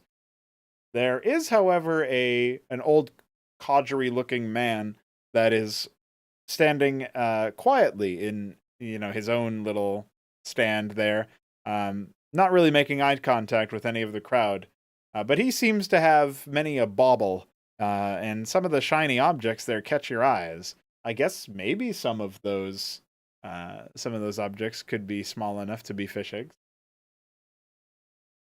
Big Bird. I see lots of fish, but not many fish eggs. That man has weird shiny things. Maybe he has fish eggs. Shiny things? Where? Yeah, many shiny things. Over there. Points to the old man. As you You're approach, pretending this is the one.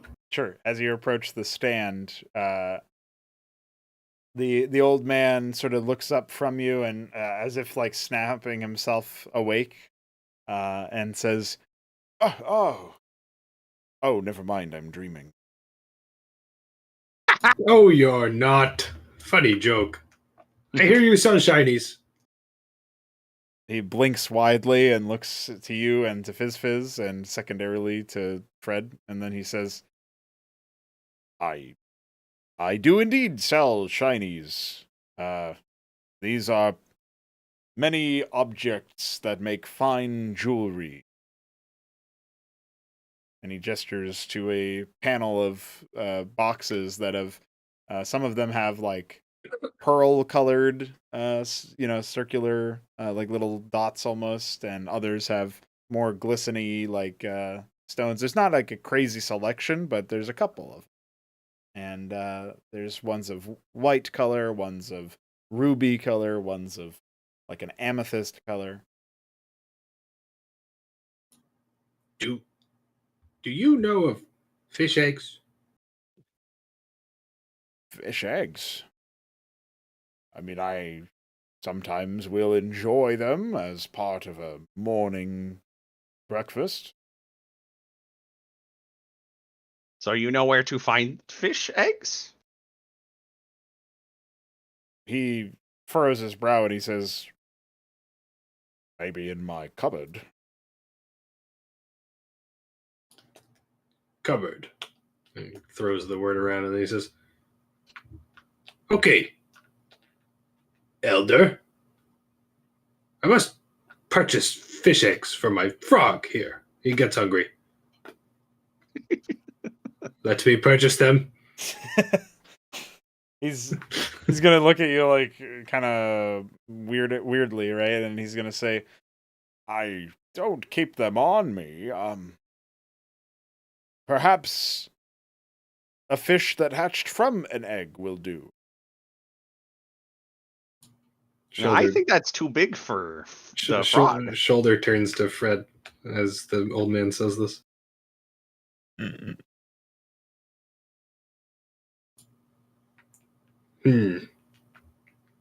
We're off to see the fish vendors. Thank you for your help. Anytime. As you approach the fish vendor, he's proclaiming about how his fish are the freshest, and as you approach, you get a bit closer, and he looks at you and he says, you there, without skipping a beat. You clearly like fish. I mean, look at you. You're part bird. Birds love fish. Come here, take a look at what I have to offer. And he gestures wildly towards a bunch of fish. There's fish heads, there's whole fish, there's, fish that are thinner, fish that are wider. You reckon you could cook some of these up or let somebody else do the cooking, and they'd taste pretty good. They do seem pretty fresh. Sir, how much for a fish head? What, you just want a fish head? Ha! I'll let you take it off my hands for just 1 copper. Oh, that's cheap. I would like to hold this fish head before I purchase it. Oh, please, hold it away. You can feel the quality. I'm going to hold it in front of Fred's head. Fred's bulbous eyes seem to bulge as you hold the fish head close to him.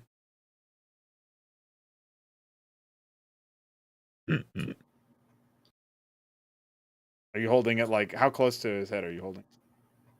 Like eating distance? Fred's maw opens up and he devours the fish head whole. I that's good for him. You don't think that Fred should be able to do that, but he does it. With a laugh, he's going to say, Fred is amazing. And the vendor scary. will have wide eyes as he says, that is quite the magic trick. That'll still be 1 copper.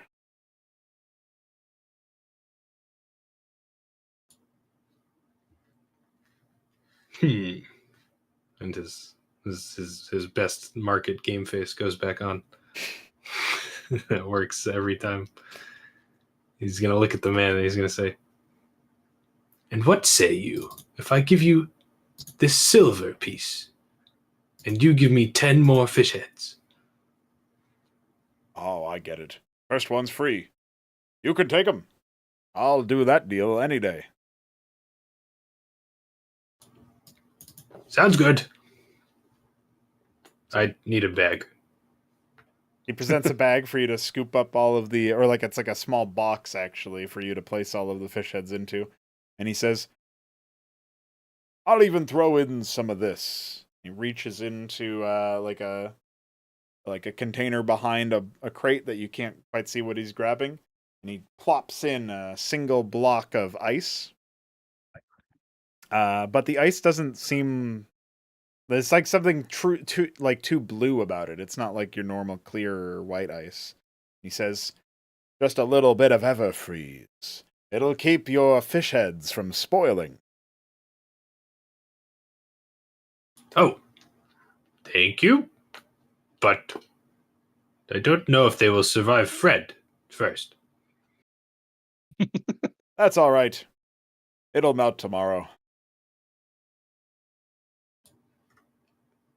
The name is wrong.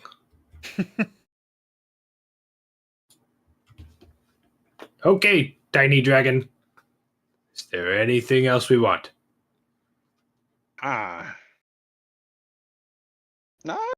Not sure. Is there anything you want, Big Bird?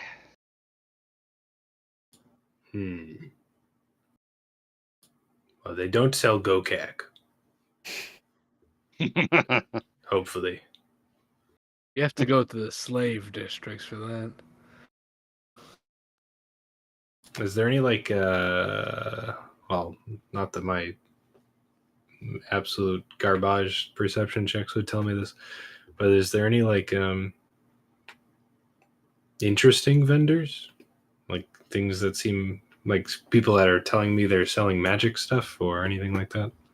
No, besides the old man that had baubles, which seemed more for jewelry, and he also didn't seem to be getting much business since he was dawdling off in the middle of the of the day.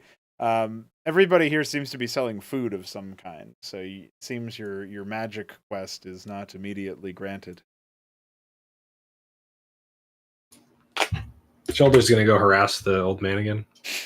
Okay, do describe your harassment because he's back to nodding off. He's gonna walk up and seeing that he's nodding off again, he's gonna go, Elder. Yes, I'm awake. I think We've been over this. Not a dream. yes. Is not a dream. any of your shiny things magical? Well, you see, if you present it to the one you love, they may love you even more.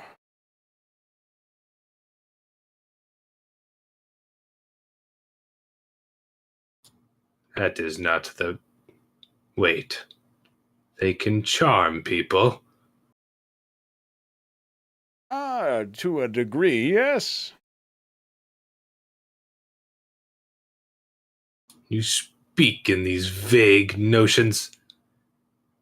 Do your shiny things possess the power to charm others or not? I recommend getting one that you think will be their favorite color. That always does the trick. These don't sound magical. Do you not believe in the magic of the heart? Don't worry, Big Bird. I will take a look at them, and I know if they'll be magical. And so he wants to roll Arcana to determine if they are magical or not. Oh, okay. Let's see it.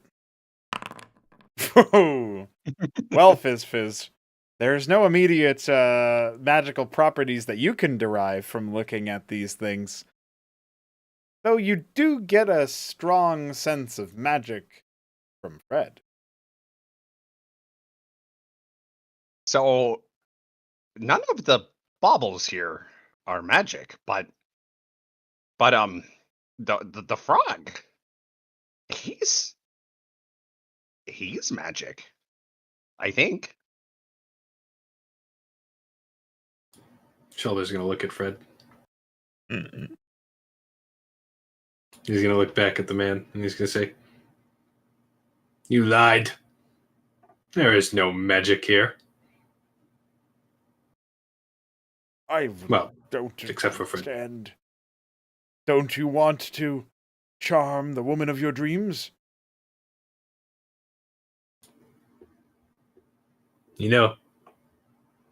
I told someone this a few days ago. It does not need to be repeated. I am a bird. He's gonna so walk away, That man is so confused. and then as he walks away, he's gonna say, "Well, tiny dragon, we solved a mystery today. Maybe even two. We found out that pies taste good, and Fred is magic."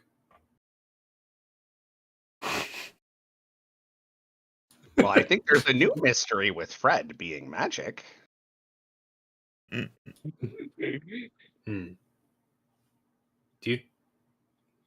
Do we think his magic serves more than just eating impossibly large objects? I have no idea. I can't wait to find out if he can eat Jason. I don't like that guy. Absolutely owned. And I suppose we'll end their version of stupidity by Shoulder saying, "Where do we go next?" You might see Benson exiting the temple at this point. I don't know whether that would line up properly. They could. What do you If think, Three Benson Crow? deems it so. Are you Three Crow? I am here, but I was going to say it's getting kind of late. Yeah, it's getting pretty late here. It's 1 a.m., so we probably should wrap it up here. But I was thinking we could probably just say everybody's agreed to meet at the tavern, though there weren't explicit plans that Shoulder was made aware of, but we can always retcon that. That works for me, unless somebody had something else in mind. You thinking that works for you too, Shoulder and Fizz? Yeah, I think that would have been a reasonable plan. Would that be they Yeah, go that's back fine. to the tavern? Okay. So it'll be Fizz's first time. It'll be like Benson will presumably be heading there after to regroup with the rest of the homies. And yeah, it looks like you guys are setting up for some more logistics and meetings. I can't wait to become a warlock. So with all that said, how did you like the first session of the Paladin Partner, Bale? It was epic. Dude, you're I- kobold. I'm very happy with choosing to be a kobold. I think this was the best choice I could have possibly made. Yeah.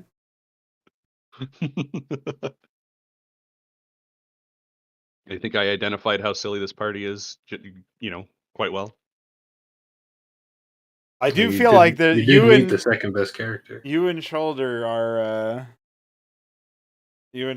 definitely like a dangerous duo to have around, because I feel like the shenanigans will increase manyfold. Yeah, well, especially if something stupid happens with the goat. That'll be even funnier. Like Lucy, I don't know. It'll be Lucy's epic. gonna have to be the straight man somehow. Mithridates will have to set everybody on course with as few words as possible. Mithridates can do that. Oh, okay, perfect. That'll be the dynamic, you know. Jason Mithridates yells at will. people.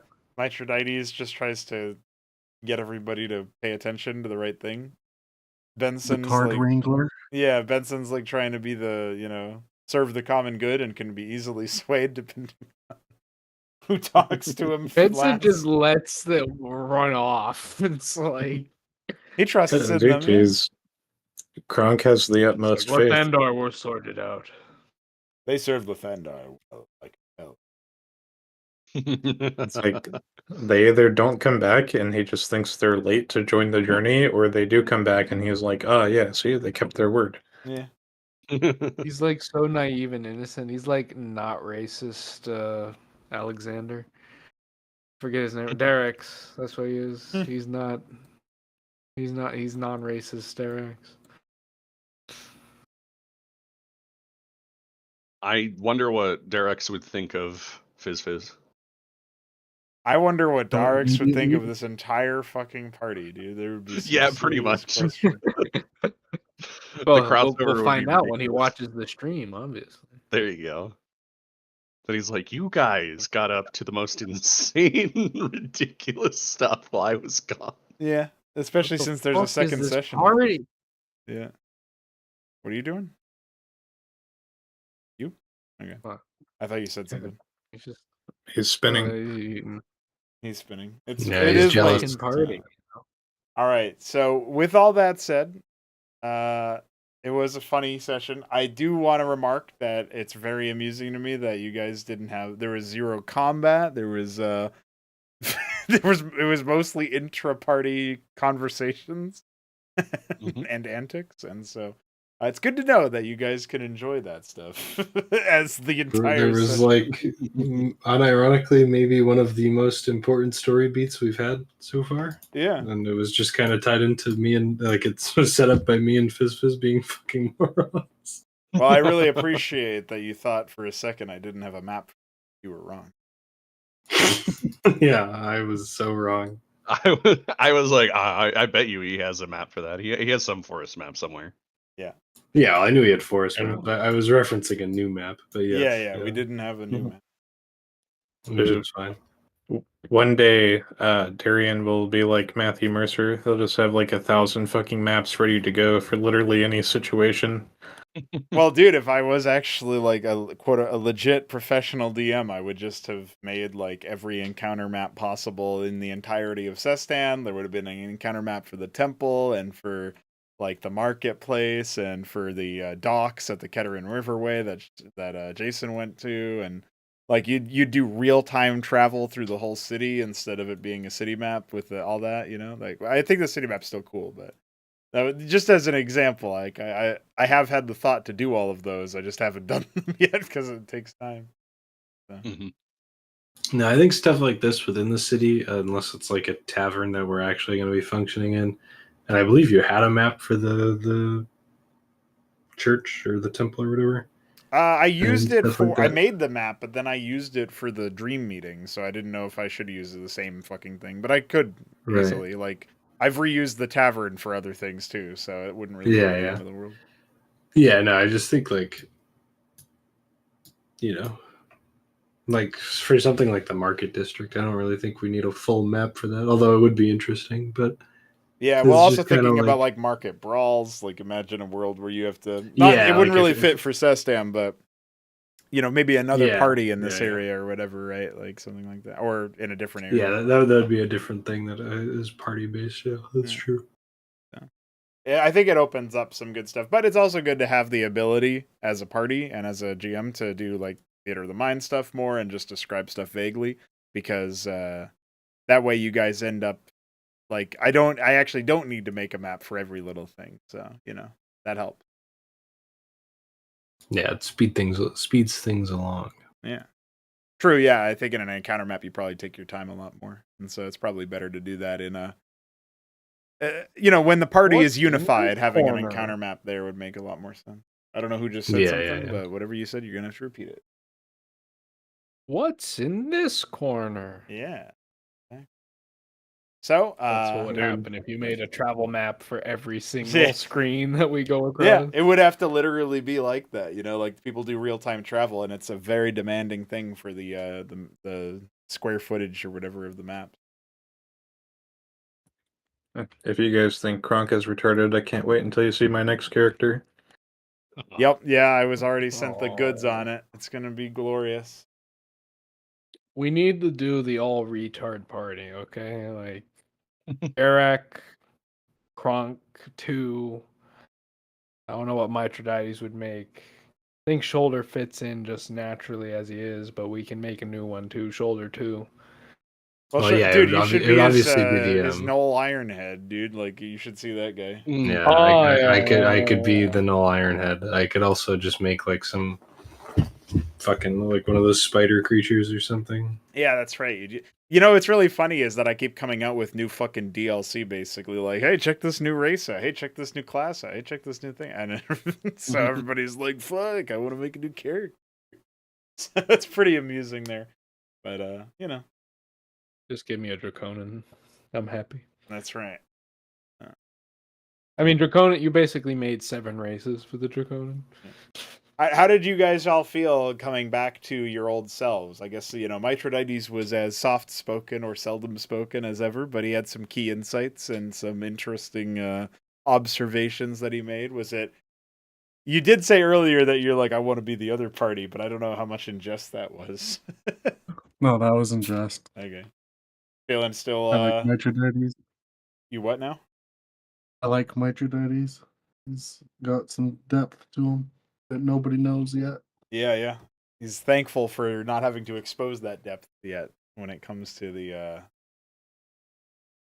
what might happen in the realm of Jurgle. Yeah, I hope you enjoyed the little bit from Vincent in the beginning. Yeah, the fact that you I had a dream I was a washed up cleric. Of a poor order too, not a proud one. I like Dude, the idea that the biggest threat in that dream for Benson's character would be that he wasn't a paladin. Like, he wasn't of Lathandar, he wasn't a holy man of Lathandar. That's Exactly. that's very funny. Who's this? Yeah, I think adding the voice was fucking amazing. The fact that Really, you like, and Veilthal both did the voices that you did was just yes, yeah. what a Well, dynamic that duo. helped. Yeah, that helped me commit to it a lot when I heard him actually start talking in the kobold voice. From what I heard during D and Dad, that definitely helped me commit to. I was like, "Fuck it, it's just gonna be dumb," and that's the best part of it. It is. I didn't sync up with Balethal at all, so my voice for the kobolds in D and Dad was it wasn't that far away from what he chose. No, I guess mine were a bit more combative or whatever. They were just like, "What you mean, you not enemy? Yeah. We just Yeah. pelt you with Well- rock. You okay with that?" yeah. That was funny. He became Um, Chinese. For what was mostly like we said, it was mostly like a bit session.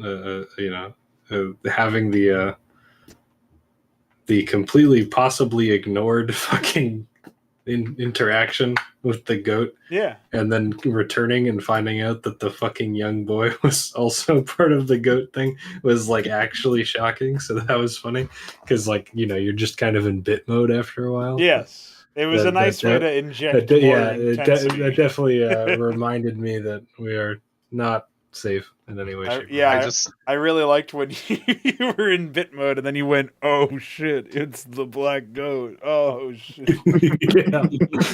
Yeah, I was thinking it would just be like it was just gonna be like hey man, you just gotta speak with animals and figure out what's wrong with this fucking goat. But instead it was like, hey man, you're still fucked. Yeah. Welcome to the horror movie. Yeah. Here's your reminder of where you left off last session. Yep. It's okay. Both me and Fizz are just like completely lost as to what's going on. So it works out. Well, yeah, I mean, Shoulder never met the black goat either, or the black sheep or whatever. So, he was still equally as lost, but that's fine. I think what's going to be really funny is there's going to be some kind of offer that Shoulder can't refuse, and he might take it. And then Fizz is going to be like, Birdlord took it. Or Big Bird took it. I might as well take it too. And then there's just two fucking subclassed warlocks just roaming around sounding like idiots. Can you promise me I become a dragon? Yeah. Also, Yes, little one. Fizz gave me fond memories of an episode of Critical Role that I watched where one of the development directors of Dungeons and Dragons joined them as a guest character, and he was playing a kobold. It was literally just an hour of him doing the most ridiculous shit, and then he tried to 1v1 a fire giant and died instantly. And they were like trying to save him, but they couldn't because he went out of his way to get himself killed. Yeah, of course. That's what you have to do as a guest character, I feel like. Yeah. Well, I'm glad that the same fate did not befall our Fizz. He's Nope, going to he's stick not around dead. much longer than that. That's right. Yeah, He's here imagine for if the we long tried I'll haul. learn to to like fight. Jason eventually once I give him some fire water. Imagine if we tried to fight Goat God.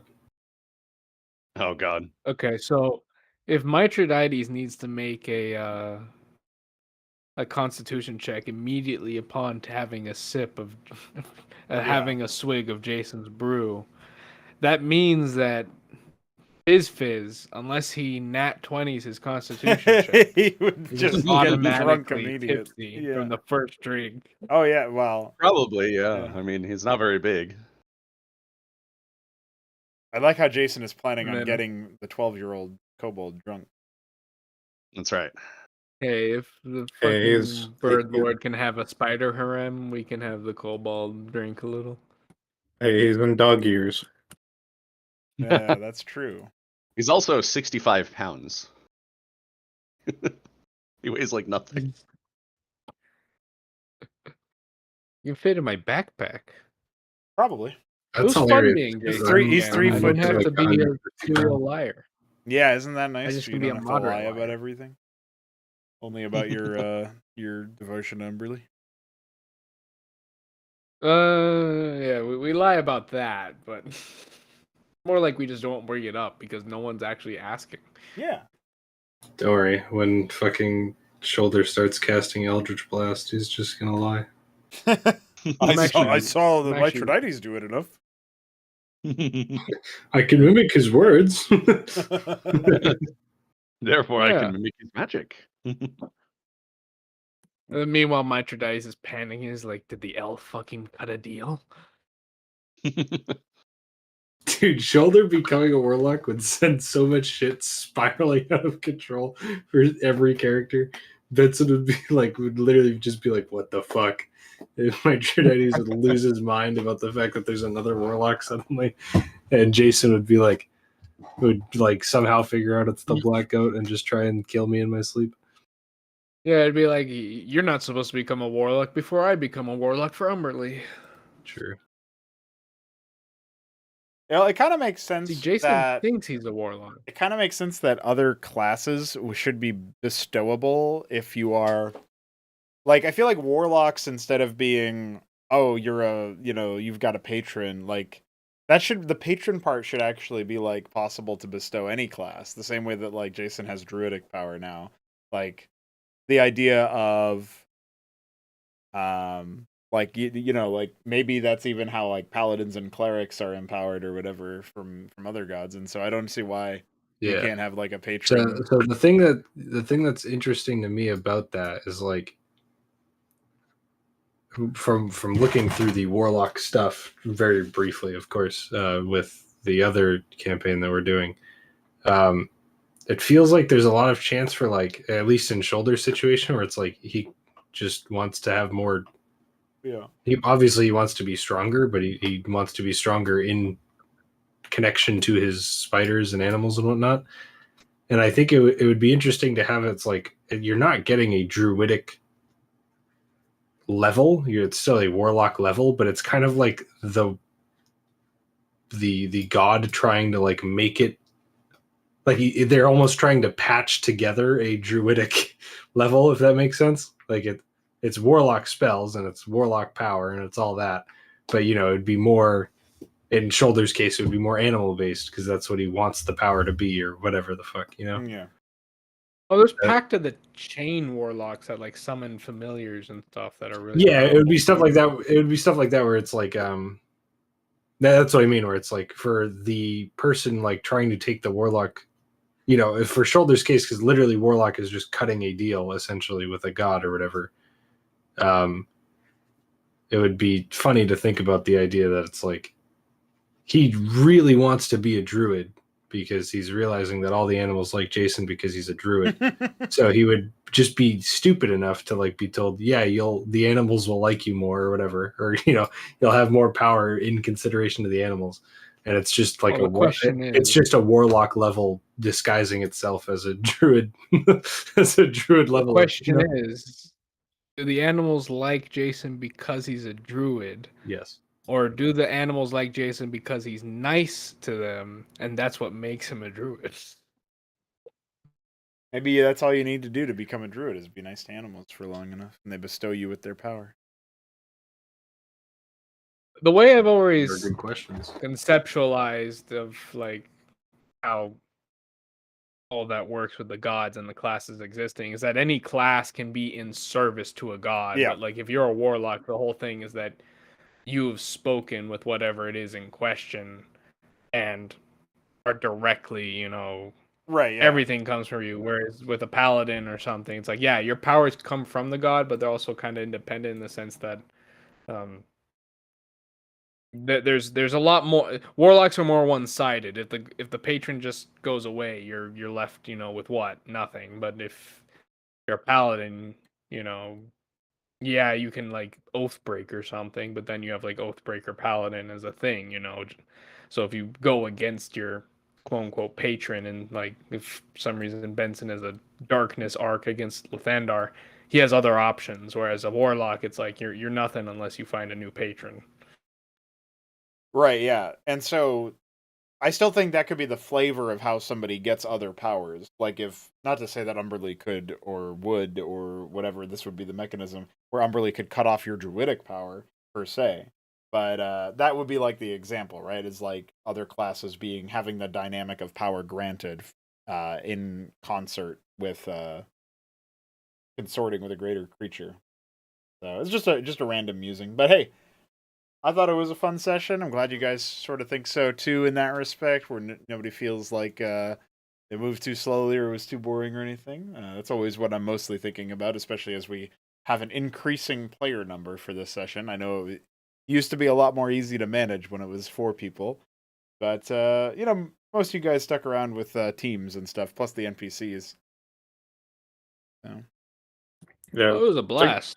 It was good to get back into this character.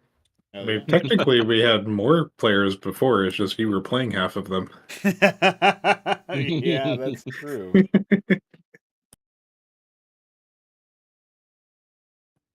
If you count the I still want animals, to we find still those do. people again and be like, haha, you guys left when we were about to kill the wizard. It was like 5 minutes, you idiot.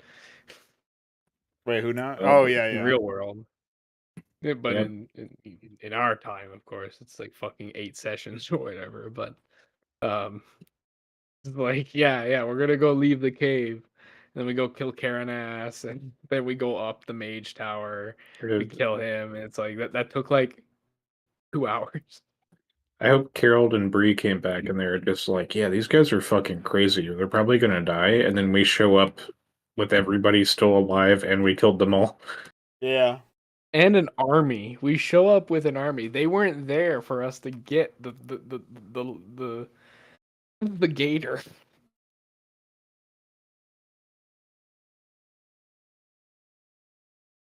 They left before we got Fishjaw. So it's like we show up and it's with another giant monster.